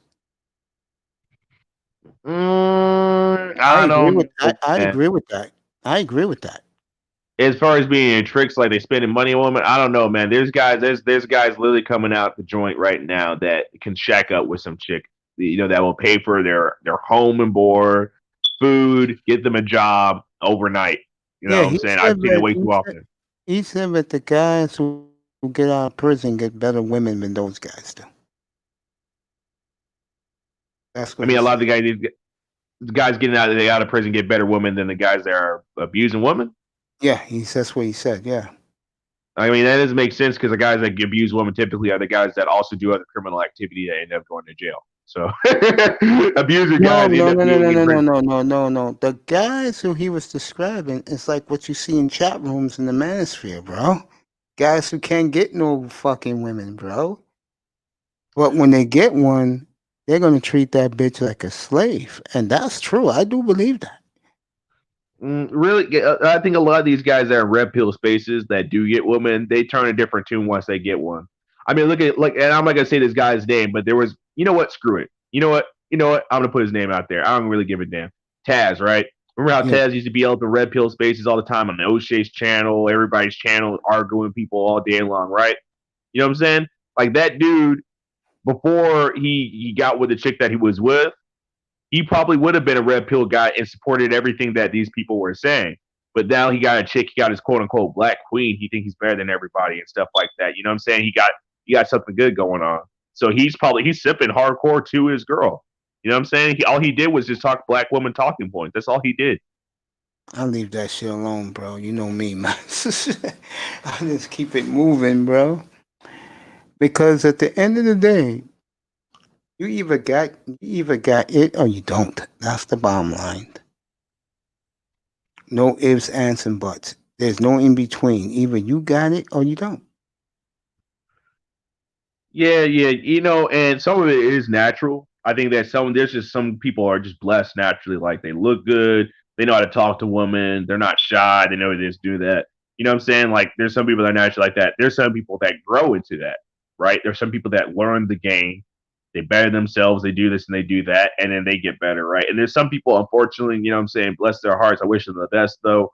And there's no shade to those people, but there's some people that never will get it. And I see it all the time in the military, especially, bro. There's some guy out there, he doesn't know how to talk to women. He's kind of weird, he's awkward, and he's going to settle either for a chick that is some gold digger that's using him up, you know what I'm saying, or it's going to be a fat chick. That's the way it is, unfortunately. For that, I'd rather stay by myself. Why yeah, for real. Ain't no fat chick here in my last name. I don't give a damn what anybody says. Yeah, no fat chick, no. I got to put up with the stink. No. Hell no, bro. Man. Hell no. Nah. Nah, man. I'm not going to pretend that I haven't, been with a big chick, once every now and then, bro. You know what I'm saying? I'm going to keep it real. Like with me, I'm going to keep it real. I'm not one of these guys that are going to sit on a high horse and act like all I've gotten is tens and my whole life. You know what I'm saying? There's times that I did lower my standards because, you know what I'm saying, I was thirsty or something like that. You know what I'm saying? It is what it is. But wiping that? Hell no. No. Neither am I. Guys are telling me that I should. I never lowered my standards, bro. Never. That's right, bro. You tell him, bro. He never lowers his standards. I never lowered my standards. That's why I'm by myself. I mean, why the hell do I want to be with 3s and 4s? You gotta be kidding me. Yeah, I think here's the thing. I think some people are disingenuous, and I'm not saying this I test sports, but people are disingenuous in the fact that they said they lower their standards physically, but they lower their standards to everything, to other things. Like you say, I won't date a girl that's a gold digger. I won't date a chick that does this and does that has this kind of personality and stuff like that. Bro, you won't find out that a certain person is a certain type of way until you've been with them for a while. And a lot of the times when it first happens, when these red flags happen, not everybody is immediately like, oh, I'm just going to break up with this person. Like most people have dated crazy chicks, right? We all know how the crazy chick is. She's really kind of cool up front, and then you move in with her after you've been with her for a while, and then she flips on you. Just because she flips on you one day doesn't mean you're automatically with her. Anybody that says that, honestly, I think is a liar. A lot of men, we don't want to be honest and say that we give females chances. Just like, honestly, they give us chances, right? There's sometimes we put on weight. We're stuffing our, drinking too much beer, eating too much fast food. We may not look the same that we did when we got with them, or we may not have the same job. We might lose money, things like that. We might start going balding, right? It's not that when we immediately hit the bar of being below their standard, are they going to leave us? Now, some, yes, but the majority, no. It's a process. Yeah, I agree with that. I just leave it alone, man. And for my mind is really ease my mind. Mm-hmm. Yeah, you're speaking facts about the monk life. You know what I'm saying? The reason I said that is because I work with a lot of married men. I've never been married, but I've been engaged. I have lived with a chick that, and I know how the relationship was for like a couple years. We lived together and everything, right? Is that a lot of men don't want to be honest about some stuff, like about that they have had failures in their relationships, bro. And what I see a lot of times is like for married guys, right? They'll say, "Oh man, she was perfect. She looked good. She treated me right. I decided to put a ring on it, and then when I put a ring on it, we moved in together. Something happened along the way, and then she's never been the same." But I'll give her a chance because I think this is a temporary thing or something like that. We have kids, we have a life together, yada yada yada. You know what I'm saying? I mean, a lot of married women, right? They say, "Oh, my husband was this nice guy, and we had all these things in common." They got married, the guy changed up on him, and it wasn't like immediate, like, "Oh, if he cusses me out, I'm leaving," or if he disrespects my mother or my father, I'm leaving. People give people chances, bro. You know what I'm saying? Nobody's a robot. You believe that? Because the reason I say that, because with a lot of women, especially younger ones, if you do this one wrong thing, they're out there saying, lose my number, forget you. I don't know. I think maybe with this current generation, but Mason, my honest opinion, bro. For instance, bro, a lot of girls don't want to admit it, and I've had girls straight up admit this, bro. I've Wall had Street, girls come admit on. this. Take this for what it is, right? I talked to several girls. I was like, and I did a social media post on Facebook back in the day when I had Facebook. I was like, why do girls get back with their boyfriends that they complain about very fastly, right? And this girl was pretty honest. I admire her for what she said. You know what I'm saying? She said that when a woman is sexually connected with somebody and feels comfortable with that person, that's when they're back out single, they still don't want to throw themselves out there. They're still going to want that physical connection that they have with somebody, regardless if they hate them or not, because they have that connection. And I've even seen that in my own family. Real talk, my parents hate each other, right? But when my parents divorced, there were some times where they dropped us off and they were like, "Hey, go play outside for a couple hours." Now that I'm a grown ass man, I know what that meant. Oh wow. Oh wow. Hey, Wall Street, you want to come up? Come up. The link is in there. Yeah. Oh. I just leave it alone, man. I think I-Test is right. Not about you, but he's right about one thing. They see the crime day after day after day. You know what, Mace? I'll crazy. make a promise with you. I'll make a promise with you. You know what? If these conversations are whack, if this is your platform, you don't want to have them. You know what I'm saying? I will recluse myself from having these topics. I'll No, make it's a deal with okay, you. bro. It's okay, man. I just noticed it, bro. It's all right, bro. We're men, right? Yeah. It's all good. Yeah, I-Test, you have something to say? God, all that crying ain't gonna get you no pussy, bro. You can't do that. He's right. Like, Yeah, I just don't. I don't think I'm crying and whining about anything. I've been listening to you for about an hour, bro. It's just been about the same bullshit, bro. And then yesterday we were trying to talk stuff. You coming that shit with OnlyFans, like, bro, what the fuck is you on, bro? Yeah, I told this guy he was mad when the show was over. Hey, bro, we trying to handle shit, and you coming in here with some bullshit about bitches, bro. If you got whole problems, bro, you gotta keep that shit to yourself. Cause getting online, bitching and whining and complaining about it and acting like you some relationship therapist ain't gonna help you, bro. It make you sound crazy. I'm not acting like a in all respect, you know what I'm saying? I respect your point. I respect your point of view, but I'm not gonna let you talk down to me like that. So I'm gonna stand up for myself. First off, you can. This is Mason's platform, and I'm gonna show respect to him. You can feel some type of way about me for voicing my opinion. I get it. Whatever. I'm not some macho badass or whatever like that. I'm not trying to come up here and cap here like I'm some, what I'm saying, relationship therapist or some red pill genius or some dating coach, whatever like that. I'm just saying my opinion. And with the OnlyFans thing, I don't know how the OnlyFans thing triggers you so much because the OnlyFans thing was just talking about an investment. I really think you need to get a life, man. I think you got something going on in your life that makes you want to come onto platforms like this and just like dish out your insecurities or what you're going through. Just crying, bro. You crying online. You sound stupid, bro. You sound dumb as fuck. If nobody gonna tell you, I'm gonna tell you. You sound dumb as fuck. That's cool, man. Hey, it's all good. I'm still happy, man. I'm still living my life. So, hey, great. I appreciate the feedback.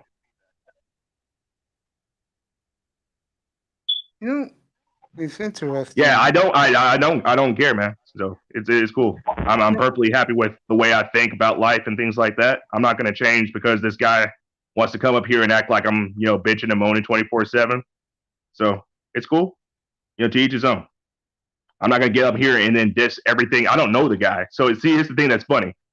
I don't know the guy, so I'm not gonna go out of my way to say something about him. You know what I'm saying, or anything like that. So even so, I'm not gonna dox somebody just to get some information to diss them and stuff. This is online, bro. At the end of the day, man, we're just a bunch of people talking on avatars. Maybe every now and then we cam up and we act like we're the shit. I mean, that's it.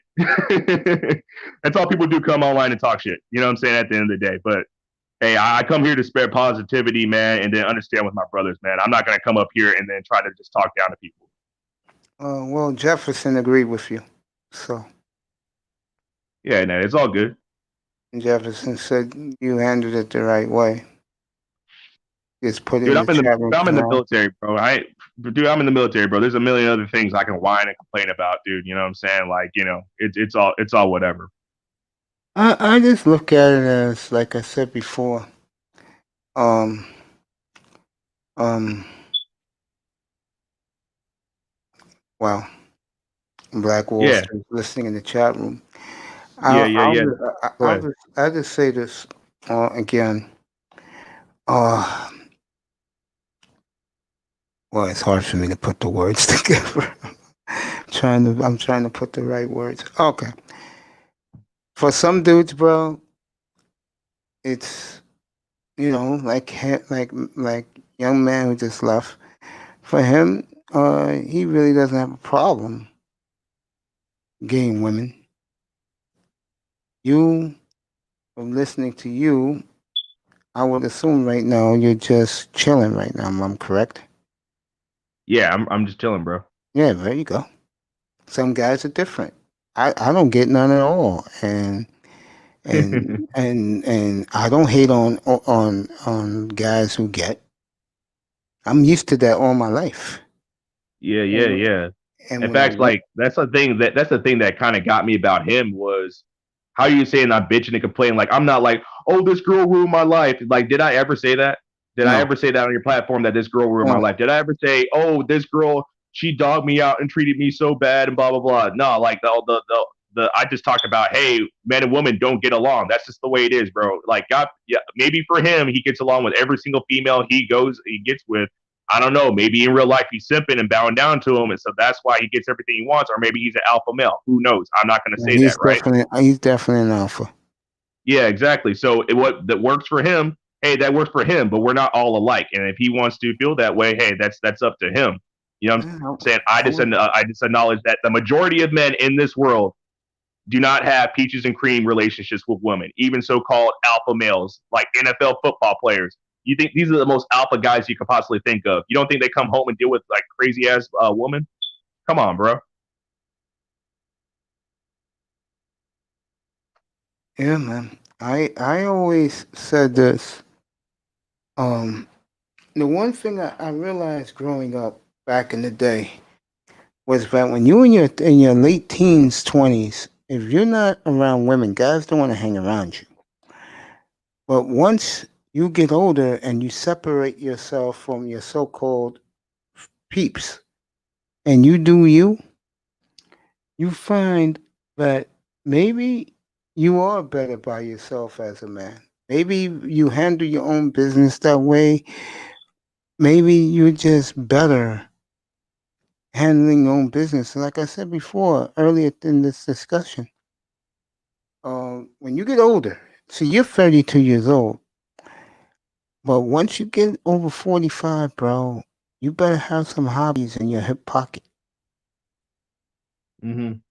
Because if you don't, and all you do is like these old guys with the pimp daddies chasing these young girls, it's not a good look. Yeah, yeah, exactly. I Yeah, mean, guys may think it's cool. It's not cool. yeah, and and it's cool because you know what?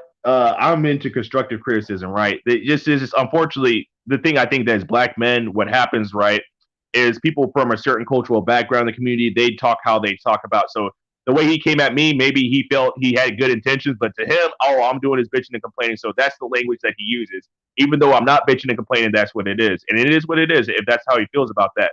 But literally, there's like, I'm not going to put the names out these YouTubers out there, but there's literally whole guys that made whole careers that, have the same talking points that I talk about it, and they use it in a different term and they say the same things. You know what I'm saying? So Yeah. I'm about male self improvement. If you go to my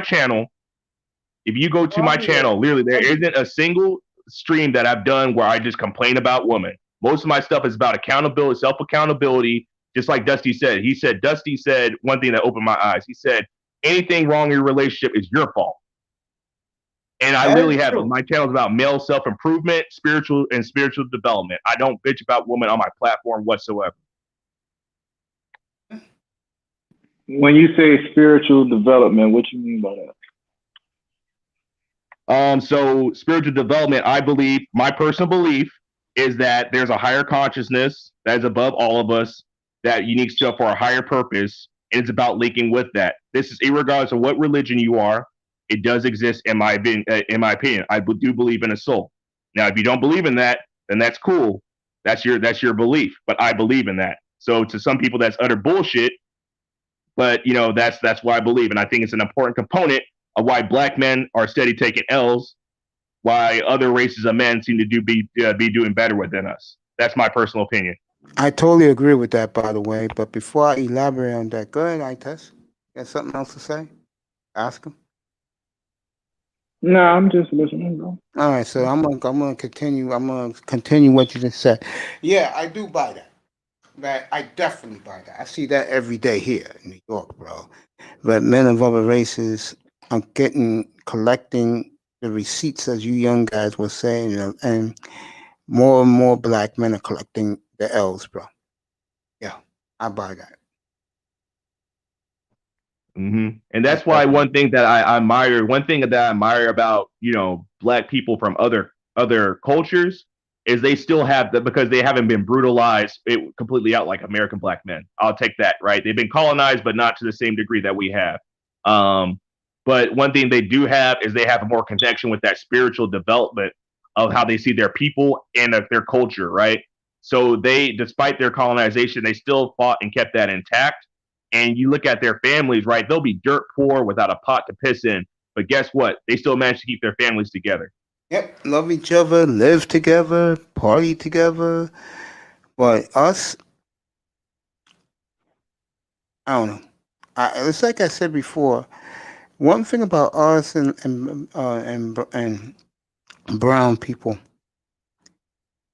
you have brothers and sisters who are more closer to their cousins when they are their own brothers and sisters, bro. It's crazy. Mm-hmm. Yeah, that's true, man. I'm gonna step back because I think Ites got jumped back on because he has some things to say. I know I've been up here talking for a little bit, like he said for a minute. I was up here complaining for an hour and stuff like that. You wasn't complaining, bro. We was That's what he talking, said. bro. You wasn't complaining, man. You was good Yeah. tonight, as always, bro. Yeah. No, I'm just gonna mute myself so he can get his say in. Yeah. Bro, I had this guy up here for 3 hours. I had Big Time up here for 3 hours tonight, and Oh yeah, tell Big Time I just subbed him. I just seen he subbed, bro. yeah. And I told him about your video. He was kind of taken aback. I said it was one of the best videos. It was one of the best videos I ever saw. I swear to God, I fell out of my bed 2 o'clock this afternoon and bumped my Stop head, that, bro. I'm serious. that. I was dying, bro. Ain't I all was that, dying. bro. Yes, it was, man, because if those other fools heard what they were saying, they would have been like, oh, that's bullshit, man. And then today, bro, Omar Kelly, as much as he loves him, he fucking buried him today, man. Oh yeah. Omar said they should take a quarterback, take Zach Wilson at 3, bro. The wheels is coming off early. Here, bro. I listened to you. I watched the video. It did before I came up here at 8 o'clock tonight. I was watching Exodus and Omar. That's what he said, bro. He said take Zach Wilson. My bad, bro. I'm trying to get my friend get some cereal. Hold on. That's fucking crazy, bro. Yo, I don't know, man. What's up with these niggas? But at least it's happening. Like at least they're not just going into it like he's our guy. Like at least a conversation is happening. Maybe you feel me? Yeah, of course. Because you know, some people never want to admit when they're wrong. Of course. And it would be kind of fucked up for them to be like, damn, we fucked up with Tua.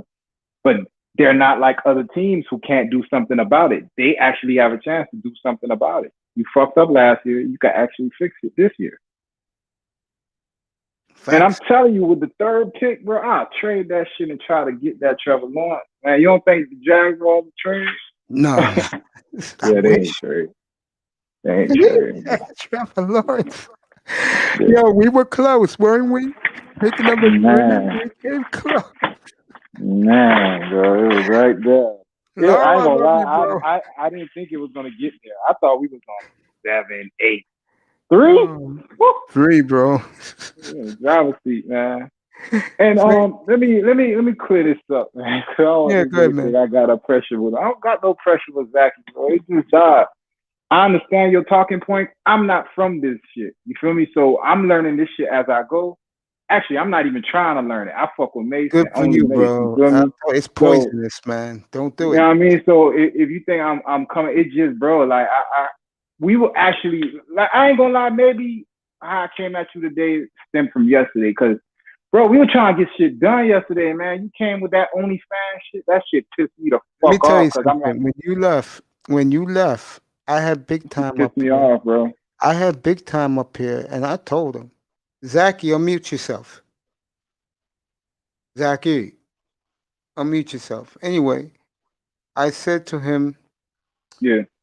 you was so fired up for this. And then I said, you owe him one, bro, because of what Zachy brought up with the OnlyFans. That threw you off, because I could tell if anybody on this panel yesterday, you was the one fucking, I hate to use this term, you was thirsting for some stocks, bro. He told me to Dog, I tell you, needed it, bro. I will wait. he I'm said, waiting like, all week. if you would came up earlier, bro, because I was calling for you. I said, yo, someone go get me eye test. I want to compliment him on his video, because I really loved it, man. I fell out of my bed laughing, man. I swear to God I Bro, did, bro.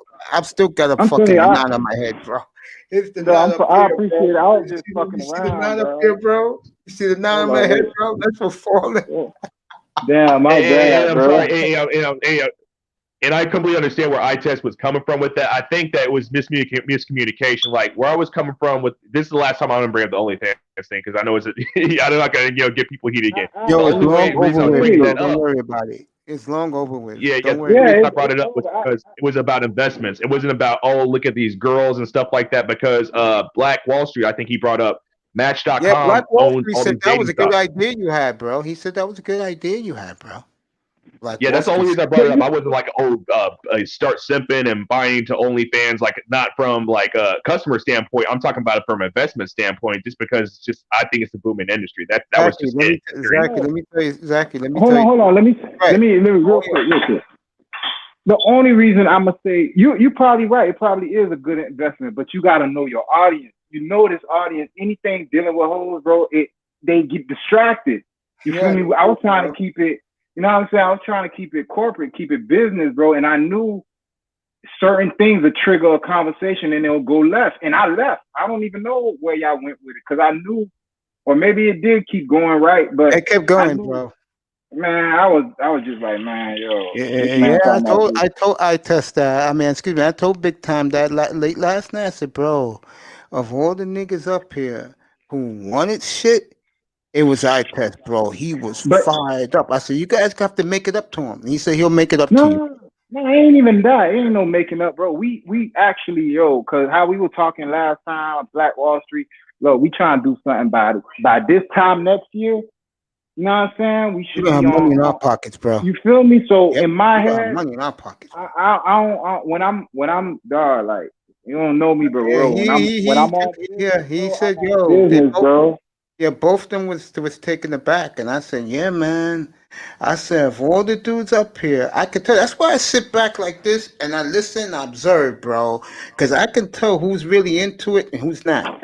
Last night, he was Yeah. into it. And you Yo, know what? Yeah, iTest is definitely right. And it's about knowing your audience. And I honestly, real talk, I kind of have that problem. You know what I'm saying? Like I rub people off the wrong way because I kind of like sometimes I have like a personality where I kind of like take in charge in a conversation. I don't know why that is. I come from a big family, so maybe that's the reason why. You know what I'm saying? If you don't get your yeah, I word in understand that, and bro. take I the understand that. conversation, Yeah, you gotta fight to get your spot at the table. I know, bro. yeah, I get it, exactly. So, yo. I mean, you guys are talking about big boy stuff, you know what I'm saying? So, you know what I mean? Like, maybe, yeah, of course, I brought up hoes, and of course, niggas is thirsty, so it's going to become something else. You hit it around the nose, man. That's why I said what I said tonight. I'm like sitting back here. I said, I noticed something. Every time Zachy comes up here, it's about women. There's nothing wrong with that, because we're men. Yeah, that's cool, but there's a Yeah, we're time and a men, place. bro. Because if I was the old me, I would have fucking banned your ass from here, bro. But it just goes to show you But I'm your old uncle, bro. But I understand you young dudes, bro. I'm a man, bro. Bro, I love pussy like the next nigga, but sometimes, bro, it's 6'3", play. 192. Of course you do. It's thrown You at feel you. me? Play is play. Business is business. Yesterday, I thought we was on business, yo. So No, we if were, I bro. came We'll be off the back on bed, it. We'll be back on it Saturday, 4 o'clock, bro. It's gonna be Black Wall Street's panel. Big time will be here. I'm waking up for Tackman. Zach, if you want to come, bro, you can come. Hey, no. Yeah, If I try to get up here, block me.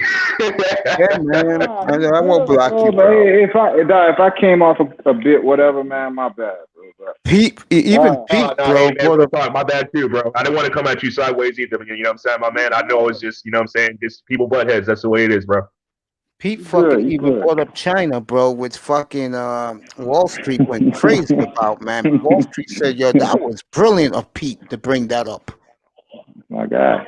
You know, what we want, guys, up here, guys who know what they're talking about. That's all I care about. If you guys know what you're talking about, and these guys do, then I don't have a problem with these guys up here. That's Nah, just me. man. You know, I like guys who bring something to the table. And these guys do. I think this idea that you came up with, ITES, bro, it's a brilliant idea, bro. Stop saying I came up with it. I listened to what Black Wall Street was saying. I heard a little bit of what Big Top said, and I just, but hey, that should have sound right. Man. So it was kind of like you know how some people say something, like we just built off of each other, and it just came out to Yeah, what it big was. time. Big time called me out and said, Mace, you listening to this? I said, yeah, I'm listening to it. Man, bro, I rewind that episode like 3 times. It was so many. Yo, if y'all don't know, that episode had so many stop tips in it. You feel Yeah, and me? it hit too, because Miss Black Yeah, it Wolf was did. in here a little while ago. He likes to brag about it. He said, when us two tell these things, it's a boom. I said, okay, nigga, you that cocky, bro. Yo, no joke. Both of you. This guy was on another platform today, and he said that he told 5 different dudes in a group that the stock was going to hit. And then that shit fell off completely. I fell on the floor. I said to myself, if I was on that panel, I would call them all dumb niggas. Those are, by the way, those are the type of niggas I don't want up here, by the way. Niggas who sound ignorant. How the fuck you invest in stock and then a week later the shit falls completely off, bro? How fucking dumb are you? Fucking dumb nigga. Yeah, you know, and yeah, and it fell off, and then I lost my money. It dropped from $50 to now $3.48. I said, you dumb motherfucker. Heard that shit, dumbass, bro. Yeah, I think it was on. You know what platform it was on, Zachy? It was on the Roger Report. I said, you dumb motherfucker, bro.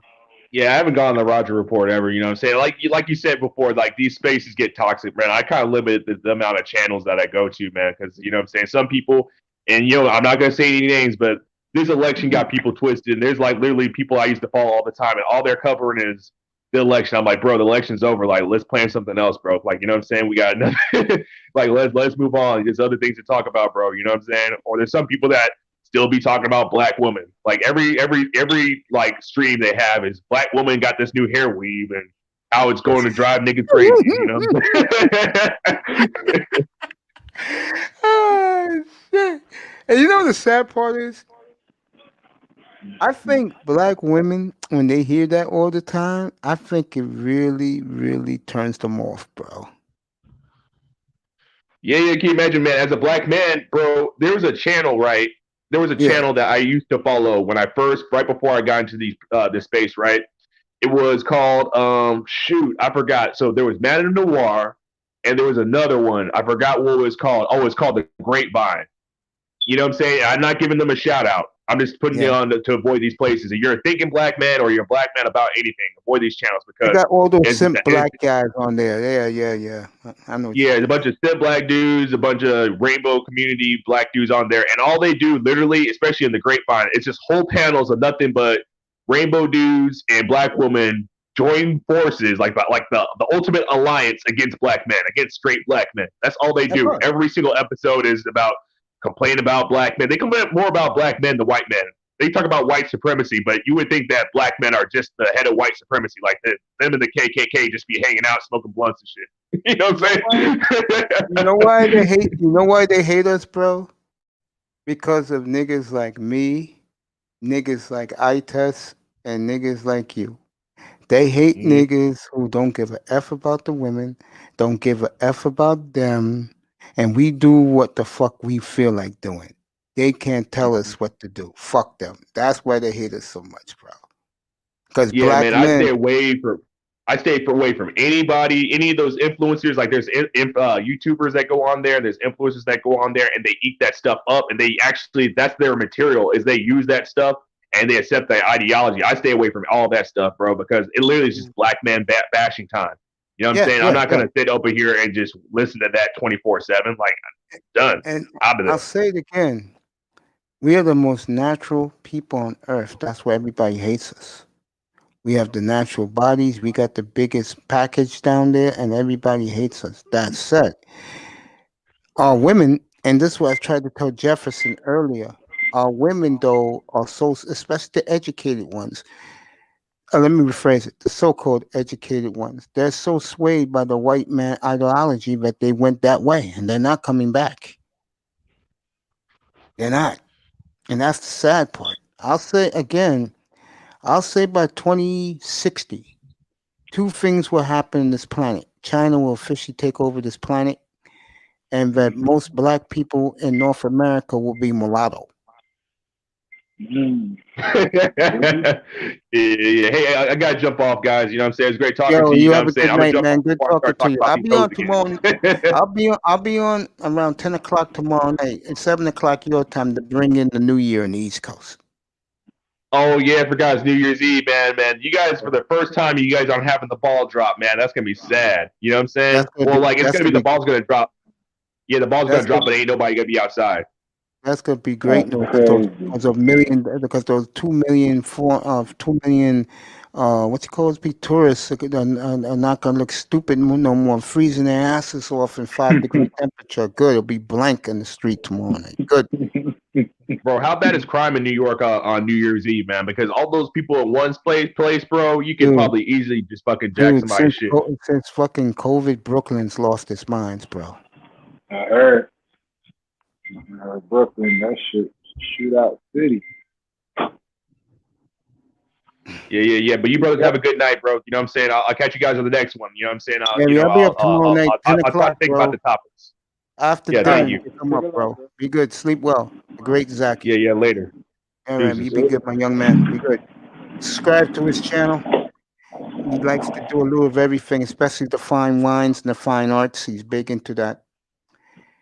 Our friend, get back to your video, man. Was ridiculous, man. Congrats on that, man. That shit was funny, bro. That shit. You know who I thought about when you did that? Take a guess of any of those guys from TD's room. Who you think I thought of first? Yeah. Oh yeah, I was thinking about him, man. I was laughing my ass off. Now, well, you okay, bro? Nah. I was gonna say something fucking.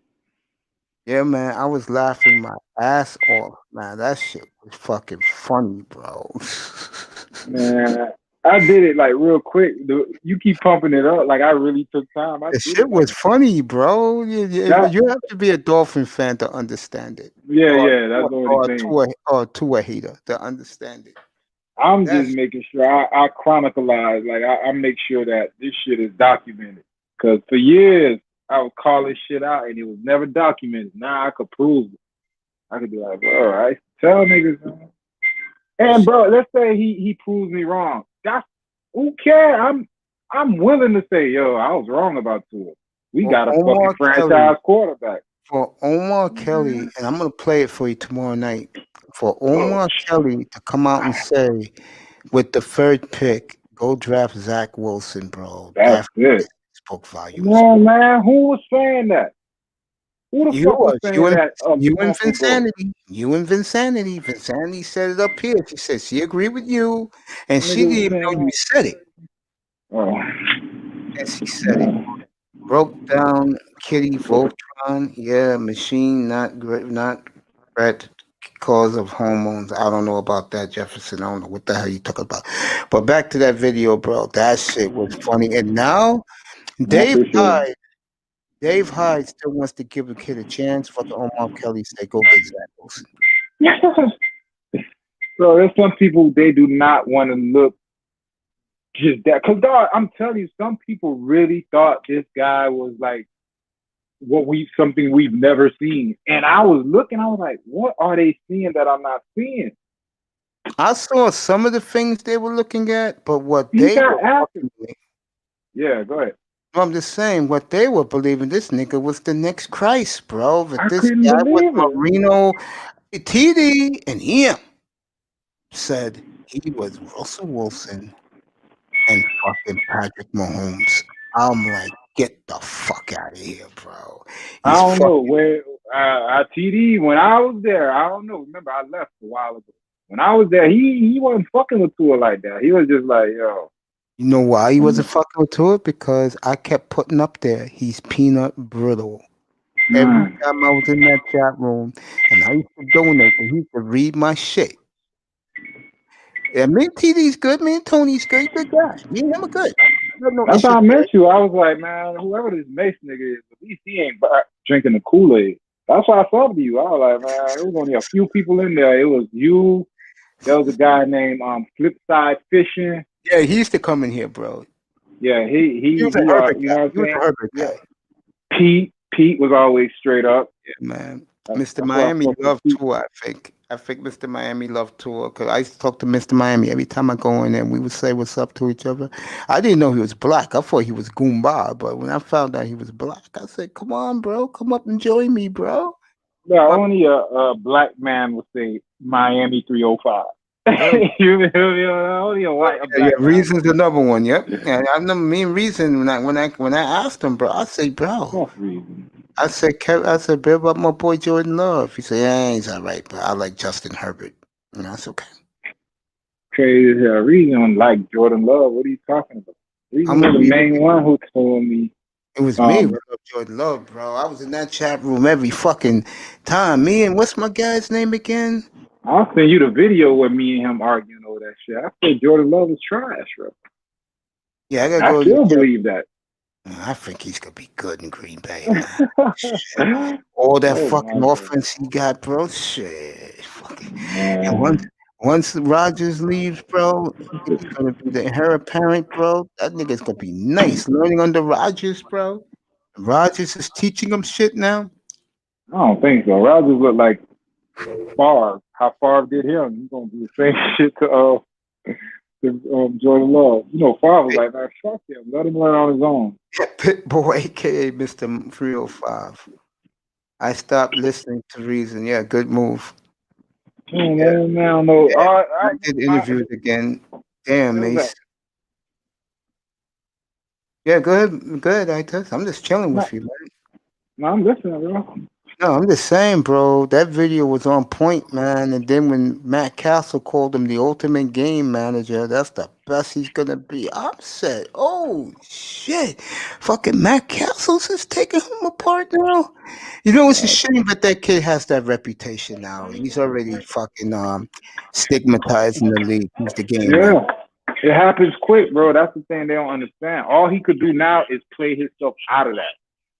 Like, if he came in and did what Justin Herbert did, bro, they would have been all over him because they liked him more than Justin Herbert. Yeah, they like did. You know what I'm saying? He was the darling of the class. They wanted him to succeed.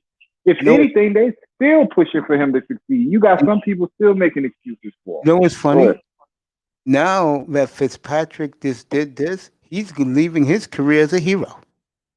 Oh, Fitzpatrick riding out in the sunset, bro. He's going, you know what I mean? He's known as the ultimate gunslinger now. Like, that's what they putting behind his name. The gunslinger Fitzpatrick. What's up, bro? You want some more? Oh, man. You making Fitzpatrick look good, bro. What team you ever seen Fitzpatrick outshine the starter like that? You feel me? It's usually Fitzpatrick takes the job from a nigga that's hurt or whatever, you know what I'm saying? And James Winston, he had the little case thing, and then he lost it that way. But usually Fitzpatrick takes the quarterback that's hurt. He has a couple good games and he fucked it up, and then the regular quarterback comes in. This time it's the opposite, bro. The starter got people clamoring for Fitzpatrick to come in. Yo, let me ask you a question, man. And I never thought I would say this early, but I'm gonna say this is for you. You deserve this. Oh, Lord. What round pick you think we could get for Tua draft night? No, I was listening. They were like, bro, he could still fetch a number one. You know what I'm saying? Because some people might think, you know what I'm saying, it just didn't work down here and he needs one more year from that hip. Mr. Miami, let me tell you something. No You seriousness. could fleece somebody. You could probably fleece somebody with him. I know, man. Mr. Miami, let me tell you this right now. If Fitzpatrick gets the chip this year for us, you goddamn right he'll be in Canton in 5 years. Dog, hey, if Fitzpatrick get a chip, yo, I don't know. I have a it might not be no 2021, dog. You know what I would say? I will say this. If he got a chip and he's the MVP of the game, Marino, you've been replaced, bro. I don't ever worry about that, Marino. Yo, who else will get the MVP if Fitzpatrick get us to the Super Bowl is an accomplishment. You know the funny part is, No, by the way, your boy. never- By the way, it's official. Your boy will be back Sunday. By the way, Sure. no, Parker is definitely playing Sunday. Yeah, it's official. Yo, no, it'd be funny. The scary thing is, if I'm the NFC, he's a gunslinger. He'll hang with whoever's the quarterback is, even Rodgers, bro. Yeah, any one of them, bro. You let that motherfucker get in, you fucked up. they just better kill him early, bro. Like kill his confidence, because you let him win a playoff game, yo. Fuck around. Watch this game Sunday. If Tua struggle and he come in and he do the same shit again, bro, this shit over with. Him and Chan Gailey will be vindicated. That shit over with, man. That's what shit over with. And that would have been, that's worse than Josh Rosen. At least Josh Rosen had a built-in excuse. The team was trash. You feel me? Yeah, he's going to replace Brady in Tampa. Bruce Arians already said that. He already got his guy. He got Josh Rosen. I saw Josh Rosen on San Francisco. No, he's in Tampa. He's in Tampa? Yeah, he's in Tampa. I could have sworn I seen him in San Francisco the other day. No, he's in Tampa. I could find out for you. Yeah, check, bro, because I don't know. Maybe my eyes are playing tricks on you. I could have sworn I seen him. I was like, whoa. What a fucking win Saturday night for your boy, man. I told you, that guy's a great coach, man. I love this father, bro. Kyle Shanahan's a fucking genius, bro. Wizard, bro. Me, you, fucking Mr. Miami, we all can quarterback and win games in San Francisco. And imagine we had the healthy squad. Shit, we win Super Bowl. We'll throw that ball right. I'm telling you, bro, next year, man, whoever get it this year, because I think Rodgers is on his last leg. If he don't pull it off this year, he's done. He's not getting no more Super Bowl. The window couldn't air if you don't win it this year. Yeah. That shit over with. And you know, it's over. Breeze shit closed. I'm sorry, it's closed for Breeze. I agree with that. I think he's done. Breeze, I think he's done. Like them being in the playoffs is just semantics, bro. That shit is not going nowhere. They're fucked. They got a root on them, dog. Like all them little games they've been losing over the past couple of years, last second game. That shit takes a toll on your team, bro. You got shit. You get the yips, bro, in the big moments. Motherfuckers keep losing them games like that, man. Yeah. I'd much rather us get blown out than to lose a game 2 times in a row. First you get the Minnesota Miracle, did y'all, then you get last year. Me and Big Time, I want to hear your opinion. What I'm about to ask you. Me and Big Time talked about this, and I said the difference between Kevin Stefanski and our coach is that Kevin Stefanski came from Minnesota. He didn't come from a championship program. Our coach did, and I told him that the difference between us and the Browns, if Brian Flores was coaching against the Jets Sunday as the Browns coach, Browns blow the Jets out. Kevin Stefanski, they lose. Yeah.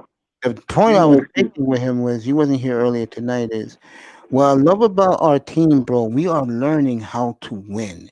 And us winning 8 of our 10 games this year comfortably Mm, and our players' psyche, yeah.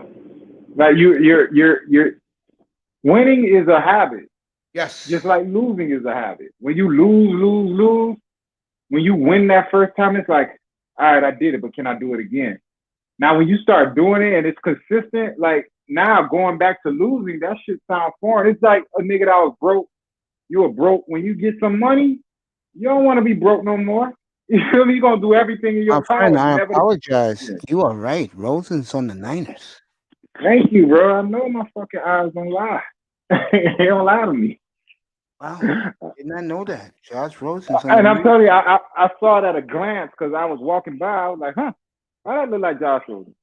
Okay. You're right about that, Jefferson. If we win the bowl with Fitzpatrick at the helm, we stole the Super Bowl. You damn right. Bro, if we win with him, this is the greatest. God, there will never be a season like this. No. I remember, you remember Jeff Hostetler? Yeah. He'll probably come close to that, but not really because Fitzpatrick, he's never been to the playoffs, bro. And for him to jump into the playoffs with the season he just had, for him to be behind Tua, who was supposed to be baby Jesus, and then pull a Super Bowl out of his ass, man, that would be the greatest NFL story ever told. Yeah. And he'll go down in Miami history as one of the all-time Lord. greats, bro. Yep. Bro, it'll be him and Marino. The only thing, Marino Skip might Bob get. Casey.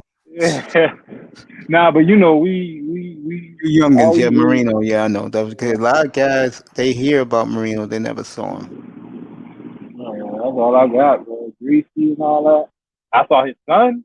I remember Yeah, you his saw son play Brian, for us. yeah, doing Monday Night Football, yeah. Nigga, garbage, yeah. Yeah, you didn't hear this tonight earlier. Kenny Stills may end up with the Bills. I was wondering. I was like, I heard somebody say he signed to Miami together. And I was like, for real? He came back? I don't know if he went back to Miami. Let me check. I can check that for you too. No, I Yeah, doubt it. We would have heard. We would have heard. yeah, we heard, yeah. But we could use this motherfucker, bro. Yes, we can. And I just don't think this guy will bring him back. Flores, once he gets rid of it, you don't want to see you ever Yeah, again. yeah. That shit over with. Yeah, that shit over Yeah, with. you know, bro. It's gangster, bro. Like you said, it's gangster. Oh God, oh Man, the man, he lives by his own beat, bro. You don't listen to nobody. Which in is Florida. it's a good, yeah. He does his own thing. You know, I respect that shit. Cause I thought he was a company man. I thought he was just like a fall. I knew he was a gangster when he got rid of this guy, Minka. You don't get rid of talent like that and they only played 1 year for your program, bro. You only played 18 That's games for your program. That's fucking insane. I'll tell you what that did. Him getting rid of Minka like that, he won the locker room. he did. But fuck, yo, it cost us a hell of a player, bro. Them to make that type of statement. It did. It really I did, guess he bro. had to because it was like, yo, I'm gonna get rid of the best player just to show you this is my locker room. That's risky as hell, man.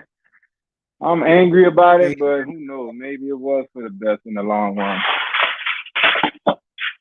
What you're seeing now, and now I was about to ask you this. I want your opinion.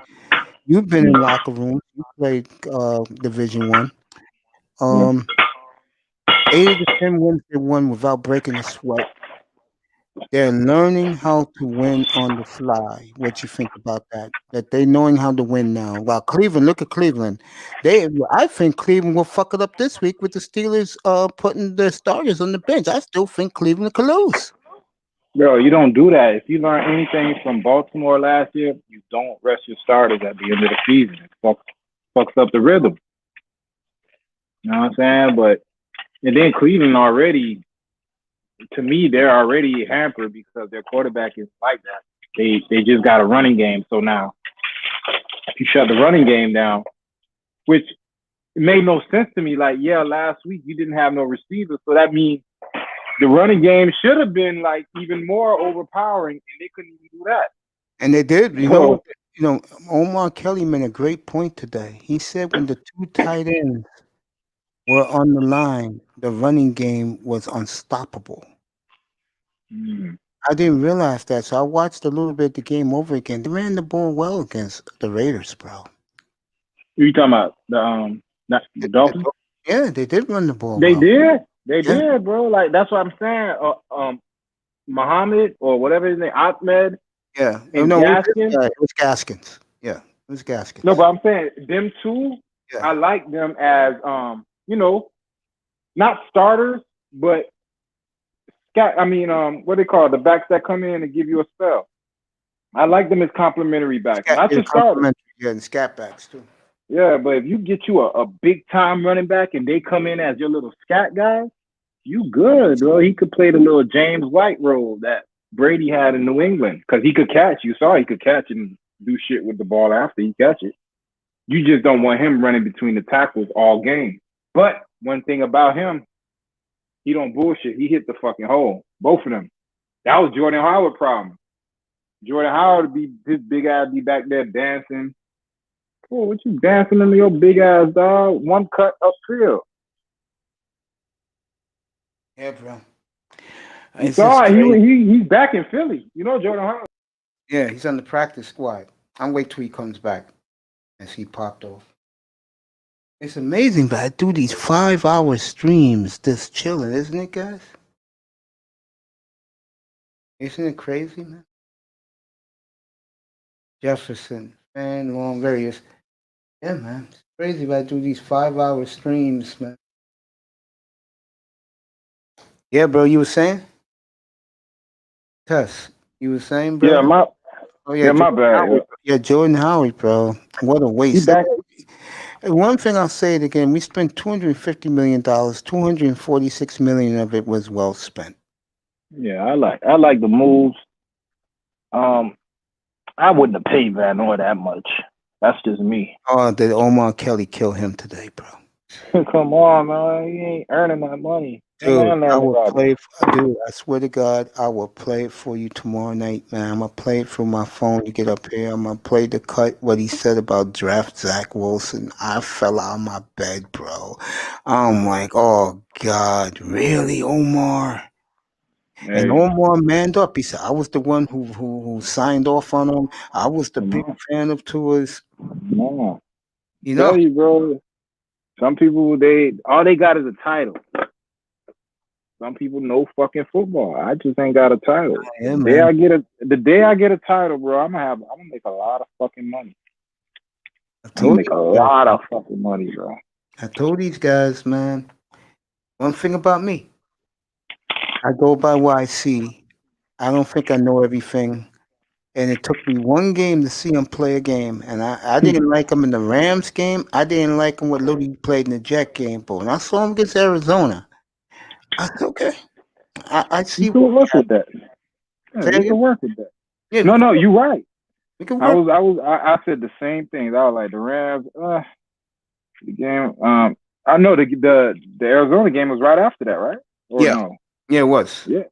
Okay, so when I saw the Arizona game, I was like, okay, you made a jump from your first game to this game. I'm thinking the sky's the limit. It was just gonna get better. Man, it got worse. It got worse, bro. He never took a step from that game. Bro, I told you what he is, and now he has a stigma on him.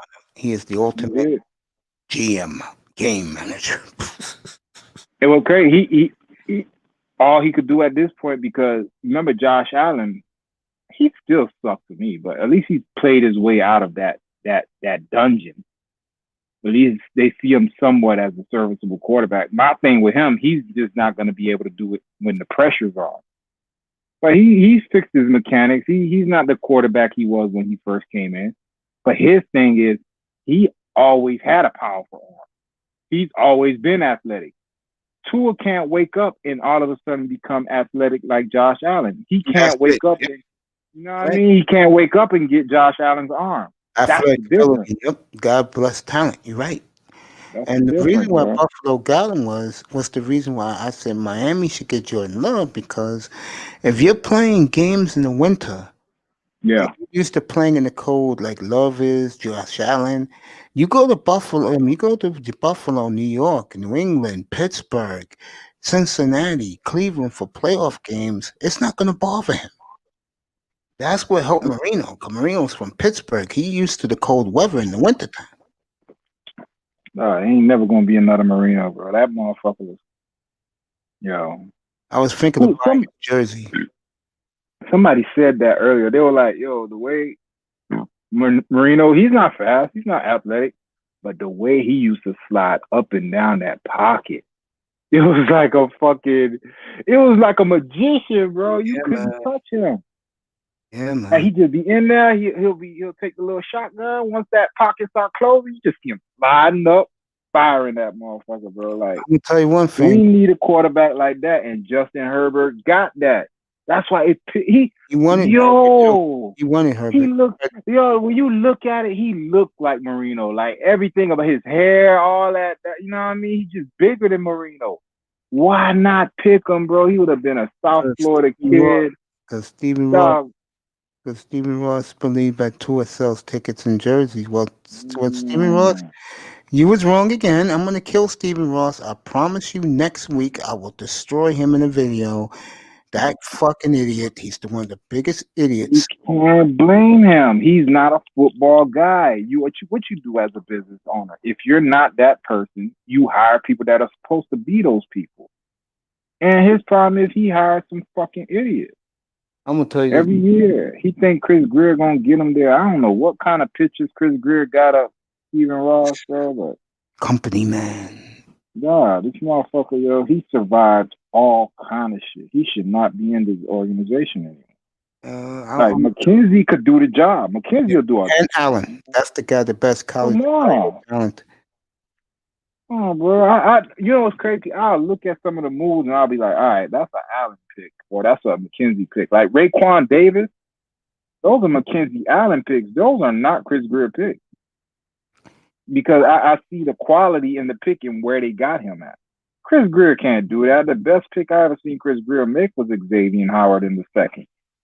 Other than that, he fucked over. I give that credit to Tannenbaum.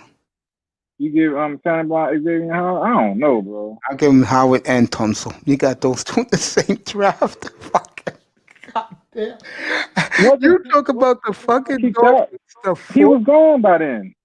Who? He was Tannenbaum. He was gone with he was there in 2016 when we got Xavier. We got rid of Tannenbaum after the year we took Minka because he didn't want to take. Ross wanted Lamar. He didn't want Lamar. He took Minka at 11. Tannenbaum? Yeah, he wanted Fitzpatrick. He wanted Minka Fitzpatrick. Yeah, he didn't want this guy. He didn't want Lamar Jackson. What a mistake that was, right? The owner did that. The owner got rid of his ass. Yeah, true story, bro. But like I said, we can win with this kid, but we have to give him more weapons, man. But again, and this is what pisses Dolphin fans off. He's not going to be throwing for 350, 400. He's not. No, you don't need all that. You just need a competent quarterback that can win you a game if we put the game on his shoulders. Like, 3 points in 3 quarters. 7 points in 3 quarters. You can't win with that shit. Come on, man. 3 fucking quarters, you only could put up 7 points? And the playoffs on the line? Come on, yo. Yeah, that makes no fucking sense. But I ain't even talking about him, bro. Like, the season is what it is. I'm talking about, moving forward. I'm gonna buy my last John Madden game this year coming up for one reason. 21? Yeah. I haven't played as the Dolphins in years, bro. And it's gonna feel good to play with that defense even better, bro. They said in the game he balled. They said Tua ball in the game. Yeah, I'm gonna be sick. No, forget Tua. I'll fucking play backup. I'll play Fitzpatrick. I'm thinking about my defense, bro. I like to play with a good defense in Madden, bro. I'll be. If you good, yeah, I'm pretty good. Okay, that's what I mean. I used to ball with the defense 2020. The defense everyone said was trash. I was balling with them. I just put people where I think they should have been. Yeah, because you played the game. That's why. Yeah, I used to have, I had my shit tight. Oh I man, was bro. running with them boys. Hey, Yeah, I didn't bro. know it was this late, man. I've been up and at 'em all Hey, day. let me ask you a question real quick. I We know good. you're gonna run. How was the No, great? no, we good. We good. Okay, we're good. Okay, so I'll ask you a question. How was the Moet and the Grey Goose on Christmas Eve? That shit was good as fuck, Yeah, man. you think I noticed that, bro? You had those two bars. Said my man's gonna get nice, bro. I got right, bro. I ate everything in the house. I ate everything. Bro. I got so fucking drunk. I was like, bro, I ate every fucking thing I saw in the house. Yeah, man. I mean, Okay, I need to stop doing that. I'll be drinking on an empty stomach. Like yesterday when I went to the strip, I wasn't even trying to go to the strip club. I was just like, man, I ain't been there all year. Let me yeah, see what's going on. yeah, I'm And I not. got a drink, but I ain't want to get the drink. But the bartender was just looking like, man, come on. And I drunk on an empty stomach. So all day yesterday, I was kind of fucked up. That's probably why I got hot too yesterday. I was drunk as fuck yesterday. I was drinking all day. I feel you, bro. I feel you. And I used to do that, and that's what's bad about it. I used to do that shit imagine waking up every day and hitting 3 or 4 strip clubs before 3 o'clock. Yeah, man. You know? Yesterday, I said Miami, bro. The beautiful thing about it, if you like women, bro, you like stripping, you like to chill. 8 o'clock in the morning to 6 a.m. in the morning. Miami's like that with their strip clubs. These guys on the panel couldn't believe it. I said, yes, Miami, bro. All day, nigga. I used to just get up when I wasn't doing shit, man. Just go sit in the strip club all day, play pool. You feel me? Especially if it's a day I knew it was gonna be a game or a fight coming on. Bro, you'll spend the whole fucking day in there, and by the time it's nighttime, like it's your club, bro. You've been in there all day. All the hoes know you. All the bartenders giving you by nighttime they giving you free drinks Yeah, if man, 'cause you you're if, gonna if you strip did it well. right. You Yeah, know what I man. mean? You're doing it right during the day. You good. Yeah, man. I told Dusty yesterday. I said, yo, yeah, when I used to go to my spot back in the day, bro, I tip the waitress as soon as I walk in the door. I asked my man, the guy who runs the joint, the manager. I said, who's my waitress? He says, it's Kiki. I said, good. Call Kiki over, give her a $50 bill. She said, I got you, Mace. I got you, baby boy. All day, all night, watching the games, bro, eating wings, bro, You drinking know, all. Yeah, go ahead. I just found out what a mace is. Which is? Isn't it that fucking bowling ball with the spikes come out of it? I guess so, but that wasn't the reason why I have my name, bro. You talking about the female mace? Mace a motherfucker in the face. Nah, man, not that Mace. Hells no. My Mace is a character in the TV show Airwolf, bro. Arrow. Yeah, man. Is it new? Yeah, man. I used to be an Airwolf fan, bro. So What the fuck is Arrow? Like, what is it on? Super Helicopter. It was back in the 80s. You wasn't born yet, man. Oh, okay. I Don't saw worry it. about it. It's way before your time, kid. Remember, you're the baby, bro. Little bro, I guess, went to bed. He was in here, bro.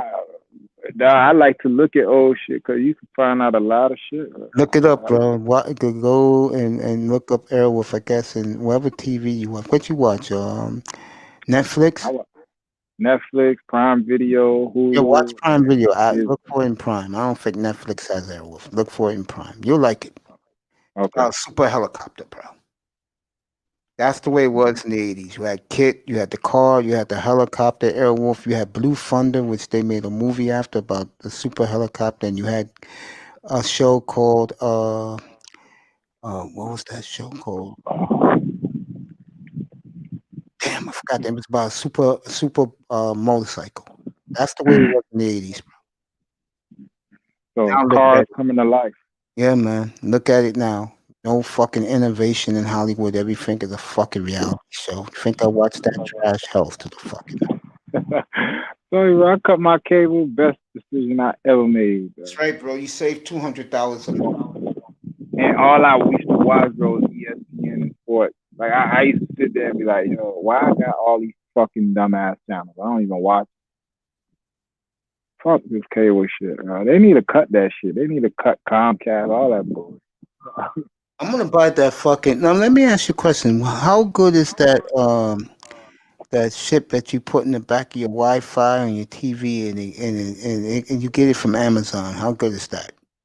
The Fire Stick, I sold mine. I had bought it, Yeah. and I was looking for somebody to unlock it because there's a way you could jailbreak it so you could watch all kind of shit. Yeah. And I just didn't have the patience, bro. Then I found out when I sold it, my neighbor knew how to do it. But I sold that motherfucker. But I'm good. Like I watch everything through my PS4. You feel me? I'm gonna reach out to John because he sells those shits for $75, and he knows how to jailbreak them. You don't even have to, bro. You just what are you talking about? The Fire Stick. Okay. Yeah, I'm gonna tell. He knows he sells them. I'm gonna tell him to jailbreak it, so I'll get everything, bro. Yeah, get all that shit, man. Get championship. It's so much shit. You know what I mean? Like, I just bounce around. Like I got my shows, I got series I watch. I got fucking. I'm always looking at something where I try to learn something every day. Either. That's it. No, the greatest things my dad ever taught me, son. Read more, because son, you don't know everything, and reading opens up the mind. Fresh. Put fat on your brain, bro. It's like anything else. Put some fat on your brain, bro. It gets your brain thinking, it gets it clicking. Even if it's anything, like what the fuck? I ain't no astronaut, but I study astrology. Really? Not like I'm into it, but bro, I know of it. You know what I mean? Like my thing is in life, you never want to be caught off guard, no matter what the subject. You feel me? At least have some type of knowledge on it, and that's what I pride myself on. I try to dibble and dabble in at least anything. You feel me? At least I can hold a conversation about something about it. That's why you with those. That's why you you only fuck with octane women, bro.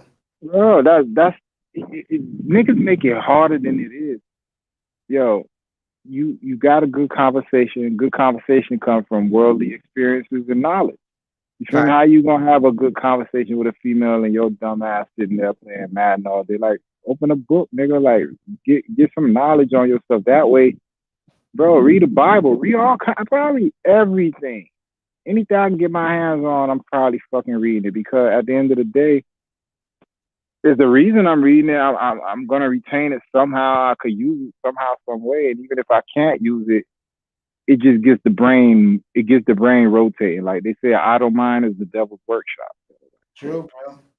You got to keep that motherfucker moving, bro, and then work out. When you work out, it opens up what the fucking endorphins and all that other crazy shit. Like all that shit helps, and then bitches ain't even a worry no more. Like you walking around glide. I be walking around like having conversations with people I ain't got no business talking to, but you know what I mean? Like I just carry something about me, bro. I just carry that with me everywhere I go. Facts, bro. And what it is your confidence comes from knowing that it'll be hard for somebody to make you look like a fool. Facts. You know what I mean? Like, bro, ain't no way a bitch could sit there and key and laugh, because I could. You know what I mean? Like, we could do that. We could if what we gotta do is insult each other, I can insult you, or I could be nice, or I could be funny, or I could be, you know what I'm saying, sarcastic. I could do all that shit with a bitch. You just gotta be able to, you know what I'm saying, maneuver. But keep your essence. Don't be jumping through her fucking hoops. Don't jump through nobody's hoops. Fuck a bitch. Don't overthink the room either. Yeah, just be you. Come in. Exactly. Vibe. If it ain't moving, it ain't moving. If it is, okay, cool. But don't go into that motherfucker with any type of expectations. Just, bro, live life, man. Yeah, what did you have yesterday, bro? About what? Food? When you was drinking, bro, at the strip club, what was your cocktail, bro? Nah, I got a what's it called? What's that shit called? 7-7. Top Shelf, whatever. Top Shelf, Long Island. Okay. You know what I'm saying? Get something real quick. That way, I can still maneuver throughout the day. Sometimes that Top Shelf fuck you up. That one Top Shelf without anything in your stomach.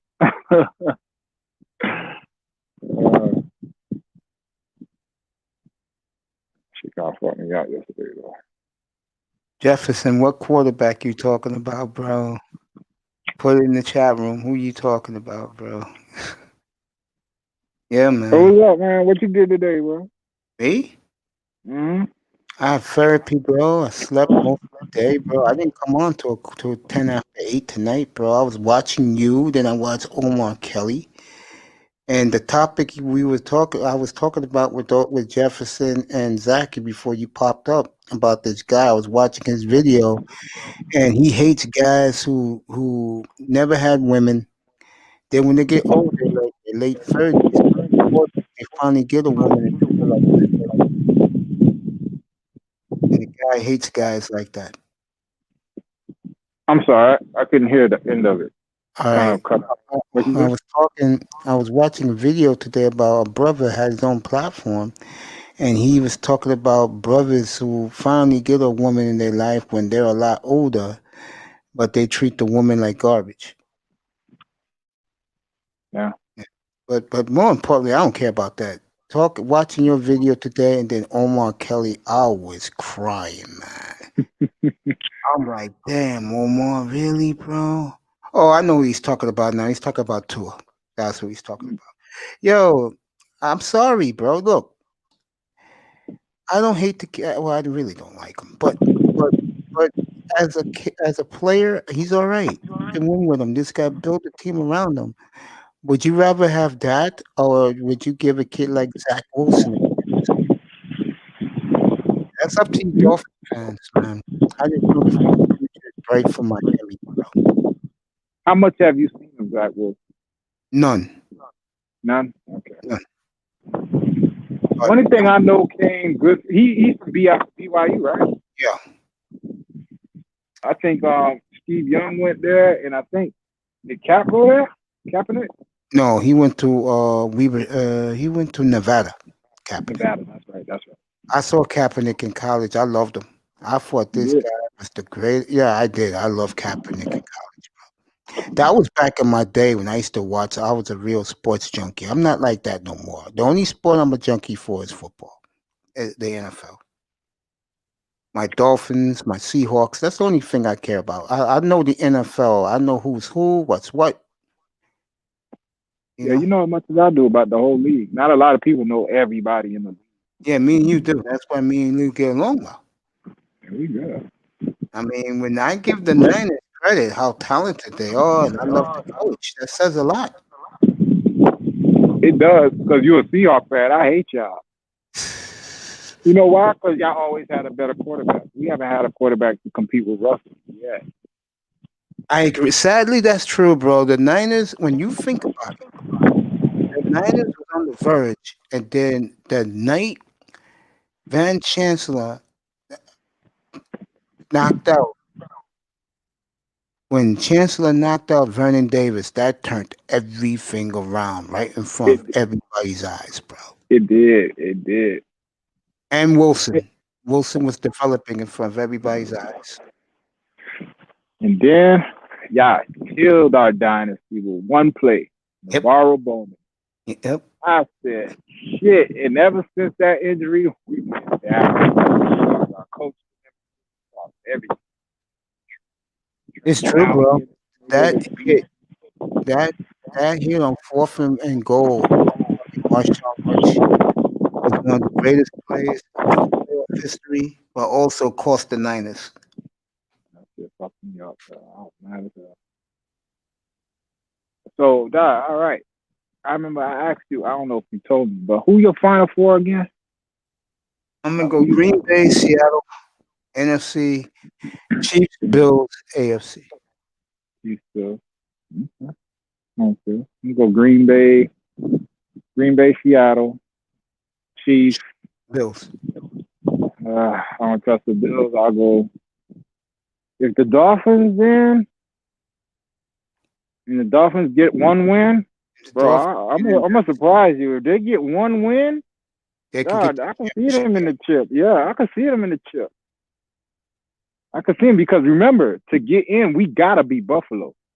Yep. And then we would have to beat Buffalo again, right? We would have to play them again. Yeah. Bro, if we beat them once, we could beat them again. Back to back. I think Yeah. we got the team to beat them because we could rattle fucking Josh Allen. Or if Buffalo beats us Mm-hmm.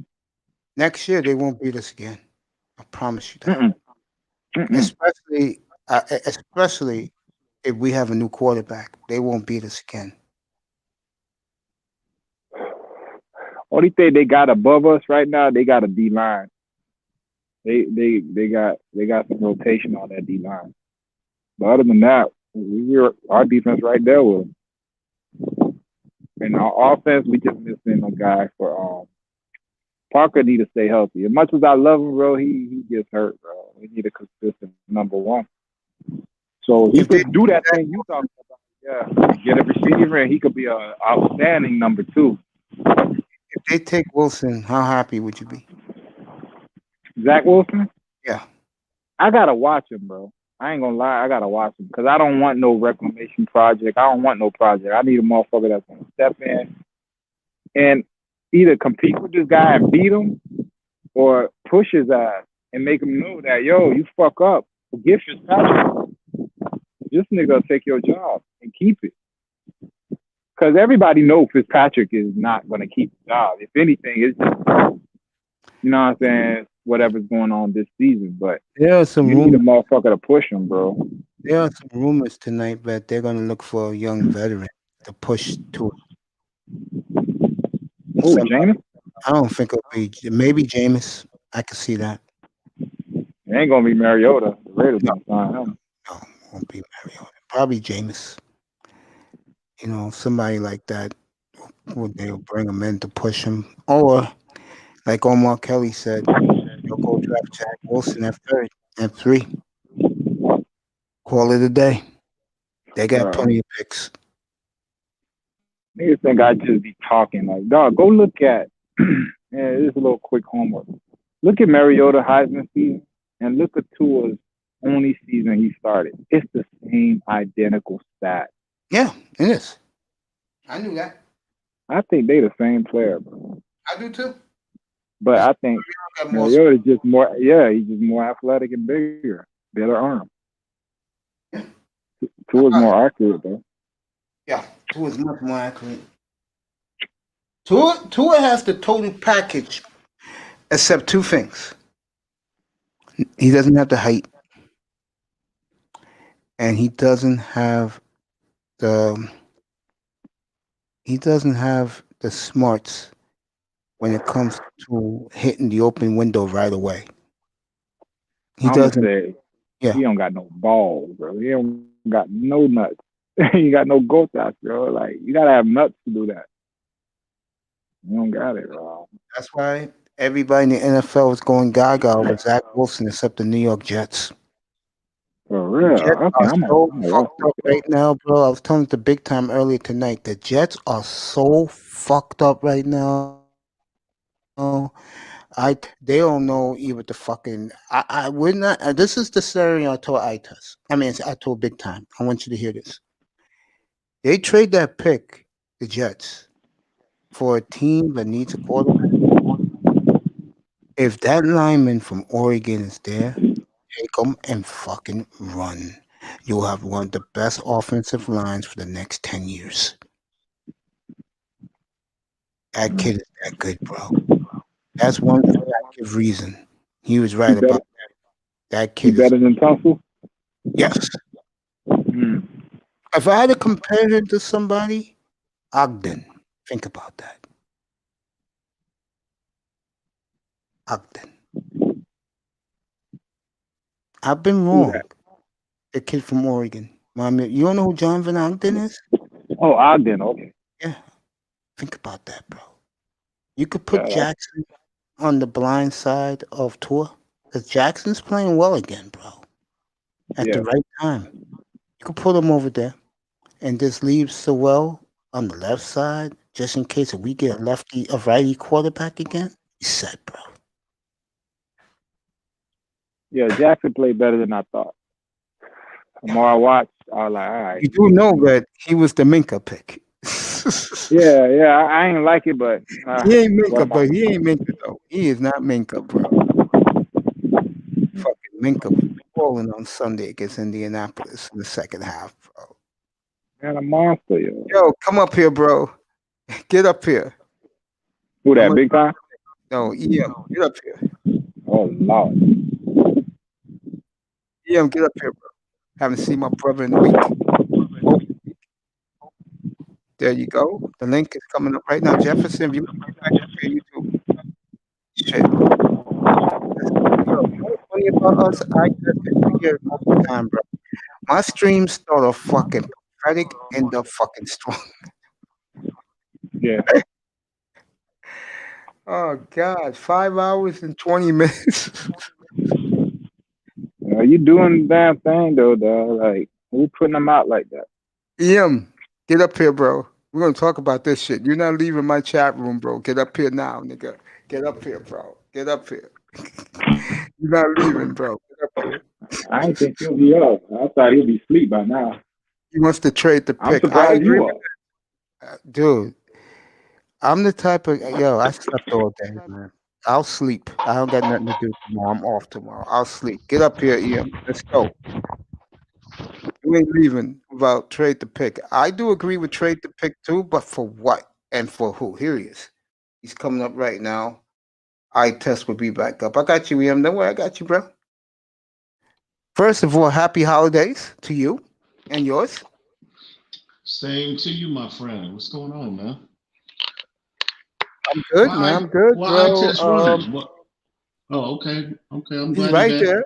He's right there. Okay. What's up? Yeah, I ain't running, bro. I just wanted to make sure. I just wanted to make sure.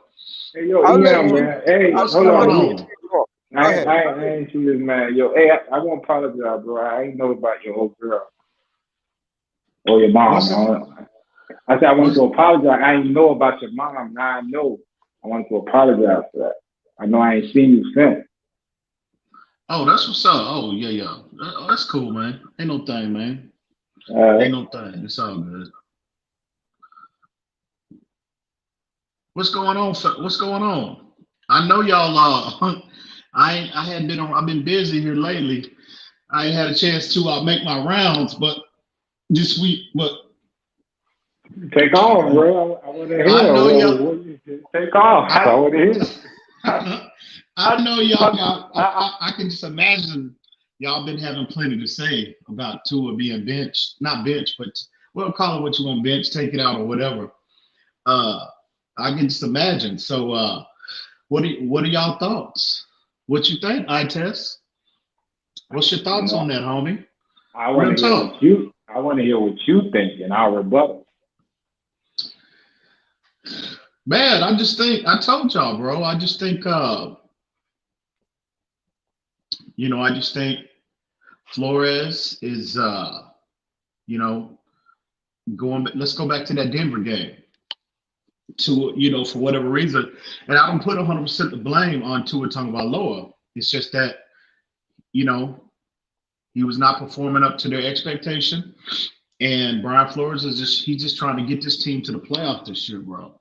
And they're trying to develop a young quarterback on the fly and trying to do it at the same time. So far, it's been working.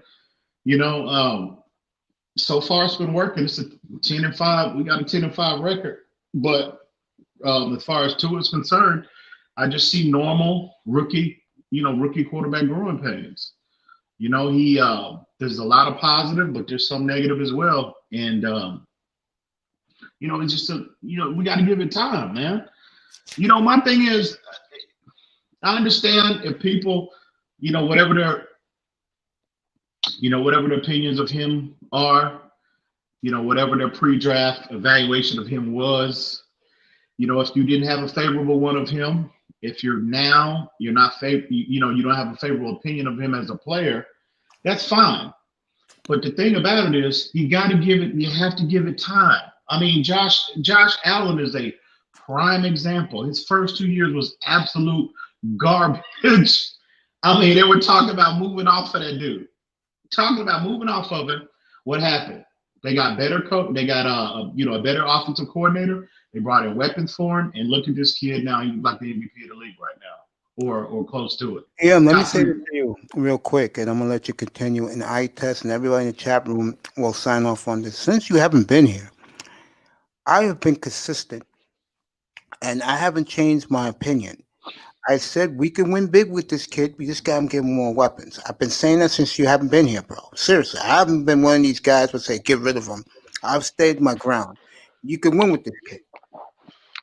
Go ahead. Yeah, that's what's up. I mean, I think we can win. You know, my opinion of him. Big You with know, this kid. Big. my opinion of Tua as a player has not changed a bit. You know, I think a lot of why people are somewhat down on him again is because of what's how good Justin Herbert has looked, and it's not taking none away from Herbert, but at the end of the day, man, we gotta let it play out. You look at you go back to that draft, Andrew Luck and all that Andrew Luck draft when Robert Griffin III, Tannehill, Russell Wilson, all of them came out. Andrew Luck was the most hyped guy, right? But what happened the first year? Robert Griffin III is the one that won Rookie of the Year and was talking about he was going to be this and he's going to be he was better than Andrew Luck, the whole nine. So I'm just saying to the fans that are critical to it, you have to give the man. Can he get a year under his belt? That's all I've been asking people. Can he get a year? I mean, Josh Rosen got a year. Josh Allen got 3.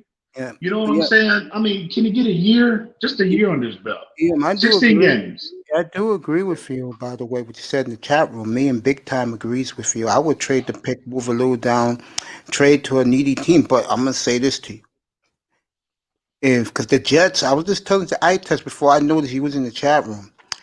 The Jets are so effed up right now up here, bro. They may seriously trade out the pick, bro. Seriously. They're so effed up, bro. The players hate the fans, believe it or not, here, because the fans wanted them to lose. And this is a serious story up here, bro. And now the front office is so effed up, bro. They may trade out the pick completely. If the Eagles offer them wins, they'll do it for the second pick. That's how effed up the Jets are right now, bro. But my point is to you, they trade down a little, and the team goes up and gets Zach Wilson or the kid from Ohio State. How quick would you run that card up at 3 and take the offensive tackle from Oregon, bro? I mean, I get why everybody's so high on him. That kid's talent, his tape is ridiculous. I get it. I understand the infatuation, but I'm just telling you this.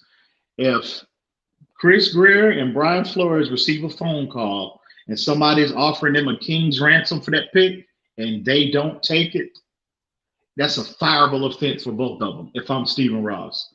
Because think about this for a minute. We have a 10-6 record, right? 10-5 record right now. If we lose in Buffalo, we'll have a 10-6 record. Okay. We've got a 10-6 record without Panay Sewell. You know what I'm saying? So I'm not saying the kid wouldn't make this line better, but but do you have to have that kid to make you really a Super Bowl team? I beg to differ. That's just not relative to him, but just one player. I would rather trade down, okay?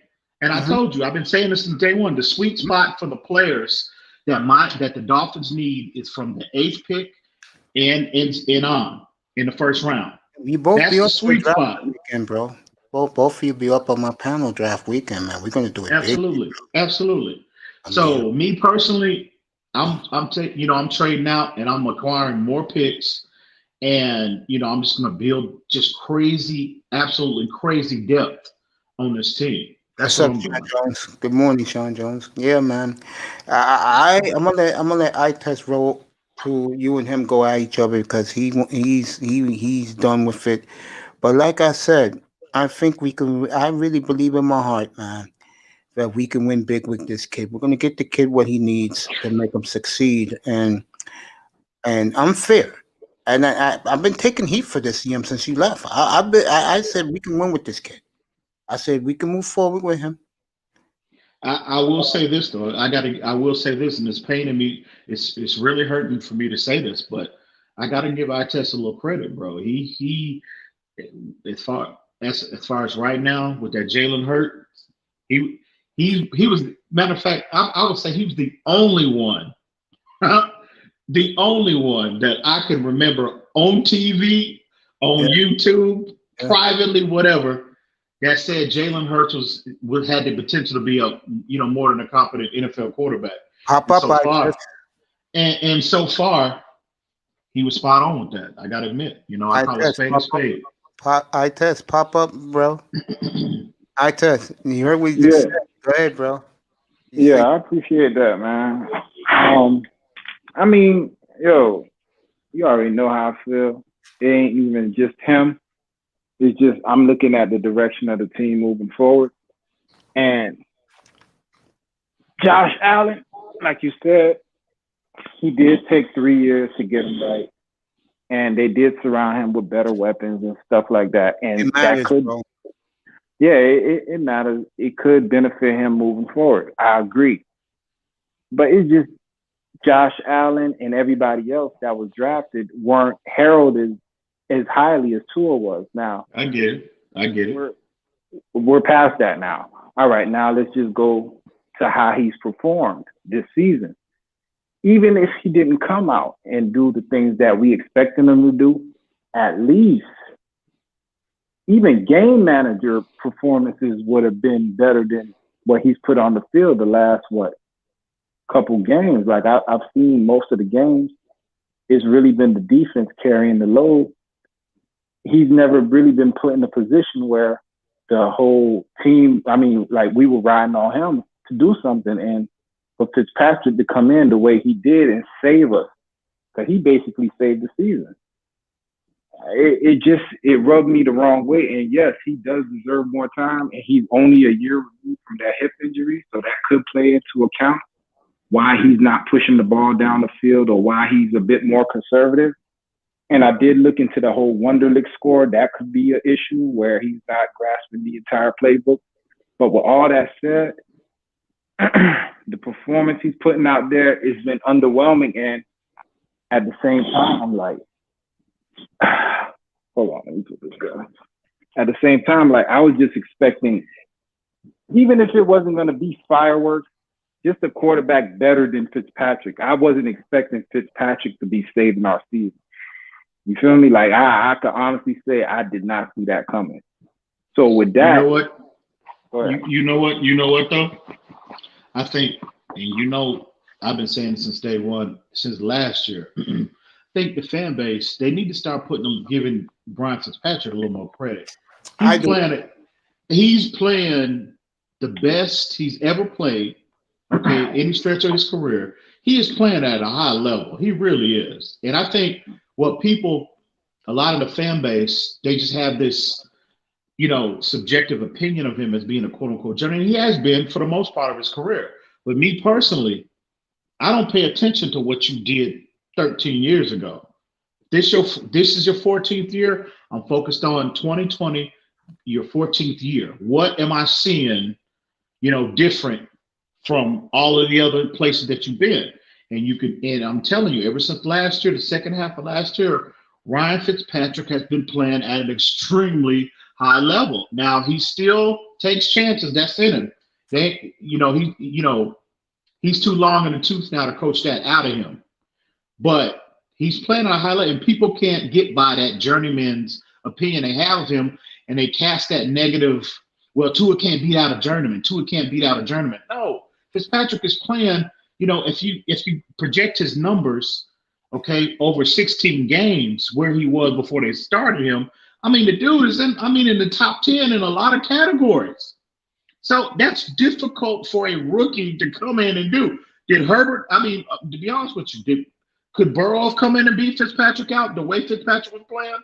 If you just want to go by numbers, I beg to differ. Maybe Herbert, but Tua, it's just a difficult thing to do. And I think people, they're just looking at, oh, he was a journeyman, he was this, and they're not focused on how well Fitz is playing this year. And I think they're casting that negative cloud over Tua. And that's, it's fine. But the thing is, you just have to let it play out. We'll see. Let Tua get 16 games. Let him get a year. Let him get 2 years. And we'll have this. I don't think we're going to be having this conversation. I think Tua is going to perform. He's going to perform up to expectations with the Dolphins. I am convinced of it. Just got to let it play out. Let me counter that, and then I'm gonna let you go. Because let me say something. I'm gonna add to that.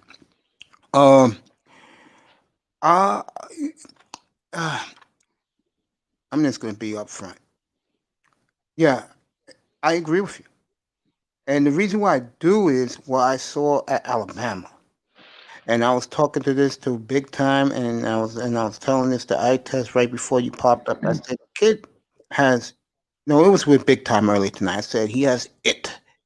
And that's what the coach loves about him. And he has it. Unfortunately, his it is gonna be they was talking about this. I forgot who was talking about this. Was it Kelly? It was Kelly. Yeah, he said that the coach is going to stand by him, and I'm going to play something tomorrow. I may play it in a few minutes. Let you guys hear what Omar Kelly said, which took me aback. I test this right before you popped up. I noticed he was in the chat room. He thinks they should go for Zach Wilson at 3. Omar Kelly said that? Yeah, I'll play it for you. Yeah, I'm gonna find it. I'll play it for you in a few minutes. Yeah. And play for both of you, yeah. Okay. He said that he's one of the big. He said he was the one who signed off on Tua. He was in love with Tua, but he said what he's been seeing. He said Dolphins. If Zach Wilson's at 3, he said take him. Go get it. I'm gonna play it for both of you in a couple of seconds. Yeah. When did he say that on the show? Yeah. Or X's and Omar today. X's right Omar. before I came up. Man, Yeah. and I didn't hear. Well, I caught the second. I didn't watch the whole show. Yeah, I'm gonna caught get the last part Let me of it. go get it. I'm gonna find it, and then I'm gonna play it for both of you guys. I will say this: that kid is talented, though. Zach Wilson. Yeah, You like him? yeah. The kid's talented. I'm taking your word for it. I haven't seen him. I never seen the kid play.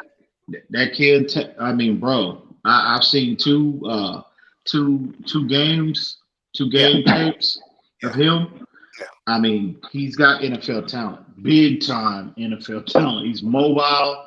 I mean, off platform throws, big arm. But take him at 3. That's ridiculous. Me personally, Yeah. no, you don't do that. Dude, you know what you do then, bro? Let's picks the well. That pick, if someone wants him that bad, trade out and get a king's ransom, including a number 1 next year. I can't believe Omar Kelly said that, bro. I'm gonna go get it right now. Give me a second. That's They jumping ship, bro. They starting to jump ship. And that's fine, What's up, fine. Church? Come on up, Church. I respect that, bro. Like some people, they gon', ride it out. So I respect that about it. When I talk about this guy, bro, like I look at it from a bunch of different angles. But one of the main angles I look at it from is a player's perspective. And again, bro, I played, and I wasn't just like some regular. You know what I'm saying? I really know how to play ball, bro. So one thing about ballers, you feel me? We know other ballers. Like we know who could ball. It don't take you but a few seconds to see the guy on the field or to watch his tape and be like, okay, dog different. You feel me? So I never got that with him. You feel me? From day one, I remember watching the national championship game, even when he threw the touchdown to Devin Smith. I was like, all right, cool.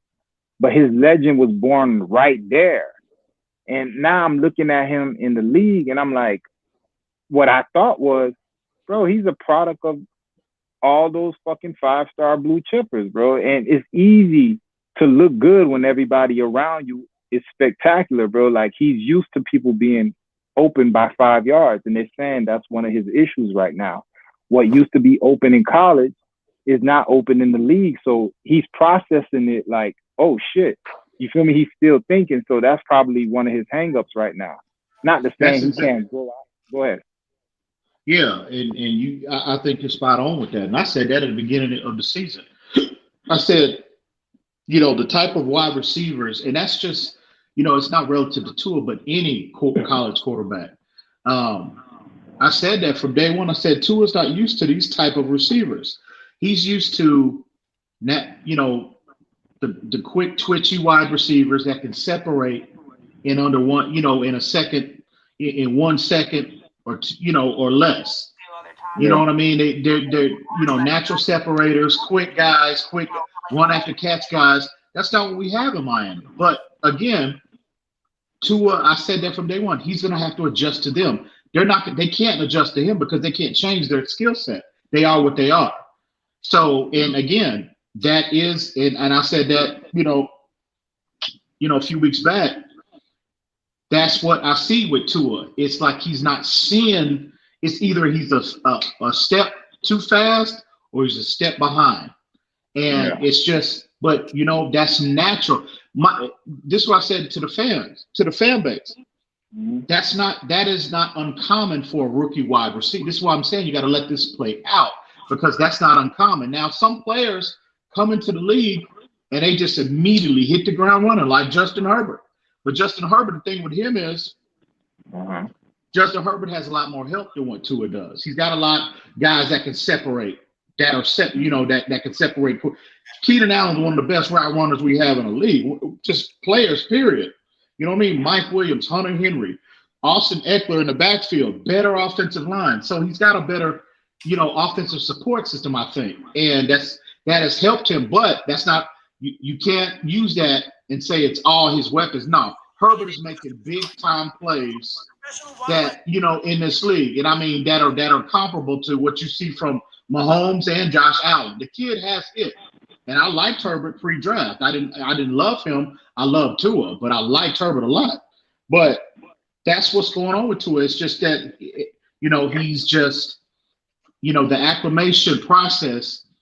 There's a delay there. It's not. I wouldn't say it's just not consistent enough at this point. But again, the kid is a rookie.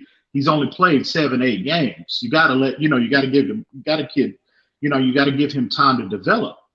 So I get that part, but bro, again, first impressions matter, bro. And whether he was winning or losing, you could have seen like flashes. We didn't see flashes except for Arizona. Arizona was the one and only game you could say, I saw him like doing some things that looks like a franchise quarterback. Other than that, it's been nothing. And you're talking about adjusting.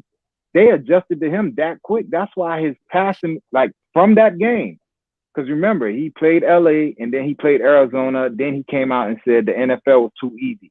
From that very game, all his stats have dwindled, and he's been pulled out of 2 games. You feel me? Like the NFL adjusted to the rollout and his little passes that quick. The Kansas City game. I thought the Kansas City game was his best game. But look at it. When did he score? It was in the fourth quarter. It was like 13 minutes left in the fourth. How about the other 3 quarters? Like when the team. Go ahead. Yeah, like when a team is in, when they have a lead like that, 30-10, fourth quarter, 13 minutes left, they're not playing the same exact defense right now. They're not going to play prevent, but they're going to play a quarters cover 2 type defense just to keep everything in front of them and make you drive the entirety of the field. So the coverage was a bit lax when Tua took off in the fourth quarter. He did make some nice throws. At the Sicky throw, that was a very nice throw. But if he was really like rolling, like, you know what I'm saying? If he was really the quarterback that you thought he was, it wouldn't have took him an entire fourth quarter to get going. And I only say that because Justin Herbert's first start was against Kansas City, and it came within a moment's notice. Like he got told he was starting like right then and there. No preparation, no nothing. He didn't even know anything. So first impressions to me matter. And the fact that this guy's had all these weeks and his progression he hasn't progressed. He's regressed throughout the season. Well, let's go back to the Kansas City game. No. That's not true, bro. When they threw, that's why I said I thought Tua saw his full potential in that game, in my opinion. Because first off, Steve Spagnuolo is a defensive coordinator from the Kansas City Chiefs. Is one of the best in the business as far as a coordinator is concerned. And they threw everything at him. I mean, from pressure to, zone and pressure, zone, man, zero coverage. They threw everything at him. And he took it and didn't even flinch. But again, that's what I mean by flashing. He's flashed at different portions of the season as far as the games he's played. He's flashed. He's giving you enough sample size for Brian Flores to continue to go back to him. Flores is just not doing that just to be doing it. One thing about this coach that we know, he is about winning. Who gives us the best chance to win? And he is consistently he's pulled him twice, and immediately when he's asked after the game in his Zoom session after the game, Tua gives us the best chance to win. Flores would not be doing that if he didn't have the utmost of confidence in this kid's potential. So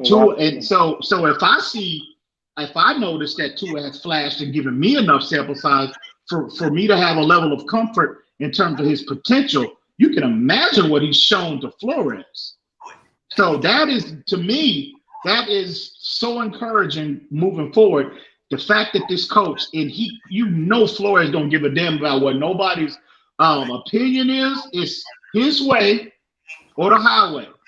And for him to continuously go back to this kid immediately, nope, he's my starter, gives me the best chance to win. That brings a high level of comfort for me. All right, let me just answer that real quick, Nate. Or it could be looked like this. It could be looked at as Flores is like, yo, this has always been an audition for this kid. So I pulled him. We won the game. I'm going to put his ass back out there. So there's no shadow of a doubt that we need to get someone else, because I've put him out there every single time, and every performance has been underwhelming, and we just had Fitzpatrick pull us out of a game. So I'm going to make sure that all the people who support this guy don't say that, oh, I was messing with his confidence, I pulled him out of the game, then I didn't start him. Nah, I pulled him out the game. We won. I'm going to put him right back in there, so that if it continues to look that way, y'all can all go back and look at the film and be like, bro, he has a point why he's drafting another quarterback or why he's going into another direction, because he gave him every single opportunity he could. He didn't mess with his head. He wasn't doing the Carson Wentz where it was a coin toss to see if he was going to be the starter or not. No, you're the starter. Your play dictates if you finish the game. You feel me? So he's not going to give nobody in the media, Tua, his supporters, an excuse to be like, oh, you messed with his confidence. No, he wasn't playing well. Yeah, everyone in the world saw it. The playoffs was on the line. I pulled him. And when y'all come back to me talking about, is it a quarterback? No, he's a starter. He's going to play. And if he gets pulled again, it will be because of his play. Nice. I love you, baby. Cooler's on. Go to DJ Cooler's on. He's giving him enough rope to hang himself. That's how I look at it. Guys, you ready? This is Omar Kelly today. Here you go. You have to, when Fitzpatrick's coming in there and he's down 2 scores in the fourth quarter, you're going to be throwing the ball downfield, right? And so, there's different game plans because in some sense, there are different levels of quarterback and there are different styles of quarterback. In other sense, it's the game dictating it. I mean, people have to understand, we watch practice. We don't this year, but we watch practice, and there's generally a 2-minute drill every week in practice. And, they're put at the 20 and they're given a score situation and scenario, and they put 3 minutes and 32 seconds on the clock. And the coaches see who can do it and who can't do it, and who performs at a high level when the pressure's up and who doesn't perform at a high level. It's very clear and obvious that Fitzpatrick does well during that drill. I've seen him do well for 2 years during that drill. He is amazing at it. Probably the best, better than Chad Pennington. Don't worry, it's coming. I have not seen Tua's practice in it, but when I did see it in training camp, wasn't that great. Now, he's just learning the offense, and he wasn't working with the best weaponry. He was actually working with the weaponry he's working with now. But I'm sorry, it's apples and oranges. And that explains why Brian Flores generally pulls Tua when he needs to score quickly and execute in a hurry up. They watch it in practice. They know who excels at it. It's Fitzpatrick. Do you think they erred not playing Fitzpatrick this year, Omar? I've always said, and I still stand by this, that if you want to make the playoffs, Fitzpatrick is your quarterback. Okay, that we've gone over that. That wasn't. Really... I mean, we're generally saying the same thing, but you convinced me that Tua, this is about the franchise and the franchise's development. Do I personally think benching Tua now and starting Fitzpatrick will stunt Tua's growth? I don't. But I think he needs for his continued growth, he needs this opportunity, because you don't want that stigma of, oh, you can't start against the Bills because the stakes are too high.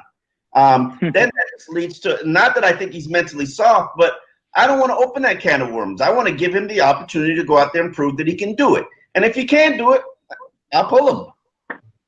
And if he gets pulled, you got a big question in the first week of the offseason, what you're going to do with that number 3 draft pick. We'll get into that later, I'm sure, but you got to have an honest conversation inside the franchise. So. I don't need an honest conversation. I already know what I'm drafting a quarterback in the first 3 rounds.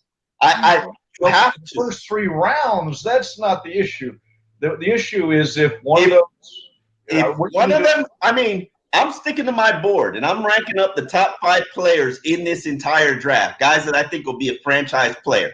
And if one of those top 5 players just so happens to be a quarterback, oh, well, I love Tua.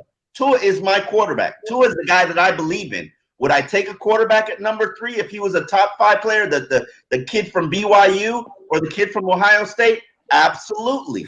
I'm not scared of having quarterbacks compete, and I don't understand why people in the NFL, it's like they're traumatized by, we can't have quarterbacks compete. Even when he said that, it was one week where I forget, something happened, and the ESPN said, the Dolphins need to put Tua out there because they need to figure out whether or not they need to select another quarterback. And Brian Flores got his panties in a bunch and was very bothered by this because I believe in Tua. I'm convicted to Tua. I don't know where this stuff comes out. I believe in Tua. I'm sorry, but you should be drafting a quarterback early in the 2021 draft because 1, Tua hasn't proven anything. 2, Tua is fragile. And 3, there's no guarantee that Ryan Fitzpatrick comes back here. There you go. Okay, when you put it in, you had to put that in context, bro. It wasn't. Well, I should say this. I immediately thought when you said that he made that statement, I was thinking he was coming from the perspective of, well, there's extreme doubt on whether Tua can be the long-term solution. No, he's coming. He just said it was fragile. No. I'll play it again. He said the kid was fragile. Hang on. I'm talking about from a skill standpoint, not health. He said he hasn't proven anything. He said he hasn't proven anything. There you go, bro. Well, yeah, and really, you don't draft a quarterback if your quarterback that you have now is proven that he could be the guy moving forward. So the fact that they're even thinking about it means, I don't know about this guy. But did you hear supporters, bro? He was begging for Tua to come. Let me say, I'm gonna say it one more time. Hang on real quick. Yeah, I'm gonna give it to you in a second. I'm gonna say it one more time. My point of view. We can win with this kid. He just needs more weapons. Go ahead, Ian. He said, what did he say? I haven't seen all of Tua's practices. That's what he said. So proving to him and proving to Brian Flores are 2 totally different things. So Omar Kelly, he's just giving his opinion. Everything is coming from his perspective, but his perspective is what the gospel is. Brian Flores' perspective is. So again, Omar Kelly could be anybody saying, well, there's, I heard Mike Tannenbaum this morning, and he already put that out there in the universe. He said that if Justin Fields performs well in these next 2 games, he'll be in play for Miami at 3 as well. Well, okay, whatever. But they're already selling this narrative. And again, not Omar Kelly, but Mike Tannenbaum didn't want to in the first place. He wanted Herbert, and he got one pick right finally in his 20-year career of player evaluations. He got one pick right. You know what I mean? So at the end of the day, it's all about what Brian Flores says. And I'm telling you, you mean to tell me, again, this is about winning. You mean to tell me that Brian Flores, if he did not have confidence in this kid's ability in 2020, in the midst of a division playoff race, if he didn't have just to throw him out there, just to be throwing him out there, so there would be no questions asked to no, that's not how that dude is wired. He's not throwing him out there just to throw him out there. You have a top 3 pick. You have to know if this guy is it or not. You're in a position that most teams don't find themselves in. They have a good enough team to make the playoffs, and they have the draft capital that a team that's good shouldn't have. So they're in a position that doesn't happen. A team that good shouldn't have a top 3 pick. So you have to explore the options, especially if the pick that you had last year isn't turning out to be what you thought it was, and the guy that was picked after them is turning out to be everything that you wanted. So you have to explore those options, and you can't do that if Tua's on the bench. You have to put him out there and show his work and see if he can overcome it. If we were in a situation like last year, okay, I'll be more inclined to somewhat agree with you. But you saw what happened with Josh Rosen. They gave him the keys to the franchise. The first 3 games, and they were like, that's enough. And went to Fitzpatrick. Because he gave them the best chance he said, according to him, he gives us the best chance to win. But with Tua, Brian Flores is not wired that way. In my opinion, he truly believes in this kid's potential, his upside. He is convinced of it. The fact that he would put him out there in a situation where everything is on the line. And at the end of the day, Flores has to start winning games. I said that at the beginning of the year. Last year was the honeymoon. He got a red shirt year. No. Now expectations are upon us. $250 million you spend in free agency. And with this draft, and you had, I don't know how many picks they had this past draft, but damn, no, expectations are here. And every coach gets paid to put a winning product on the field, no matter what it looks like. So the fact that all of this has been on the line, and that if he didn't have confidence in this kid that he can win with him, Tua would not be out there. And he would not, because he pulled Josh Rosen. Did he go back to Josh Rosen? Absolutely not. Absolutely all right, this year, everyone know we're ahead of schedule. So everything that he's getting this year is icing on the cake. You feel me? And the fact that he's in a playoff race, he got to go for it. And if, like you said, Tua gave him the best chance to win, and his job is on the line, like you just said, why did he turn to Fitzpatrick when the season was on the line? You feel me? Like what you're saying don't make sense, because if he really believed in Tua like that, he would have just rolled it all the way out. He would have even thought of Fitzpatrick coming in. He would have just said, Let me ask you this. Go ahead. Let me ask you this. You played the game. Mm-hmm. If you're not performing up to expectations, if you out there, you play cornerback. I play receiver. Receiver. Okay, if you play cornerback, you out there getting absolutely barbecued. I don't care who you are. You getting toasted. Your coach is going to pull you and put somebody in there that he feels can do a better job. Flores would do the same thing. And so the only thing as far as Tua getting pulled is he was not performing up to expectation. And I love that about this coach. What coach that you know in modern history that I know of would pull your franchise quarterback like this? You know what that does? That creates a sense of urgency, not only with Tua, but 1 through 53. You either perform, or I'm gonna get your behind out of here, and I'm gonna get somebody up here that will perform. That's Bill Parcells, that is Bill Belichick, and that is Brian Flores. And that is not, I don't know where this unwritten rule when it was established in the NFL to where you can't pull a quarterback if he's not performing up to expectation. That's the only position throughout on the team that you cannot pull due to bad play. That rule is ridiculous. So I love the fact that he pulls him. That should be, again, he's sending a message to this team. Get it done. If you don't, I'll get somebody in here that will. And I love it. You know why it doesn't happen like that? My bad. Because it doesn't show what's the word I'm looking for? It doesn't show a steady a steady progression. Not that, but when you're confidence, not even confidence, but because when you're all right, let's just look at it in life. If you say, all right, I'm gonna do this and I will never do that, but then you wishy-washy, it shows that you're not settled. Like that position, you don't have any conviction. You don't have any conviction of your decision. You don't have conviction. There you go. So when you don't have conviction and you're swapping quarterbacks in and out, it looks bad on your team, because remember, throughout the week, that quarterback has been taking reps with the first team all week. You feel me? Like that second team, that second stringer, he's just been scout team, second team defense. He's just been giving us a look.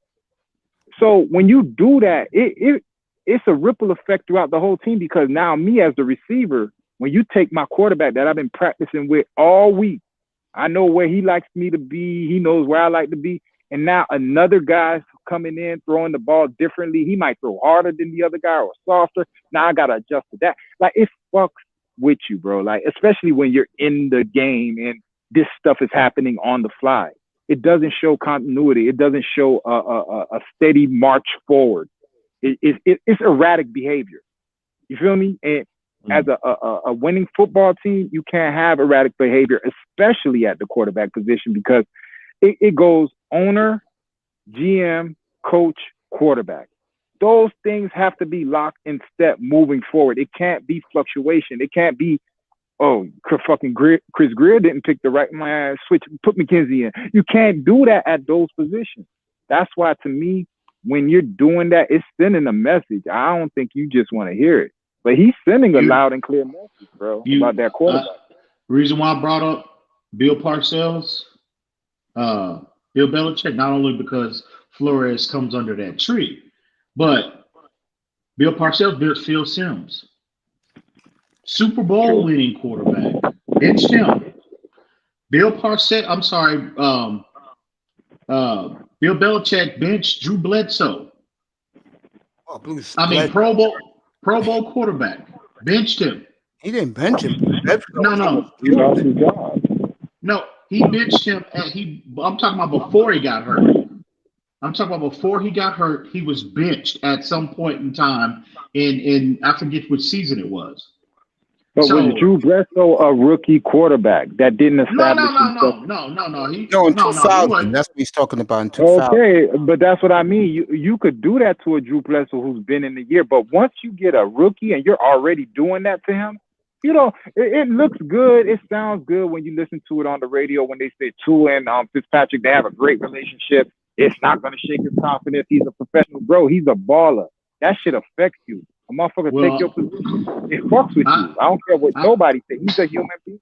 Let me say this. Well, I know this. If Tua can't and won't bounce back from a situation like that, in which he did the first time, we just have to see. We got to wait and see what it looks like on Sunday. If they make the playoff, but if Tua was not able to handle that and bounce back, well, they obviously made the wrong pick at number 5. They obviously did. All right, I agree. That makes sense. I'll say this. I don't think, matter of fact, I will go on the limb and say that they won't pick a quarterback at 3. I think they will trade the pick unless that kid Sewell is there. I think if Sewell's there, they'll rush the card up, because that will give the quarterback a fortress offensive line for the next 10 years. That said, I will be taken aback if they did take a Zach Wilson. Even I will be taken aback, because I'll be like, God damn. You fucking Okay. taking a quarterback this high where you could have traded down and got some needs for got picked But number you, 1 2022, bro. here's the And thing. Here's the thing, Mace.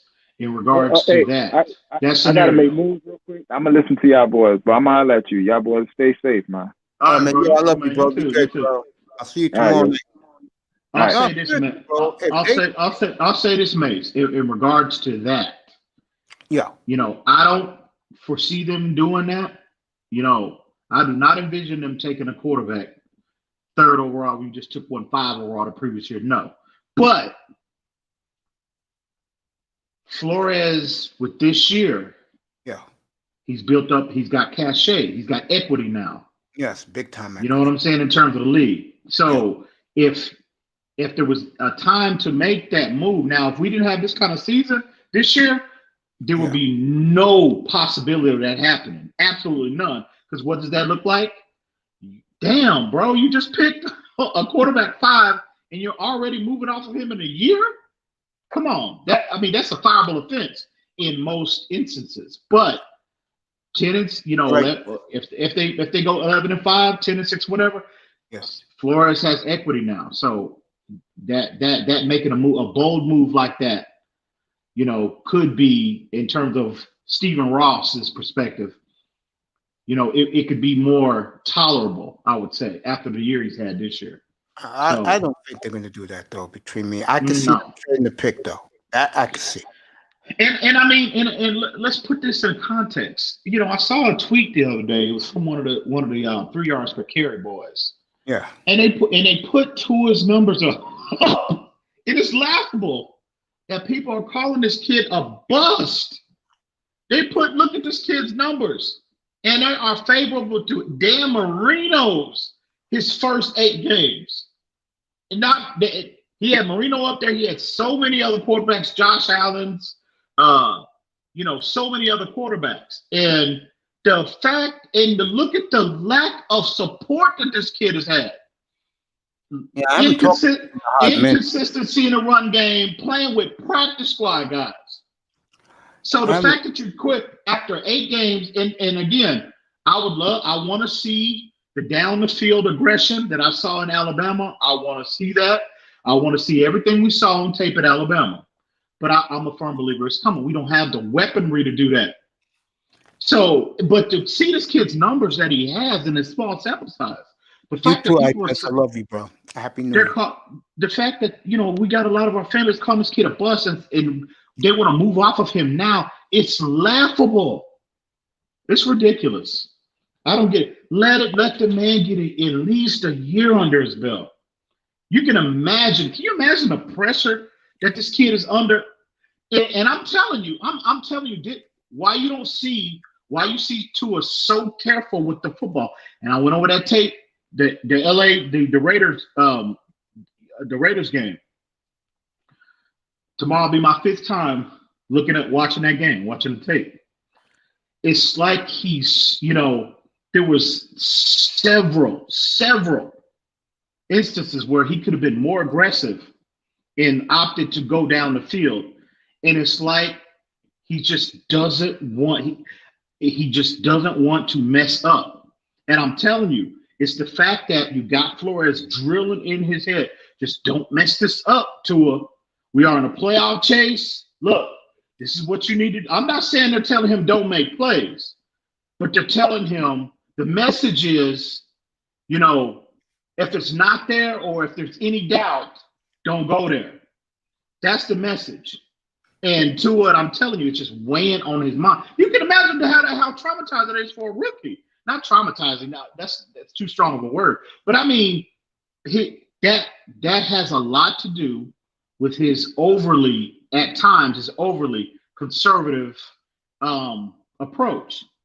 And again, you can't knock it because we're winning. The formula is winning. And I'm telling you, Tua is just like, I just don't want to mess this up. You know, a lot of that, I'm telling you, that's the only explanation I can see, because we've seen the dude push the ball. Tua is one of the most aggressive down the field passers college football has ever seen. Wow, you just don't lose that overnight. You know what I mean? So why else would he? What's the explanation I get that, mentally, he has to figure out and learn faster what the defense is giving him the looks pre and post snap. I understand that.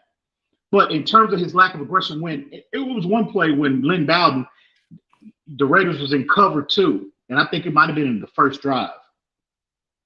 The Raiders were in cover 2, and Lynn Bowden had just split the safeties. I mean, he was just, if Tua would have just stayed put and just waited a second longer, that probably would have been a touchdown. And it's like, and I know he saw it. It looks like he saw it. It's like he's like, but he just, he pulls the ball down and he just, he ran for like 2 or 3 yards. But I think a lot of it, I think that in addition to all the other issues that are normally a rookie quarterback has to deal with in the midst of a playoff chase. Can you imagine the pressure? And this is it'll be different. It'll be somewhat different if this was Brian Flores' third playoff race or fourth. This is his first playoff opportunity. So he is under immense pressure as well. So, and he's just relaying that to Tua. Everybody knows the stakes. Everybody knows that. And I'm just telling you, this kid is just you can imagine, people are not taking that into account. This kid is under immense pressure, and I think he's performed well enough. Now, there's things on tape that he obviously needs to clean up. He's not a finished product. It's impossible. He won't be a finished product, no time soon. But he's done a lot of positive as well to give you encouragement, in terms of Tua being a long-term solution. So again, we just all as fans, bro, we just got to let this play out, Mace. Come on, just let the kid learn. Hey, I said, I'm going to say it again like a broken record. He will be a lot better next year with a lot of talent around him to help him. And they are going to load up. The level of aggression we saw, like the fact that they have 10 wins under their belt now, they are going to look the same aggression we saw last offseason. The same level of aggression will be applied to this offseason. So they loading up. You already know what's coming. Yeah, so I'm telling you.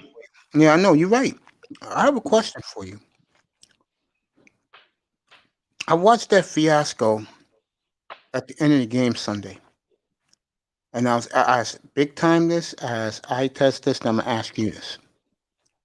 The difference between us and the Browns is this. We have Brian Flores as coach to have Kevin Stefanski. Now, you're wondering where I'm going with this. I said this earlier this year to a Browns fan up here. And I told him Kevin Stefanski comes from the Vikings. There was no winning pedigree there. Our coach comes from New England. There is winning pedigree there. 8 of our 10 wins, we won very comfortable. And that doesn't happen in Dolphin universe in years. Browns have had some blowouts against some marquee teams. But in the biggest moment in that franchise's history in a long time, they had a chance to just win a game against a 1-14 team. And they spit the bit, and Baker fumbled the ball. 2 questions. I mean, one and 1A. One is this: if we switch coaches, we'd be 5-10 right now with Kevin Stefanski.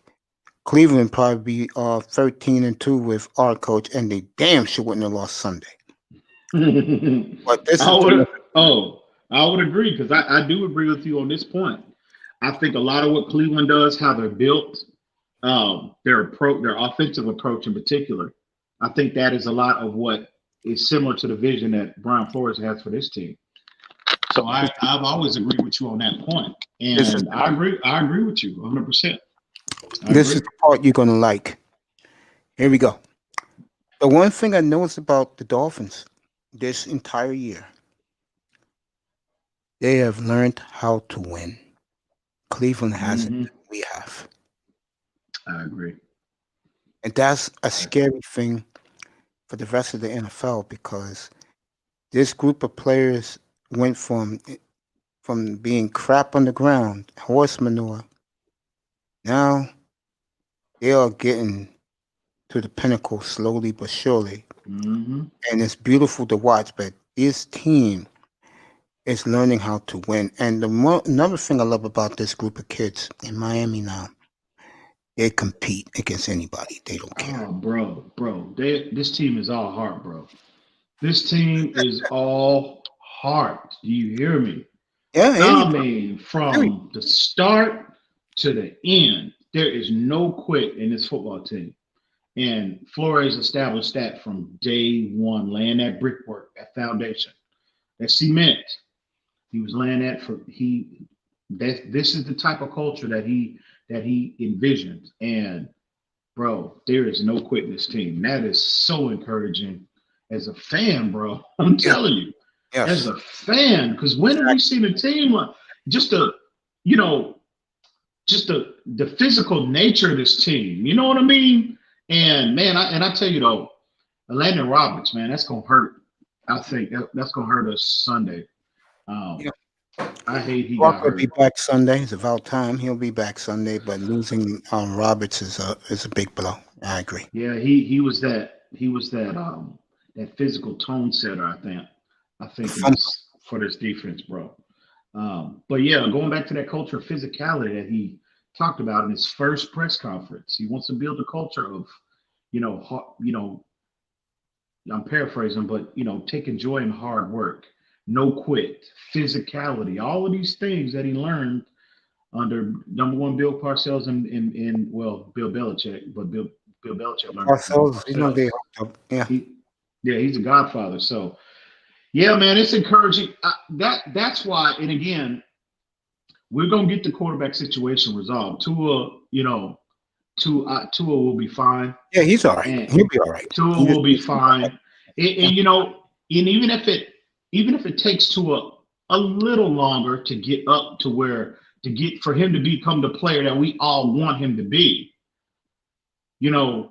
what he's giving you from a talent and as well, the kid is so disciplined with the football. Again, that's a winning formula, bro. I Establish agree. that power running game. I'm trying to Establish that power running game, bro. Yeah, I'm You trying to know, tell it to them, bro. I've been saying this. I've been and trying. that's what we should be most encouraged about, because the fact that the team is winning, but everybody wants to nitpick this quarterback after 8 games. Come on, man. We got a lot to all the shit we went through last year, bro. I mean, all of what we went through last year. And now we have an opportunity to make the playoffs. We playing Buffalo on the road we're playing for something. Playing to make the playoffs, and I we think sitting they'll win here. Sunday too, by the way. I think Miami's going to win. I think Buffalo's going to play all out. I think, like I said, what's fascinating about this game on Sunday is Buffalo's offense has grown since week 2. Miami's defense has grown since week 2. Oh yeah, And I Jones is agree. playing I agree. behind. And this is a team what fans should really enjoy about this team. It's something I've been taking flack for from day one. I told these guys when I first started this platform, these Dolphin guys that come up here, I said to them, this is going to be a defense power running game team, and the quarterback will make plays on the crucial moments that will get us over the hump. Guys don't want to buy that. They want the 500 What yards a week guy. what if Tua is saving his best for last, bro? What if he should out? What if he? And I'm hoping and praying. He don't have to come out and throw for 300 yards. But what if he's saving his best game for last? On the road, on the road in Buffalo, in adverse conditions, adverse situations, inclement weather, more than likely. Oh man, I can It's see gonna be it. bad in Buffalo on Sunday. It's gonna be bad weather. Well, drizzling.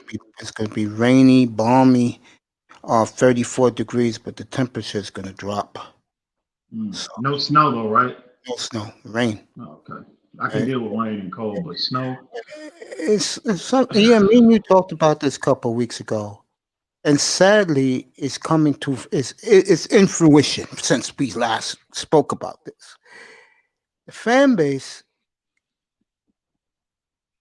really thought this kid was Dan Marino reincarnated, and I think it's sad that you have, I'm going to say, 3/4 of a fan base that doesn't care about winning and losing. They just want to be entertained, and they want their quarterback to entertain them. And I think it's comical. It's like you said, at this time of the night, they wake up to get some water, and they want to see. You know, Mace, it's ridiculous, bro. I just look at, I don't engage much on social media. So, but I see the engagements on Twitter, Facebook, Instagram, and back and forth. And I'm like, bro, they acting like we're 2-14. that's sad. You know what Isn't I'm it? saying?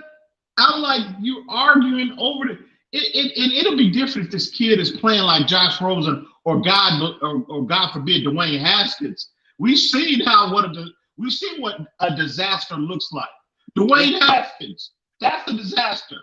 Yes. Okay, now if Tua had played like Dwayne Haskins, I would be probably 98% in agreement with you and I test and everybody else that has a level of, well, not you, but I'm saying I tested a good portion of the fan base that has a high level of doubt about this kid. But damn, Yeah, I know. at Sad, any isn't it? game has he looked remotely close to how bad Dwayne Haskins has looked? It's not even close. Yeah, I've But been they're getting a acting lot. like he has. Since you last been here, I've been getting a lot of pushback. Let me ask you this. I said this to I asked Big Time this question earlier tonight. I said, if Tua next year goes 13-3, 28 touchdowns, 4 picks, 2,700 yards, and a passer rating of 98, would you take it? And first question he asked me was he benched? I said no. He played every snap each game, and we won 13 games. You happy with him? He said, yeah, I'll take it. I said, that's what you're going to get from him. Get used to it. This is the type of quarterback Brian Flores wants because he doesn't turn the ball over, doesn't make mistakes, pinpoint accuracy, great leadership. If you just give the boy a chance in the huddle, and you're going to get victories, and you build the team around them, and you're going to And win. you know what makes a good comparison? If people really think back, and they, especially if they were, if they were watching football right around when the change was made to Tom Brady over Drew Bledsoe. Yeah. I know Bledsoe got hurt, but I'm talking about in terms of going back to Bledsoe because Tom Brady got hurt that same season, and they went to Bledsoe. Remember in that Pittsburgh game? Yeah, And championship. then who did they start in the Super Bowl? Tom Brady. Hey, yep. Sean Jones, what's up, baby? Yep, it's late nights after dark. Me and EM, baby, live talking about your boy Tua Tagovailoa. Yeah. So you remember the pushback in New England. Bledsoe was a Pro Bowl guy throwing for 4,000 yards, 30 touchdowns every year. Yeah. But who did Bill Belichick opt to go with? The more conservative at that time, quarterback. Yep. The quarterback that made good sound decisions and didn't turn the football over. You can compare him to Brady in his early years. You can really compare Tua to that. If you want to. I compare him more to Aikman, but the reason why I compare him to Aikman is because for Aikman, when he had all the weapons around him, not funny, they started winning big in Dallas, and I see the same in Miami. I think Miami, I'm telling you, if I know me and you agree about trading the pick. But yeah, seriously, if the Jets fuck up and that kid is there from Oregon, bro, I am running that card up there, bro. You know what though, Mace? Though I think the ideal scenario is a trade back, depending on the compensation. Yes, exactly. And I'm talking multiple ones. Yep. A 2. A 3. Whatever. I'm talking. If the compensation makes sense, I'm all for it. But the kid's talent is ridiculous. Ridiculous. And the scary thing, the Jets are so out of it. They are in such a funk here, bro. Their front office is stunned that they won 2 games, bro. I said they're going to beat New England Sunday. They're going to go out and give the Johnson family the middle finger, bro.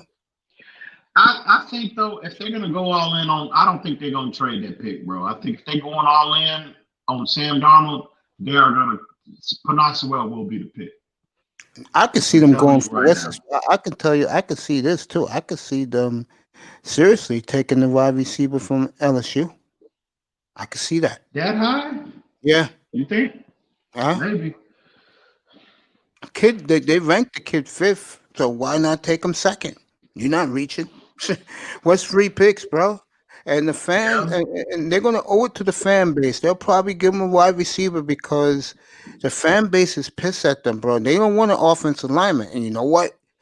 If they do that, and I can see them doing that, boy, it will take me 10 seconds to rush that card up there, bro. I could see the Jets.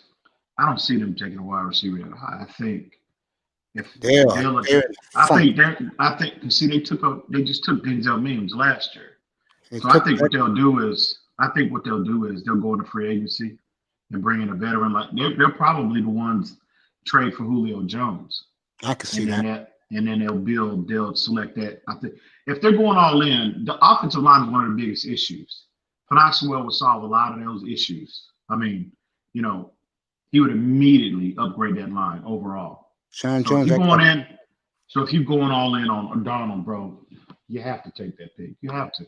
If you have that kind of evaluation on him, like a lot of people do. I think they had their hearts on one guy, and they're not getting him. And man, bro, that's probably why Gay should have been fired. Gase will stay. But He'll be back next year, believe it or not. Gase will. no, they announced that he's gonna be fired. I saw the article. Oh, they did. They're gonna fire him. Okay. Hell yeah. What's his name? Want that Johnson. job? Who the hell's gonna want that job? That mess. Now that you can't get Trevor Lawrence. Yep. Scary, isn't it? Well, in Jacksonville, bro. And I was telling guys in here this tonight. Jacksonville will be a problem for us moving forward. They will be a problem for us moving forward because Jacksonville got nice. I will guarantee you one thing: they will go 7-9, 8-8 next year with Trevor. They got talent.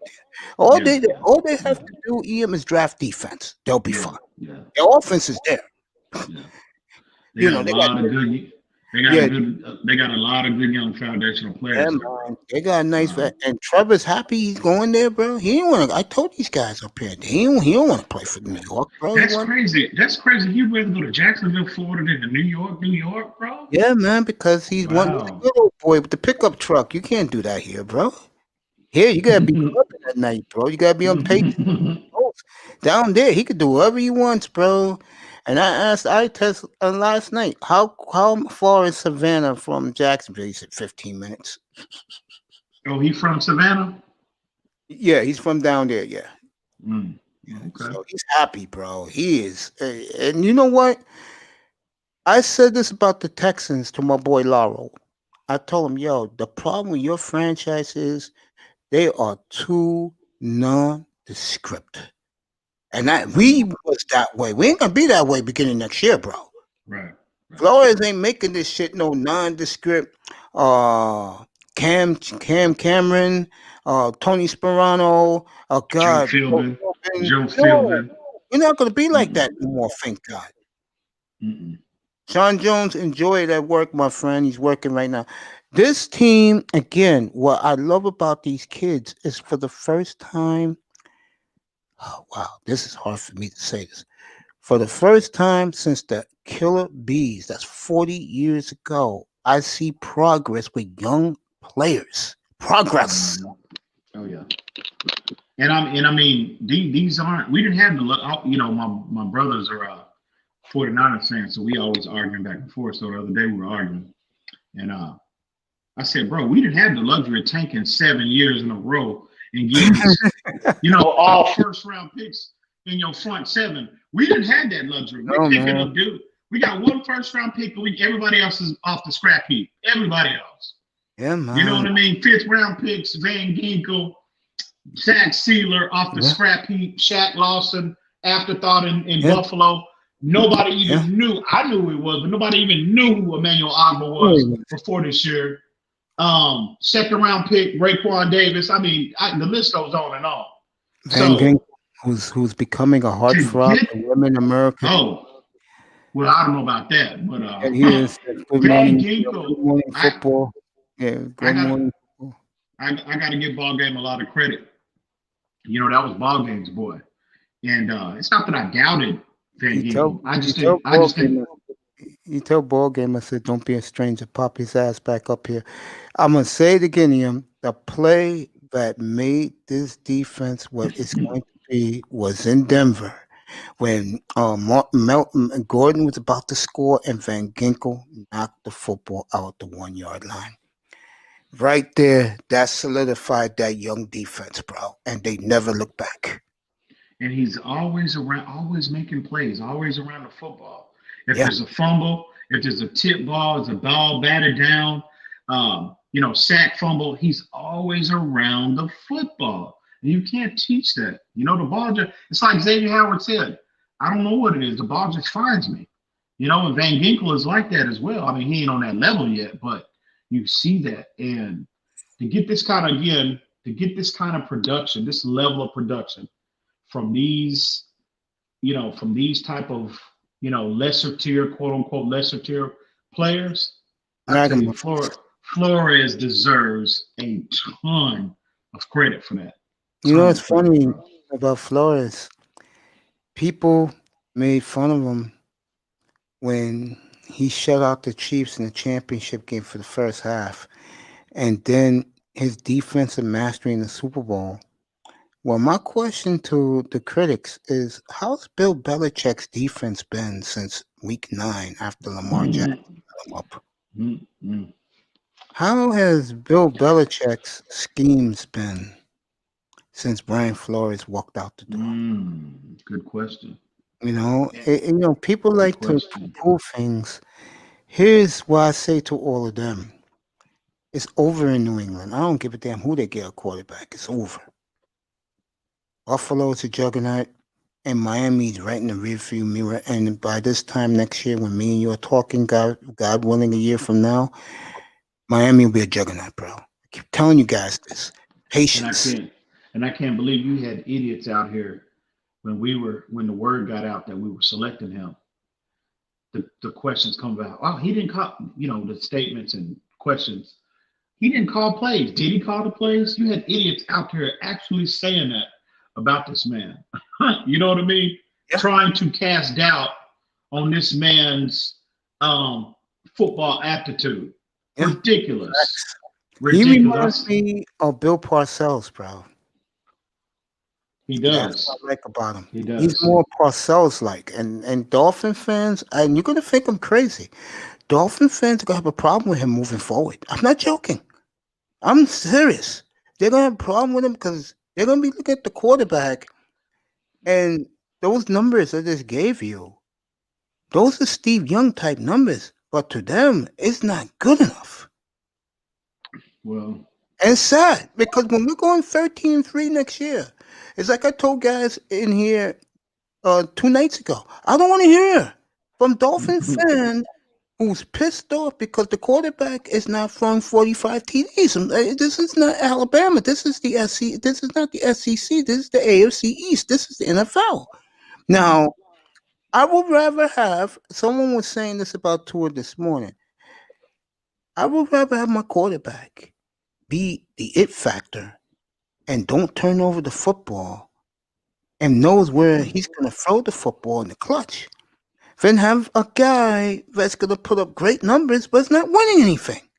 I agree 100%, Mace. I mean, these guys all due respect to the great Mr. Marino, who I consider the best to ever play at that position, the best natural thrower of the football. Him and Aaron Rodgers are 1A and 1B that I've ever seen.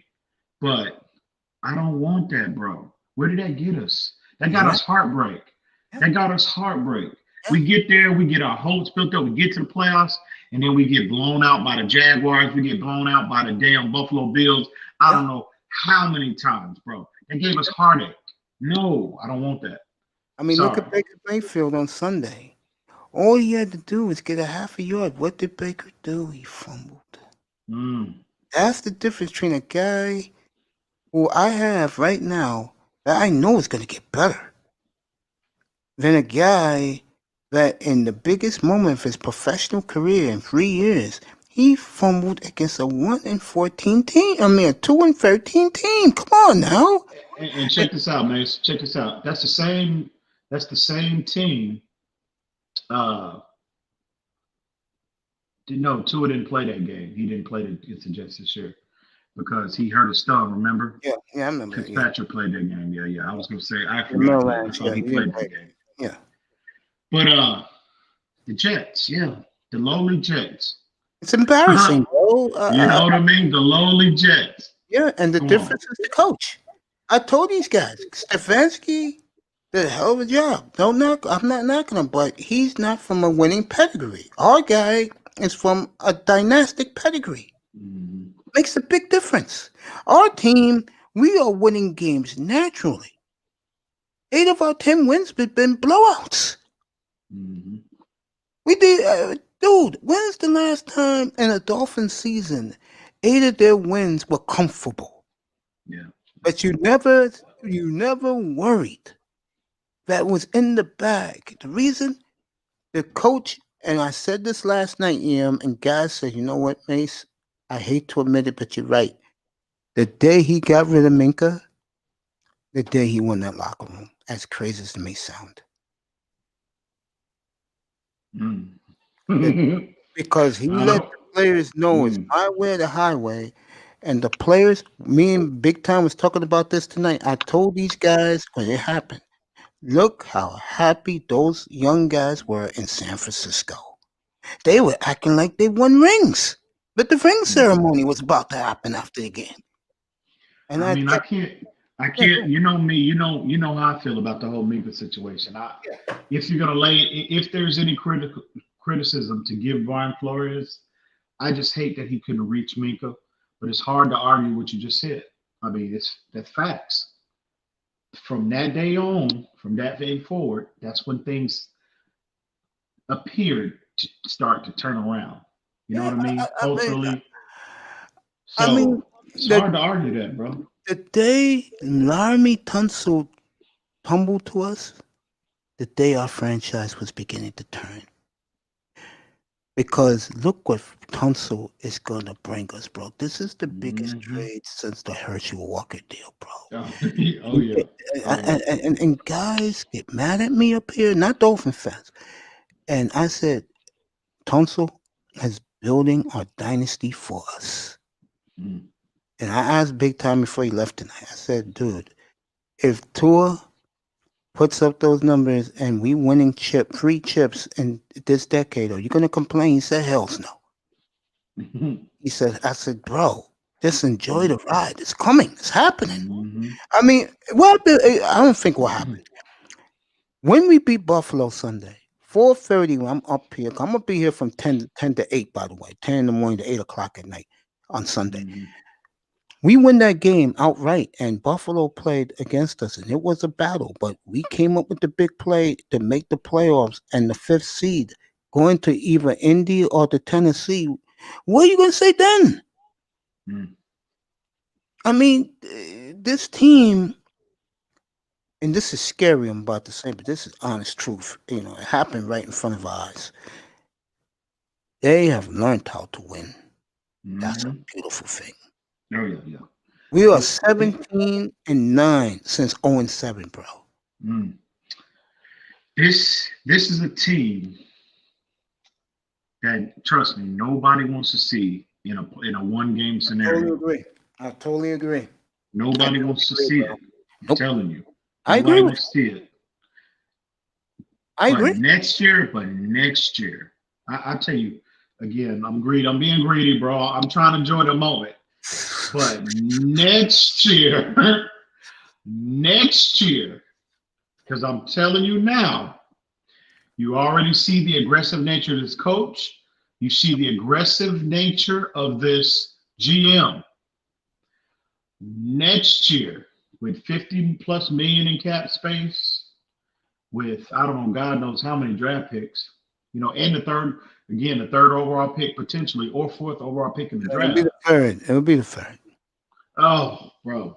Next year is when this team becomes That's what I told you. Scary. I'm talking about teams fear. Teams don't want to see us. Nope. But next year, when they look at the schedule, they're gonna, it's gonna actually put fear in the hearts of teams next year when they pull that schedule up. The farthest we go next year outside of the division, because all the teams in the Northeast, the farthest we travel, bro, get this, Nashville. Mm. We play both South teams next year. We get to And the Raiders come to us. We get to see we running into our old friend Ryan Tannehill. Macy Tannehill next Saturday after. Maybe. If they keep the 5 seed, yeah, they'll play. They'll match up with Tennessee. Yeah, we go to Nashville, bro. And I like our chances there, bro. Oh yeah. Again, I think what people are underestimating, I think the national media knows this. This defense, who I don't think is a finished product by no means. But I told you this. I warned you about this, bro. I warned you. Now the national media is calling this defense a juggernaut, bro, a championship. I warned you that was going to happen, bro. I warned you. I said, EM, if they play competitive against the Chiefs, which they knock their asses around, Mahomes haven't been the same since. People are trying to throw his blueprint. You right. You right. He's starting to look like he's human, bro. Yeah, I told you guys. Yeah. I said those kids are gonna come to play for that coach, and they did. And people thought it was a joke. Now, when you talk Dolphins now, oh yeah, man, Miami, they got a defense, bro. They hurt people. Yeah, that's what people say now, bro. Now we have a reputation. It's a positive one. It's a good one. It's our defense, but the fan base, they don't want to hear that. They want to hear one thing I do hope that the Dolphins get their hands around sooner rather than later is this contract situation with Xavier Howard. I hope they need to get their hands on that, again, as soon as possible. Because I don't want that going into next year being a cloud, being a distraction for. I totally agree with you. Yeah, take care of them now, man, because whichever way you decide to go, I want to keep Xavier Howard, but I can see where the Dolphins, they already made him the highest paid corner in football. I seriously doubt they're going to do it again. Well, let me ask how good he's played. He's the only player in the AFC and the NFL unanimous Pro Bowl. He was unanimous. Only one was Xavier Howard. I didn't know that. Wow. And every time you look at that play, when you look at the highlights, what they show is always that one-handed on Tyreek Hill, bro. It's ridiculous. People are still amazed about that. I told Dusty, I told these guys, I'm a fair person. I'm not biased. And what I see with my eyes, I said, 3 guys are balling. And I said, Howard, and he was laughing. And then after I forgot what they played, and he came back to, yo, Mace, you're right, man. I apologize, bro. So there's no problem. I'm not a biased dude, bro. I go by what I see. And, as much as I love the Dolphins, they deserve criticism from us because they've given us a generation of buffoonery. Now it's turning around finally. We got a head coach that is doing wonders, bro. And again, when we get this kid a power running game, and we will, I'll say it right now to you. You think I'm crazy? If we get that kid from Oregon, that kid's gonna be protected, Ian, for the next decade, bro. Nobody's gonna touch him, bro. Yeah, well, I think you add up talent like Panay Sewell, and our don't get me wrong, our line has made big strides this year. Our line has gotten better over the course of the year, but Sewell would immediately, I think, would make this line the top 5 unit next year. There you go, bro. From the there get-go. you go, bro. I was saying this tonight. He would do that. I was telling guys this tonight. I said, bro, if he's there, bro, we will compromise what we need. You know what I'm saying? If he's there, we take him. The guys that we need, we will improvise that. And we have to move down a little with the 16th pick or the 24th pick. We have to move down a little bit. Hell, trade out the first round to get surplus in the 3rd round. Do it. Understand what I'm saying? If that kid is on the board at 3, we're gonna have to improvise to get what we want. We'll work on it. It's a good problem. And Mace, free agency will give us a good indication on what direction they're going in if that scenario happens. Aaron Jones is what I like, bro. If they bring in a running back or a wide receiver in free agency. No, I don't want a wide receiver. I want us to draft that. I want somebody that's ours, that we drafted to be part of our program with the quarterback and the only free agent I would want, and you're gonna think I'm crazy, because they already said they're gonna let him walk. I would love Aaron Jones of the Packers because he can do it all. He can block, he can catch. Yeah, he does it all. He 25 years old, just hitting his prime. Yeah. That's who I would put my money into. Nobody else. I'll get some, some nickel. Some nickel and dime players. I'm talking about like guys on the cheap, young guys like they did this past year. I would do that. But as far as like getting bigger names, no, I will target Jones and that's it. That's all I will target. And then, like I said, I wouldn't even address running back in the draft if we do that. Yeah, I would move on. Yeah, look at the depth you have. Look at the depth you have. Him and Miles Gaskins. You got he would be our scat back. Yeah, I agree. You got all of a sudden that running back room that we were so concerned about becomes a strength. You know what I mean? Look at the invaluable experience that Gaskins and Ahmed has gotten this year. Let the Jets go pick my good friend from LSU, the receiver, because they are so blinded right now. I'm telling you, EM, you wasn't here last week. It was bad, bro. Mikal Breckton threatened to fight the fans, bro. It was bad. What? Are you serious? You hear that story? What happened was that the Jet players, when they got home from LA, they were hearing all this shit from the media here, bro, and fans calling them effing losers. And Mikal Breckton said, "Yo, if you come to my face, Jet fans, come see me personally and tell me that in my face. See what I do to you." And I told everybody last week, therefore I was joking. I said, take the Jets over Cleveland. Because the Jet players are angry that their fans turned on them.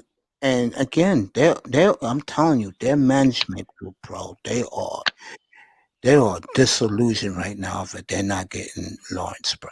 They can't believe it, bro. And they blame the players, and I don't know what happens to them, but I will say this. They do have talent, but they'll never win the division anymore. That's out of the question for the Jet fans, bro. They'll never win it. As long as Miami and Buffalo's there. Yeah, I agree. And I think Miami will be better than Buffalo, myself. I do. I think next year we'll be better than the Bills.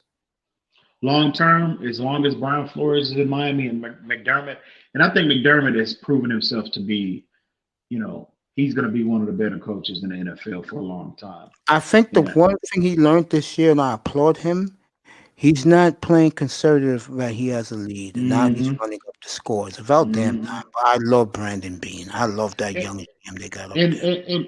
And if you look how Buffalo was built, it's very similar to the approach that Brian Flores took, bro.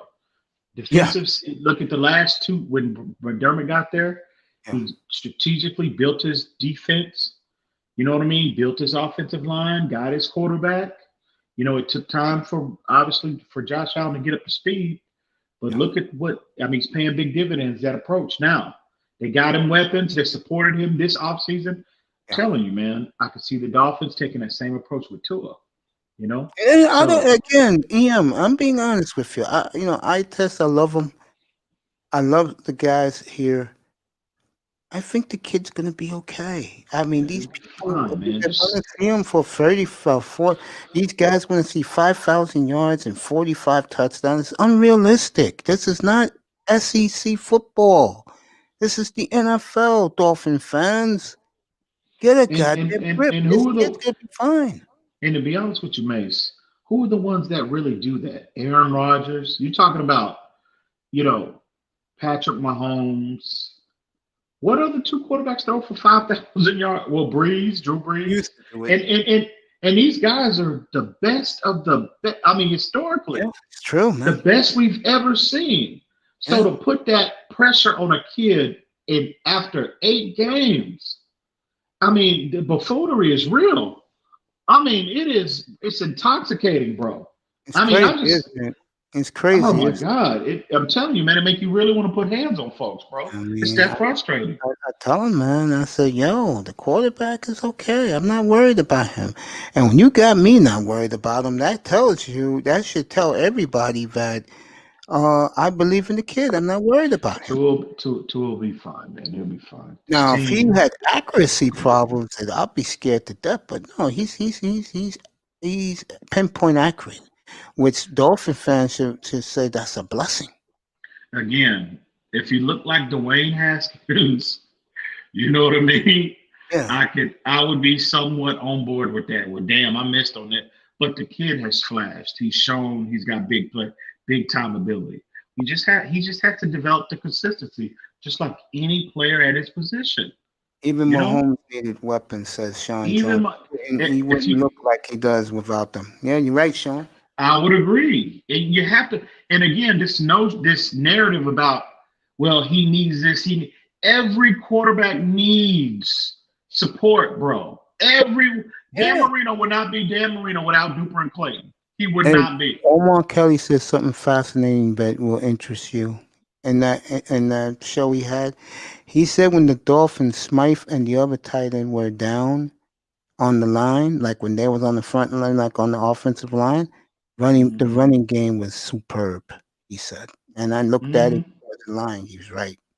Yeah. Oh yeah, definitely. Smythe, Smythe and again, scrap heap type players, and credit to the staff developing these players. But anyway. Yeah, I said that earlier tonight, the big time. I saw our coaching staff for the first time in years is teaching players how to make them better. They're being coached up. You, man, they deserves. I mean, you get Adam Shaheen off the down. He fourth on the depth chart in Chicago. Can't get on the field.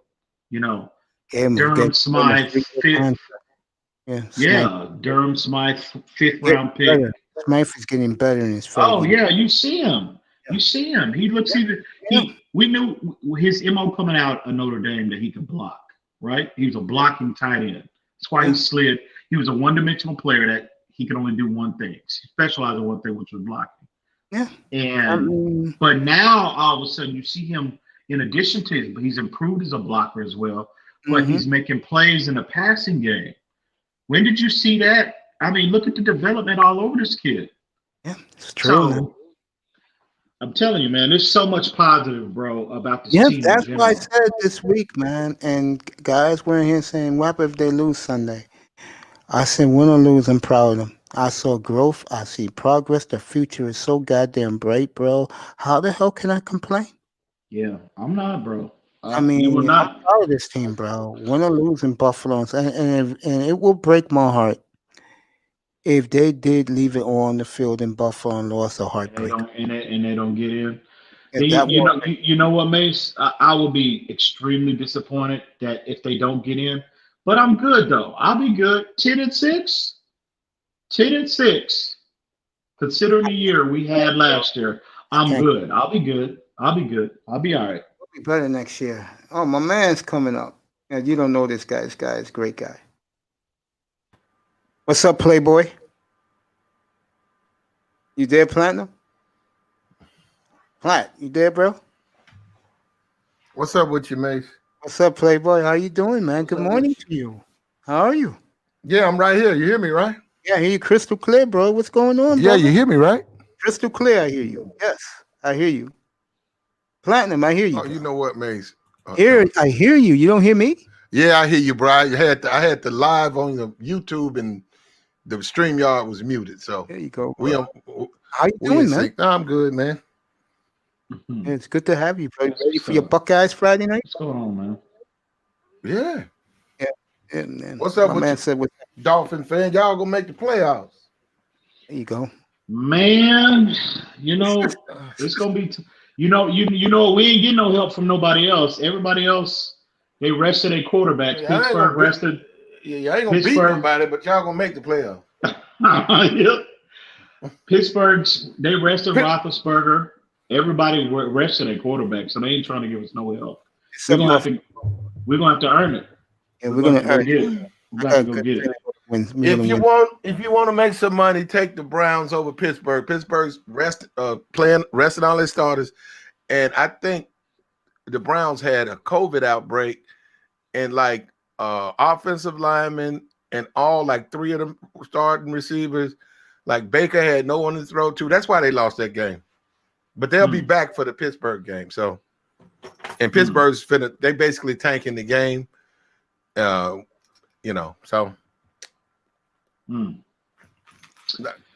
Plot. Think about Friday night, your Buckeyes, man. Yeah, we'll see. You'll see. I think they're going to do it. I think they're going to beat them. You done? Yeah, they only played 6 games, but they haven't. You haven't seen the best. I think the Buckeyes had played like shit, but I think they have a lot of potential, and I think that they're going to surprise Clemson. I think you're going to see Fields. You're going to see Fields really do some shit. I mean, he really going to hit those receivers. You're going to see that defense show up, and you're going to see Cleveland lose. I mean, Clemson lose. Yeah, I got you 2 picks for you if you want them, bro. Oh, okay. What's my pick? Let me write this down. Take my first pick is take Dallas 1.5 over the Giants, 2.5 over the Giants, bro. Take Dallas. Okay. Dallas Cowboys, okay, and I'm gonna go with it. Fuck it. Take the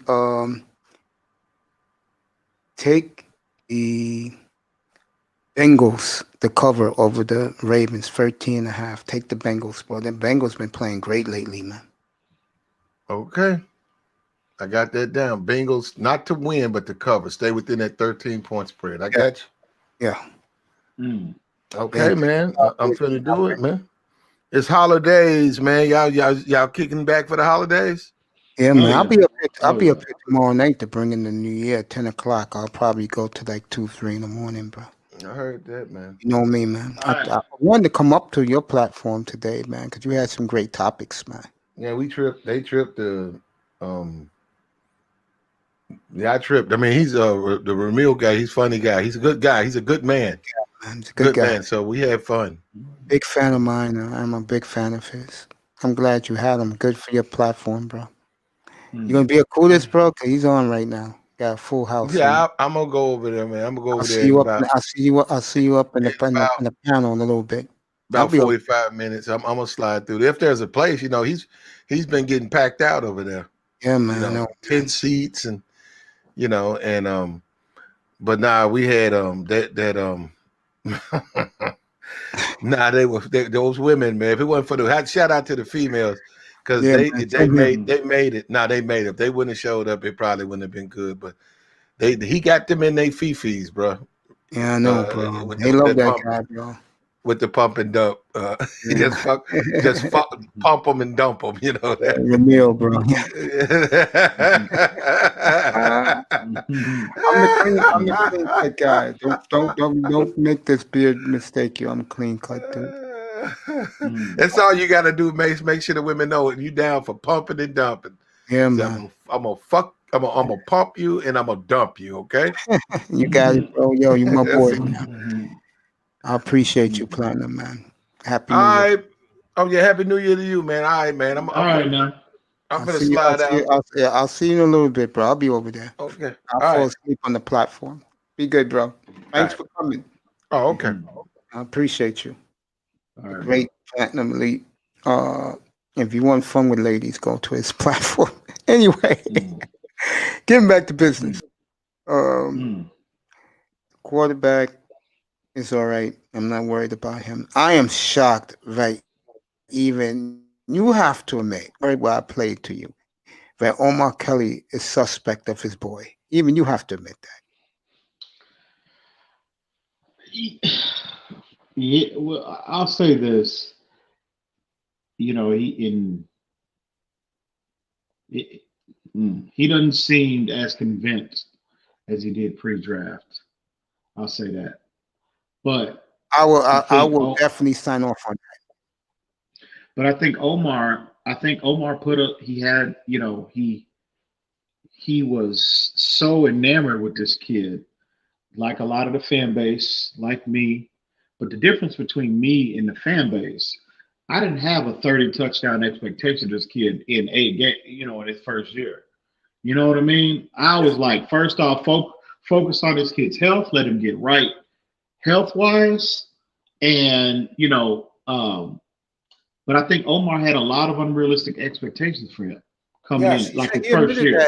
He admitted that on the what you call it, by the way. He Yeah, said yeah. so I think that's why he's paying attention to what's going on with Justin Herbert. And as of right now, it appears, because Herbert, you can't knock this kid, he's had a special year. He looks like, as we're sitting here talking tonight, he looks like the better player, the better long-term solution. But again, here's where I offer pushback, and I caution everybody. Again, I keep going back to the Andrew Luck draft. Andrew Luck was the prize of that draft. Yeah. RG3 came out of the gate faster than everybody else, took the league by storm, and they were saying, did Indianapolis make the wrong pick? And now in hindsight, we look back, we saw how that played out. So Facts. Again, Herbert, and I don't blame people for making that assumption. Oh, we missed it. Okay, well, that's fine. Because Herbert has looked mightily impressive. But we just have to, this situation has to play out. Situations are different because unlike the Chargers, who I just look at as a losing franchise and the Lord blessed them,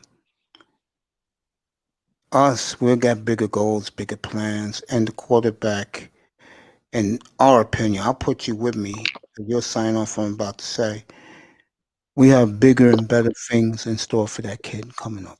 And I think Dolphin fans are going to be pleasantly surprised if they care about winning. If they care about the stats, then keep moping, keep being grumpy, because I'd rather see this kid get the chip than get chips. Let me rephrase that. Get chips along the way of his journey and his career in Miami than him being a Pro Bowler. Like, did you read Tom Brady's quote today? I thought it was perfect. He said, I don't play this shit for Pro Bowls. I play this shit for rings. That's that is the Dolphins. Facts. That is going to be Tua's mantra as his career blossoms. He plays for chips, not for stats, not for Pro Bowls. He plays to win chips. Yeah, he'll be fine, bro. I'm not worried about that kid. I'm pleased where he is. He's a developing player. He's got stuff he's got to clean up. But from what I've seen, He might be right now at this stage of his career. You're gonna like this analogy. Reminds me of Bernie Kosar. I remember Bernie Kosar's rookie year. He had Bonner and Mack. They both ran for over 1,000. He can barely make plays. Second year, a drive away, which was John Elway's infamous drive from winning a Super Bowl in Cleveland. And he blossomed. They gave him some receivers. He had a power running game already, an offensive line. All of a sudden, Bernie Kosar looked like a megastar. That's going to be Tua next year. I keep telling you guys, it's got to be patient. I know you sign off on that, right? Oh, absolutely. There you go. I think we'll see. I think I'm anticipating Tua having a good game on Sunday. I think so. I think that the one thing I will say is this: even if he gets pulled, and we win or lose, the one thing you take away from it is, how the hell can you not be proud of these group of young men? Oh yeah, bro. And it's a shame that this plague happened because the fans down in Miami couldn't see this with their own eyes at the stadium. And I hope next year they, once this COVID-19 situation gets better, I hope they actually start having sellouts down there in Miami, bro. If I lived in Florida, bro, I'd be there every Sunday. Yeah, I live in Fort Worth, Texas, bro. So I hope the fan base comes out and actually shows up and actually can, they can have some consistent sellouts. I haven't said this. I mean? I haven't said this in 40 years, my brother. I'm about to tell you. This is a team I'm proud of. They finally turned it around here. This is a team I'm proud of, bro. I'm Mm-hmm. proud to wear my Dolphins jacket every day, bro. Mm-hmm. I mean, I'm I proud, agree 100%. proud of this young group of players, a bunch of nobodies, unless you follow them every day, because they show you now in your heart they are willing to listen to coaching. Mm-hmm. They have a head coach that doesn't play games. I mean, he's my way or the highway. Mm.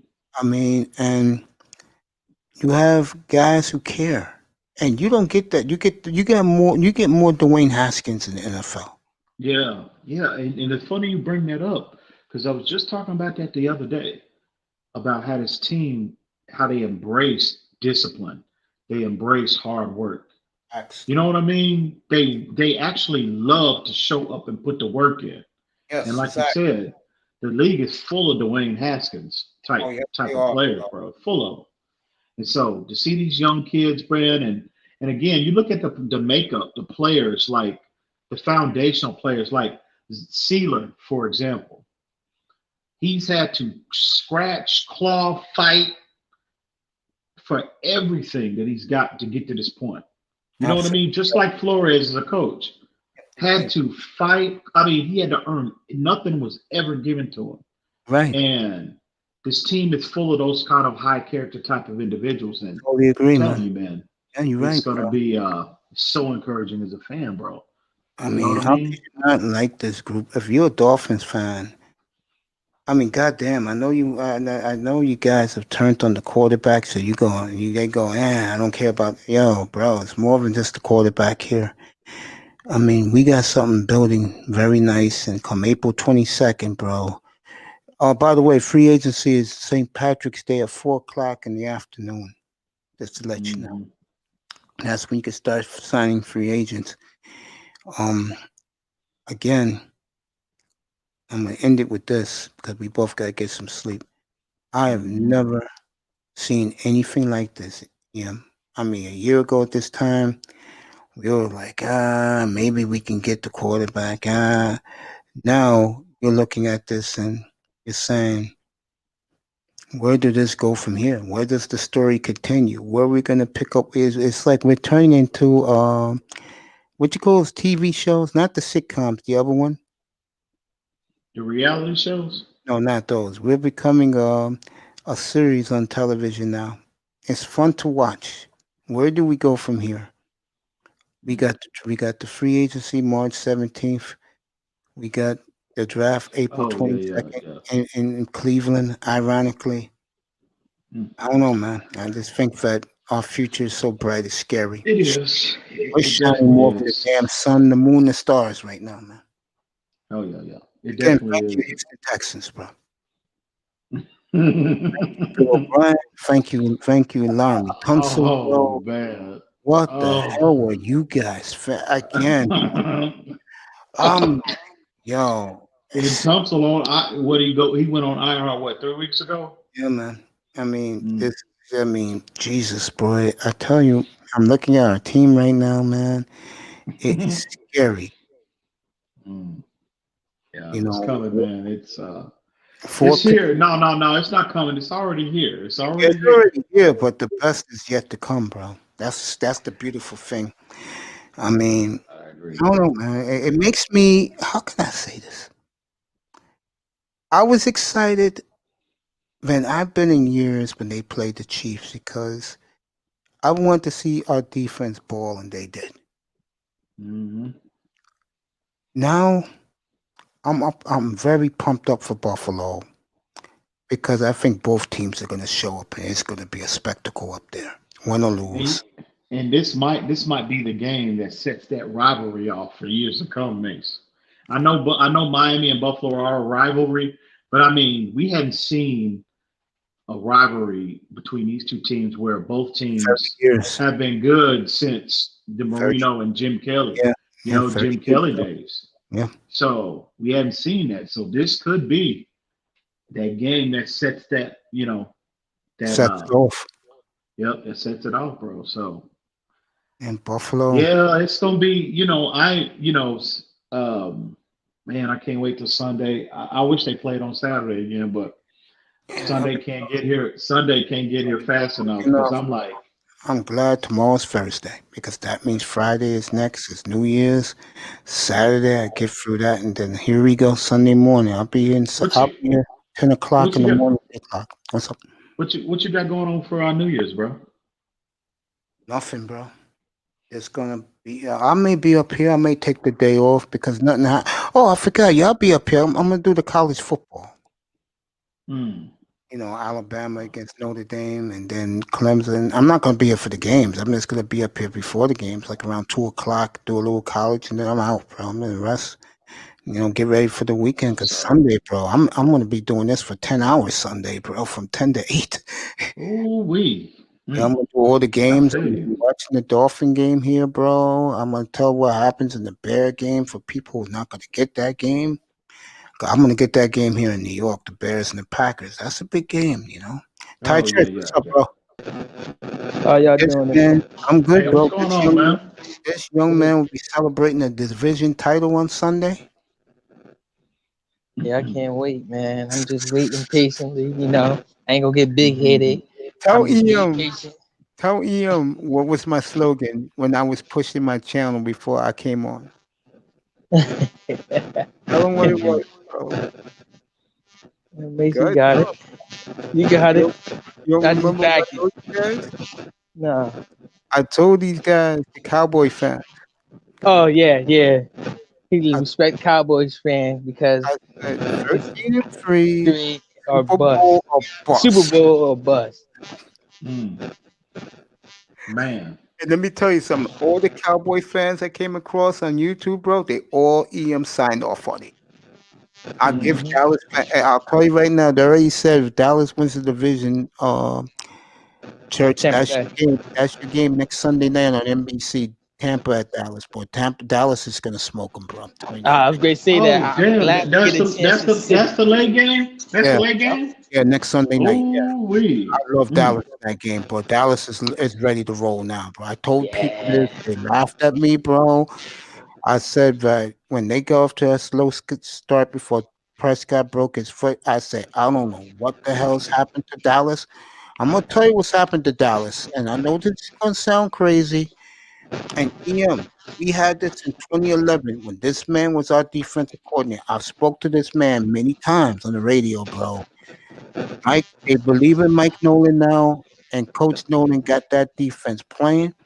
Dallas got pass rushers out of the kazoo. They neutralized Hurts on the second half on Sunday with their pass rush, bro. Dallas is coming on at the right time. Yep.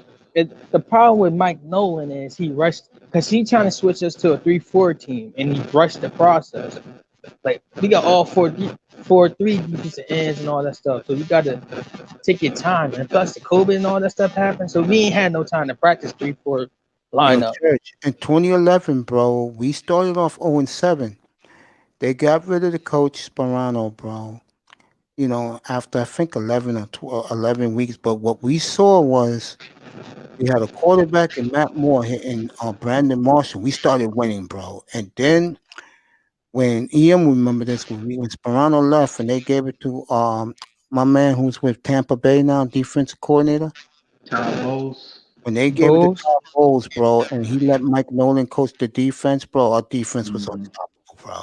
Yeah, I thought early in the season when they were criticizing Mike Nolan has been he's been a good defensive coordinator Hell for a yeah, long bro. I time. love Mike Nolan, bro. He can come and coach See, my defense any day of the week. and you see what's happened. I think those players in that defense, because even, offense hadn't been really a problem this year. It's that defense was historically bad. And again, I agree with you, bro. They had a lot of 4-3 personnel, and they're trying to implement a more 3-4 base approach.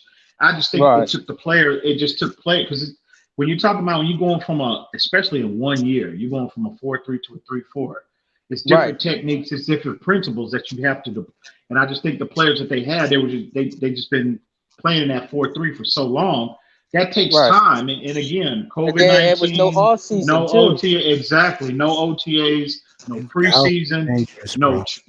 training camp was somewhat confined and limited. So yeah, I think that's what I see with the Cowboys.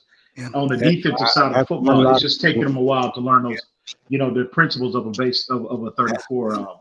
That's my defense. lock next week, bro. I love Dallas over Tampa, Ooh, bro. I can see, but I can see the 3. We can switch to a 3-4 next year. It should be nice because we have all this Smith play one telling you, defense. Church, you're gonna beat Tampa Bay, bro. I'm telling you. I'm not worried about because Tom Brady's a pocket passer. Yeah, exactly. He's I a don't know, man. I don't know Brady. I don't know, man. Brady Brady look like he got that look in his eye, bro. I don't know. Hey, have you been watching Brady? He be giving up picks. Dallas has got it again, bro. Dallas is clicking at the right time. I would not want to play Dallas, bro. I will say this. That I will say the front seven in Dallas has improved.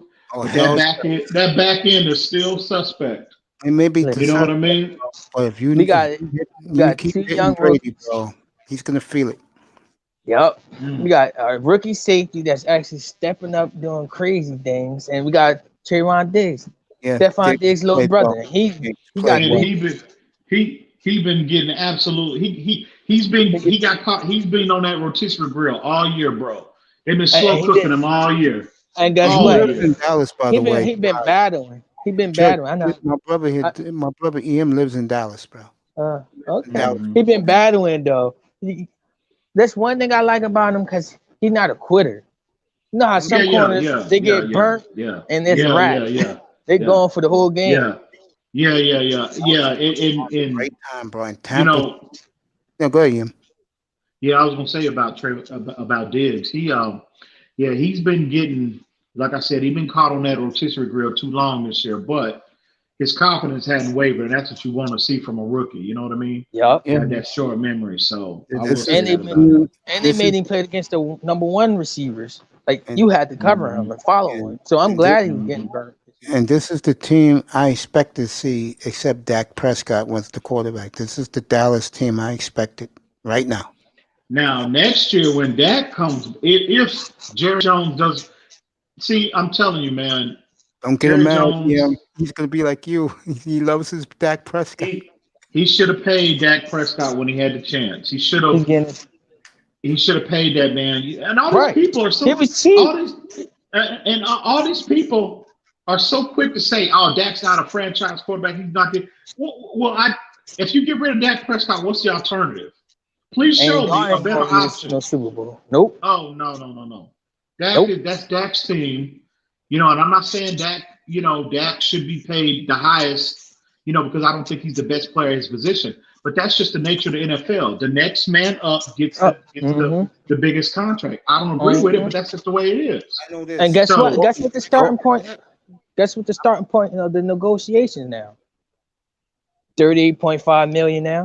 You could have signed him from 29. Now you got right now, Church. You better hope, because if Dalton gets them to a championship game, all bets are off, bro.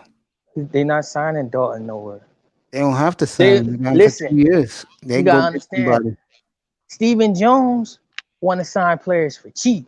So if we sign Dalton, he got signed for $5 million. No. Dalton is there next year again. Yeah. They could take Dalton a 2-year deal. Yeah. Quarterback, bro. Take their time. That's what I'm trying to tell you. Let Dak walk.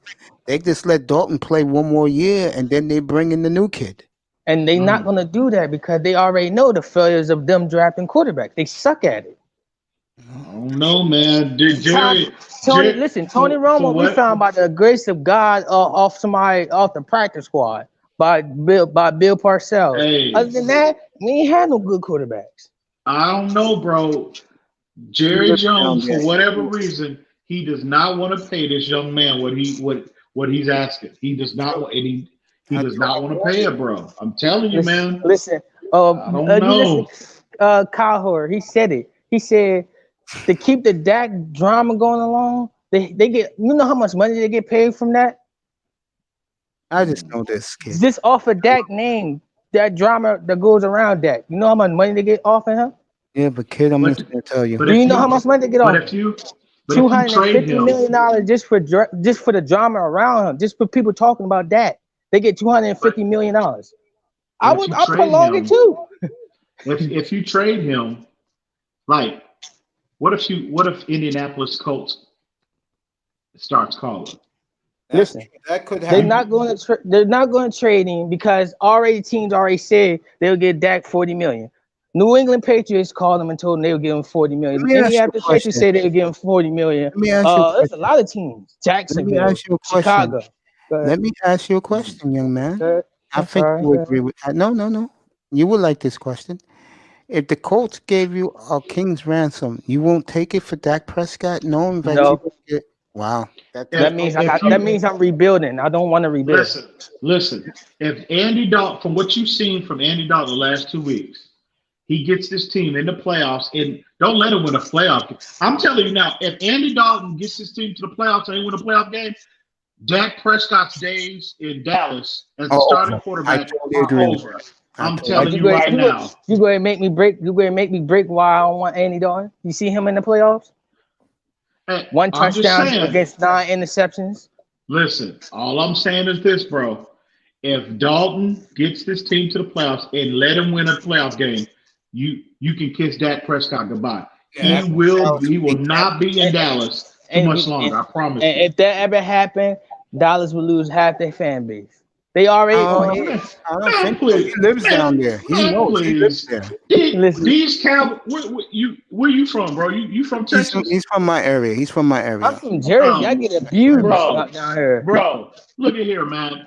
I live in Dallas.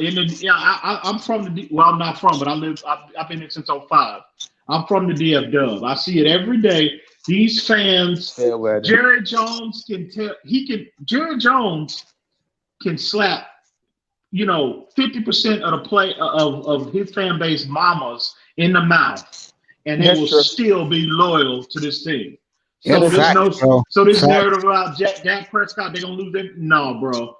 I will say this about Cowboy fans: they are loyal to that logo. Yep. They truly are, bro. They're gonna ride or die with fans in Miami. They love exactly. the Dallas. Exactly. Dak ain't going nowhere because they're getting too much money off of that. When you own a business, you understand. Once I get too much money off a person, I'm not letting them go. No, they don't get money, bro. They get more money off the star itself, not players. I understand that, but off a player, you get $250 million just based off his name. No, Bill Cosby, I forgot that talk show. He said that. He said I wouldn't sign him quick either. No, bro, that's I could generate. I think that's nonsense. Whoever said that, Jerry Jones again. And again, I'm no you a Dallas fan. You a Cowboys fan, and any Cowboy. I got all my neighbors is all Cowboys fans. So. Whenever we talk and argue about football, you should buy some merchandise from the Cowboy team store. You like it? Yeah, I did. I got people already. Got merchandise from people already. Yeah, man, they got some nice merchandise in the team store. Yeah, I tell them all the time, bro. I don't know where the disconnect is between Jerry Jones and Dak Prescott. But it is apparent, and I'm telling you, man, he is not going to pay that dude. He's not paying. The crazy thing is, it's just over years. It's about Roy Williams said that when they signed his contract. It's about the respect of it. It's like it's the blue. And that it's not the money. It's just the respect of it and the brand. On that note, Ian, final words, bro. Church stay. Ooh, man, just can't wait. Just can't wait till Sunday, bro. I'm with you, man. man. Till Sunday, man. I don't have too much to say. I got that laser focus. I feel you, bro. I got that. I'm locked in, bro, and I got that laser focus for Sunday. So. Nice to see you, bro. I don't know what that is. What is that, man? I'll pop it out right now. It's not me. Nice to see you up here. Don't be a stranger. I'm always here, and me and you do agree about Tua Tagovailoa. At least we got that out of the way. No, I just been here lately, man. Just been hanging with the fam, bro. And yeah, I know, man. But don't be a stranger, bro. Happy no, not at all. and your Same family. to you, bro. homie. Same Sleep to you, well. homie. I'll You see you too, again brother. before Sunday. We'll chop it up before. Well, Yeah, probably yeah, on yeah, Sunday morning. definitely, man. Yeah, yeah. I'll be here Friday. Don't worry All about right, it. bro. I Be good, appreciate homie. you. All right. The great EM Dolphin fan, great guy, class act. Uh, my good friend, you will get the last word about Blue Star, who I really believe will be division champions this week and will beat Tampa Bay next Sunday night. All yours. I agree with You agree with that? you. Yes, Dak ain't going nowhere. Stephen Jones already confirmed it. Mike McCarthy already said he wants Dak Prescott. So he's We'll not really talk going about nowhere. it. We'll talk about it this But winter other long. than that, Tampa Bay got a pocket passer. That's the worst thing to play against my team. 'Cause he's Yeah, man. up for And grabs. next Sunday, be here, bro. 'Cause I'm gonna be doing the playoffs, and Dallas and Tampa will be the marquee game next Sunday night. If that's the, I think it will be Tampa Bay. Will go to Arlington to play the resurgent Dallas Cowboys. A team that I told you guys, player for player, is the best team in football. They're playing right at the right time. Blue Star is back, folks, at the right time. Watch out, NFC. Watch out, NFL. Nobody is more talented than Dallas. And they're Yep. showing it right now. You're loving it, ain't you, Church? I got a quick question before we go on, Mace. Yeah, go ahead, bro. What did I say about Tua at the beginning of the year? I said I do No, not not want about to. Tua. I told you. I told you about Dallas, Yeah, you did tell me. I said I told you about Tua though. I said I don't want Tua to play because I know how everybody gonna get. and you was right. Because the Dolphin fans hate him in South Florida, bro. No joke. Right, Boom, when he scores touchdowns. Think about that. They right. boo him when he scores touchdowns. That's why I said he should have took this year to sit behind Fitzpatrick to understand the game more. All right, now I know how to run an offense completely. Yep, it's true. And he should have never said that the NFL is easy. He said that comment, and it's come back to bite him in the ass. Yep.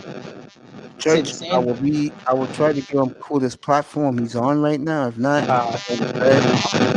Oh, hey, Church, you off tomorrow? You working? I'm with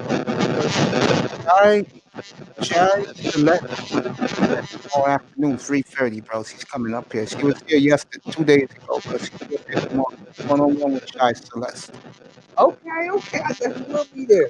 I'll have her tomorrow, 3:30 time, bro. Okay, I definitely will be there. You be good, man. Get some sleep when you get home this morning. I definitely will. Appreciate it. Bro. Good night, and welcome back to the playoffs, bro, because you're going to make it. I see you, Miami Dolphins. Yeah, man. Yeah, I love you guys for it. Good night, bro. Good night. Great. Ty Church, he's gone. I'm out of here. Let's do it together. No smoking, no partying, no drinking, no recreational drugs, no sex, no women. Good day from the Oasis. I'll be back tomorrow. Shay Celeste is my guest. 3:30 Eastern time tomorrow. Be here. Good night, everybody. I love you.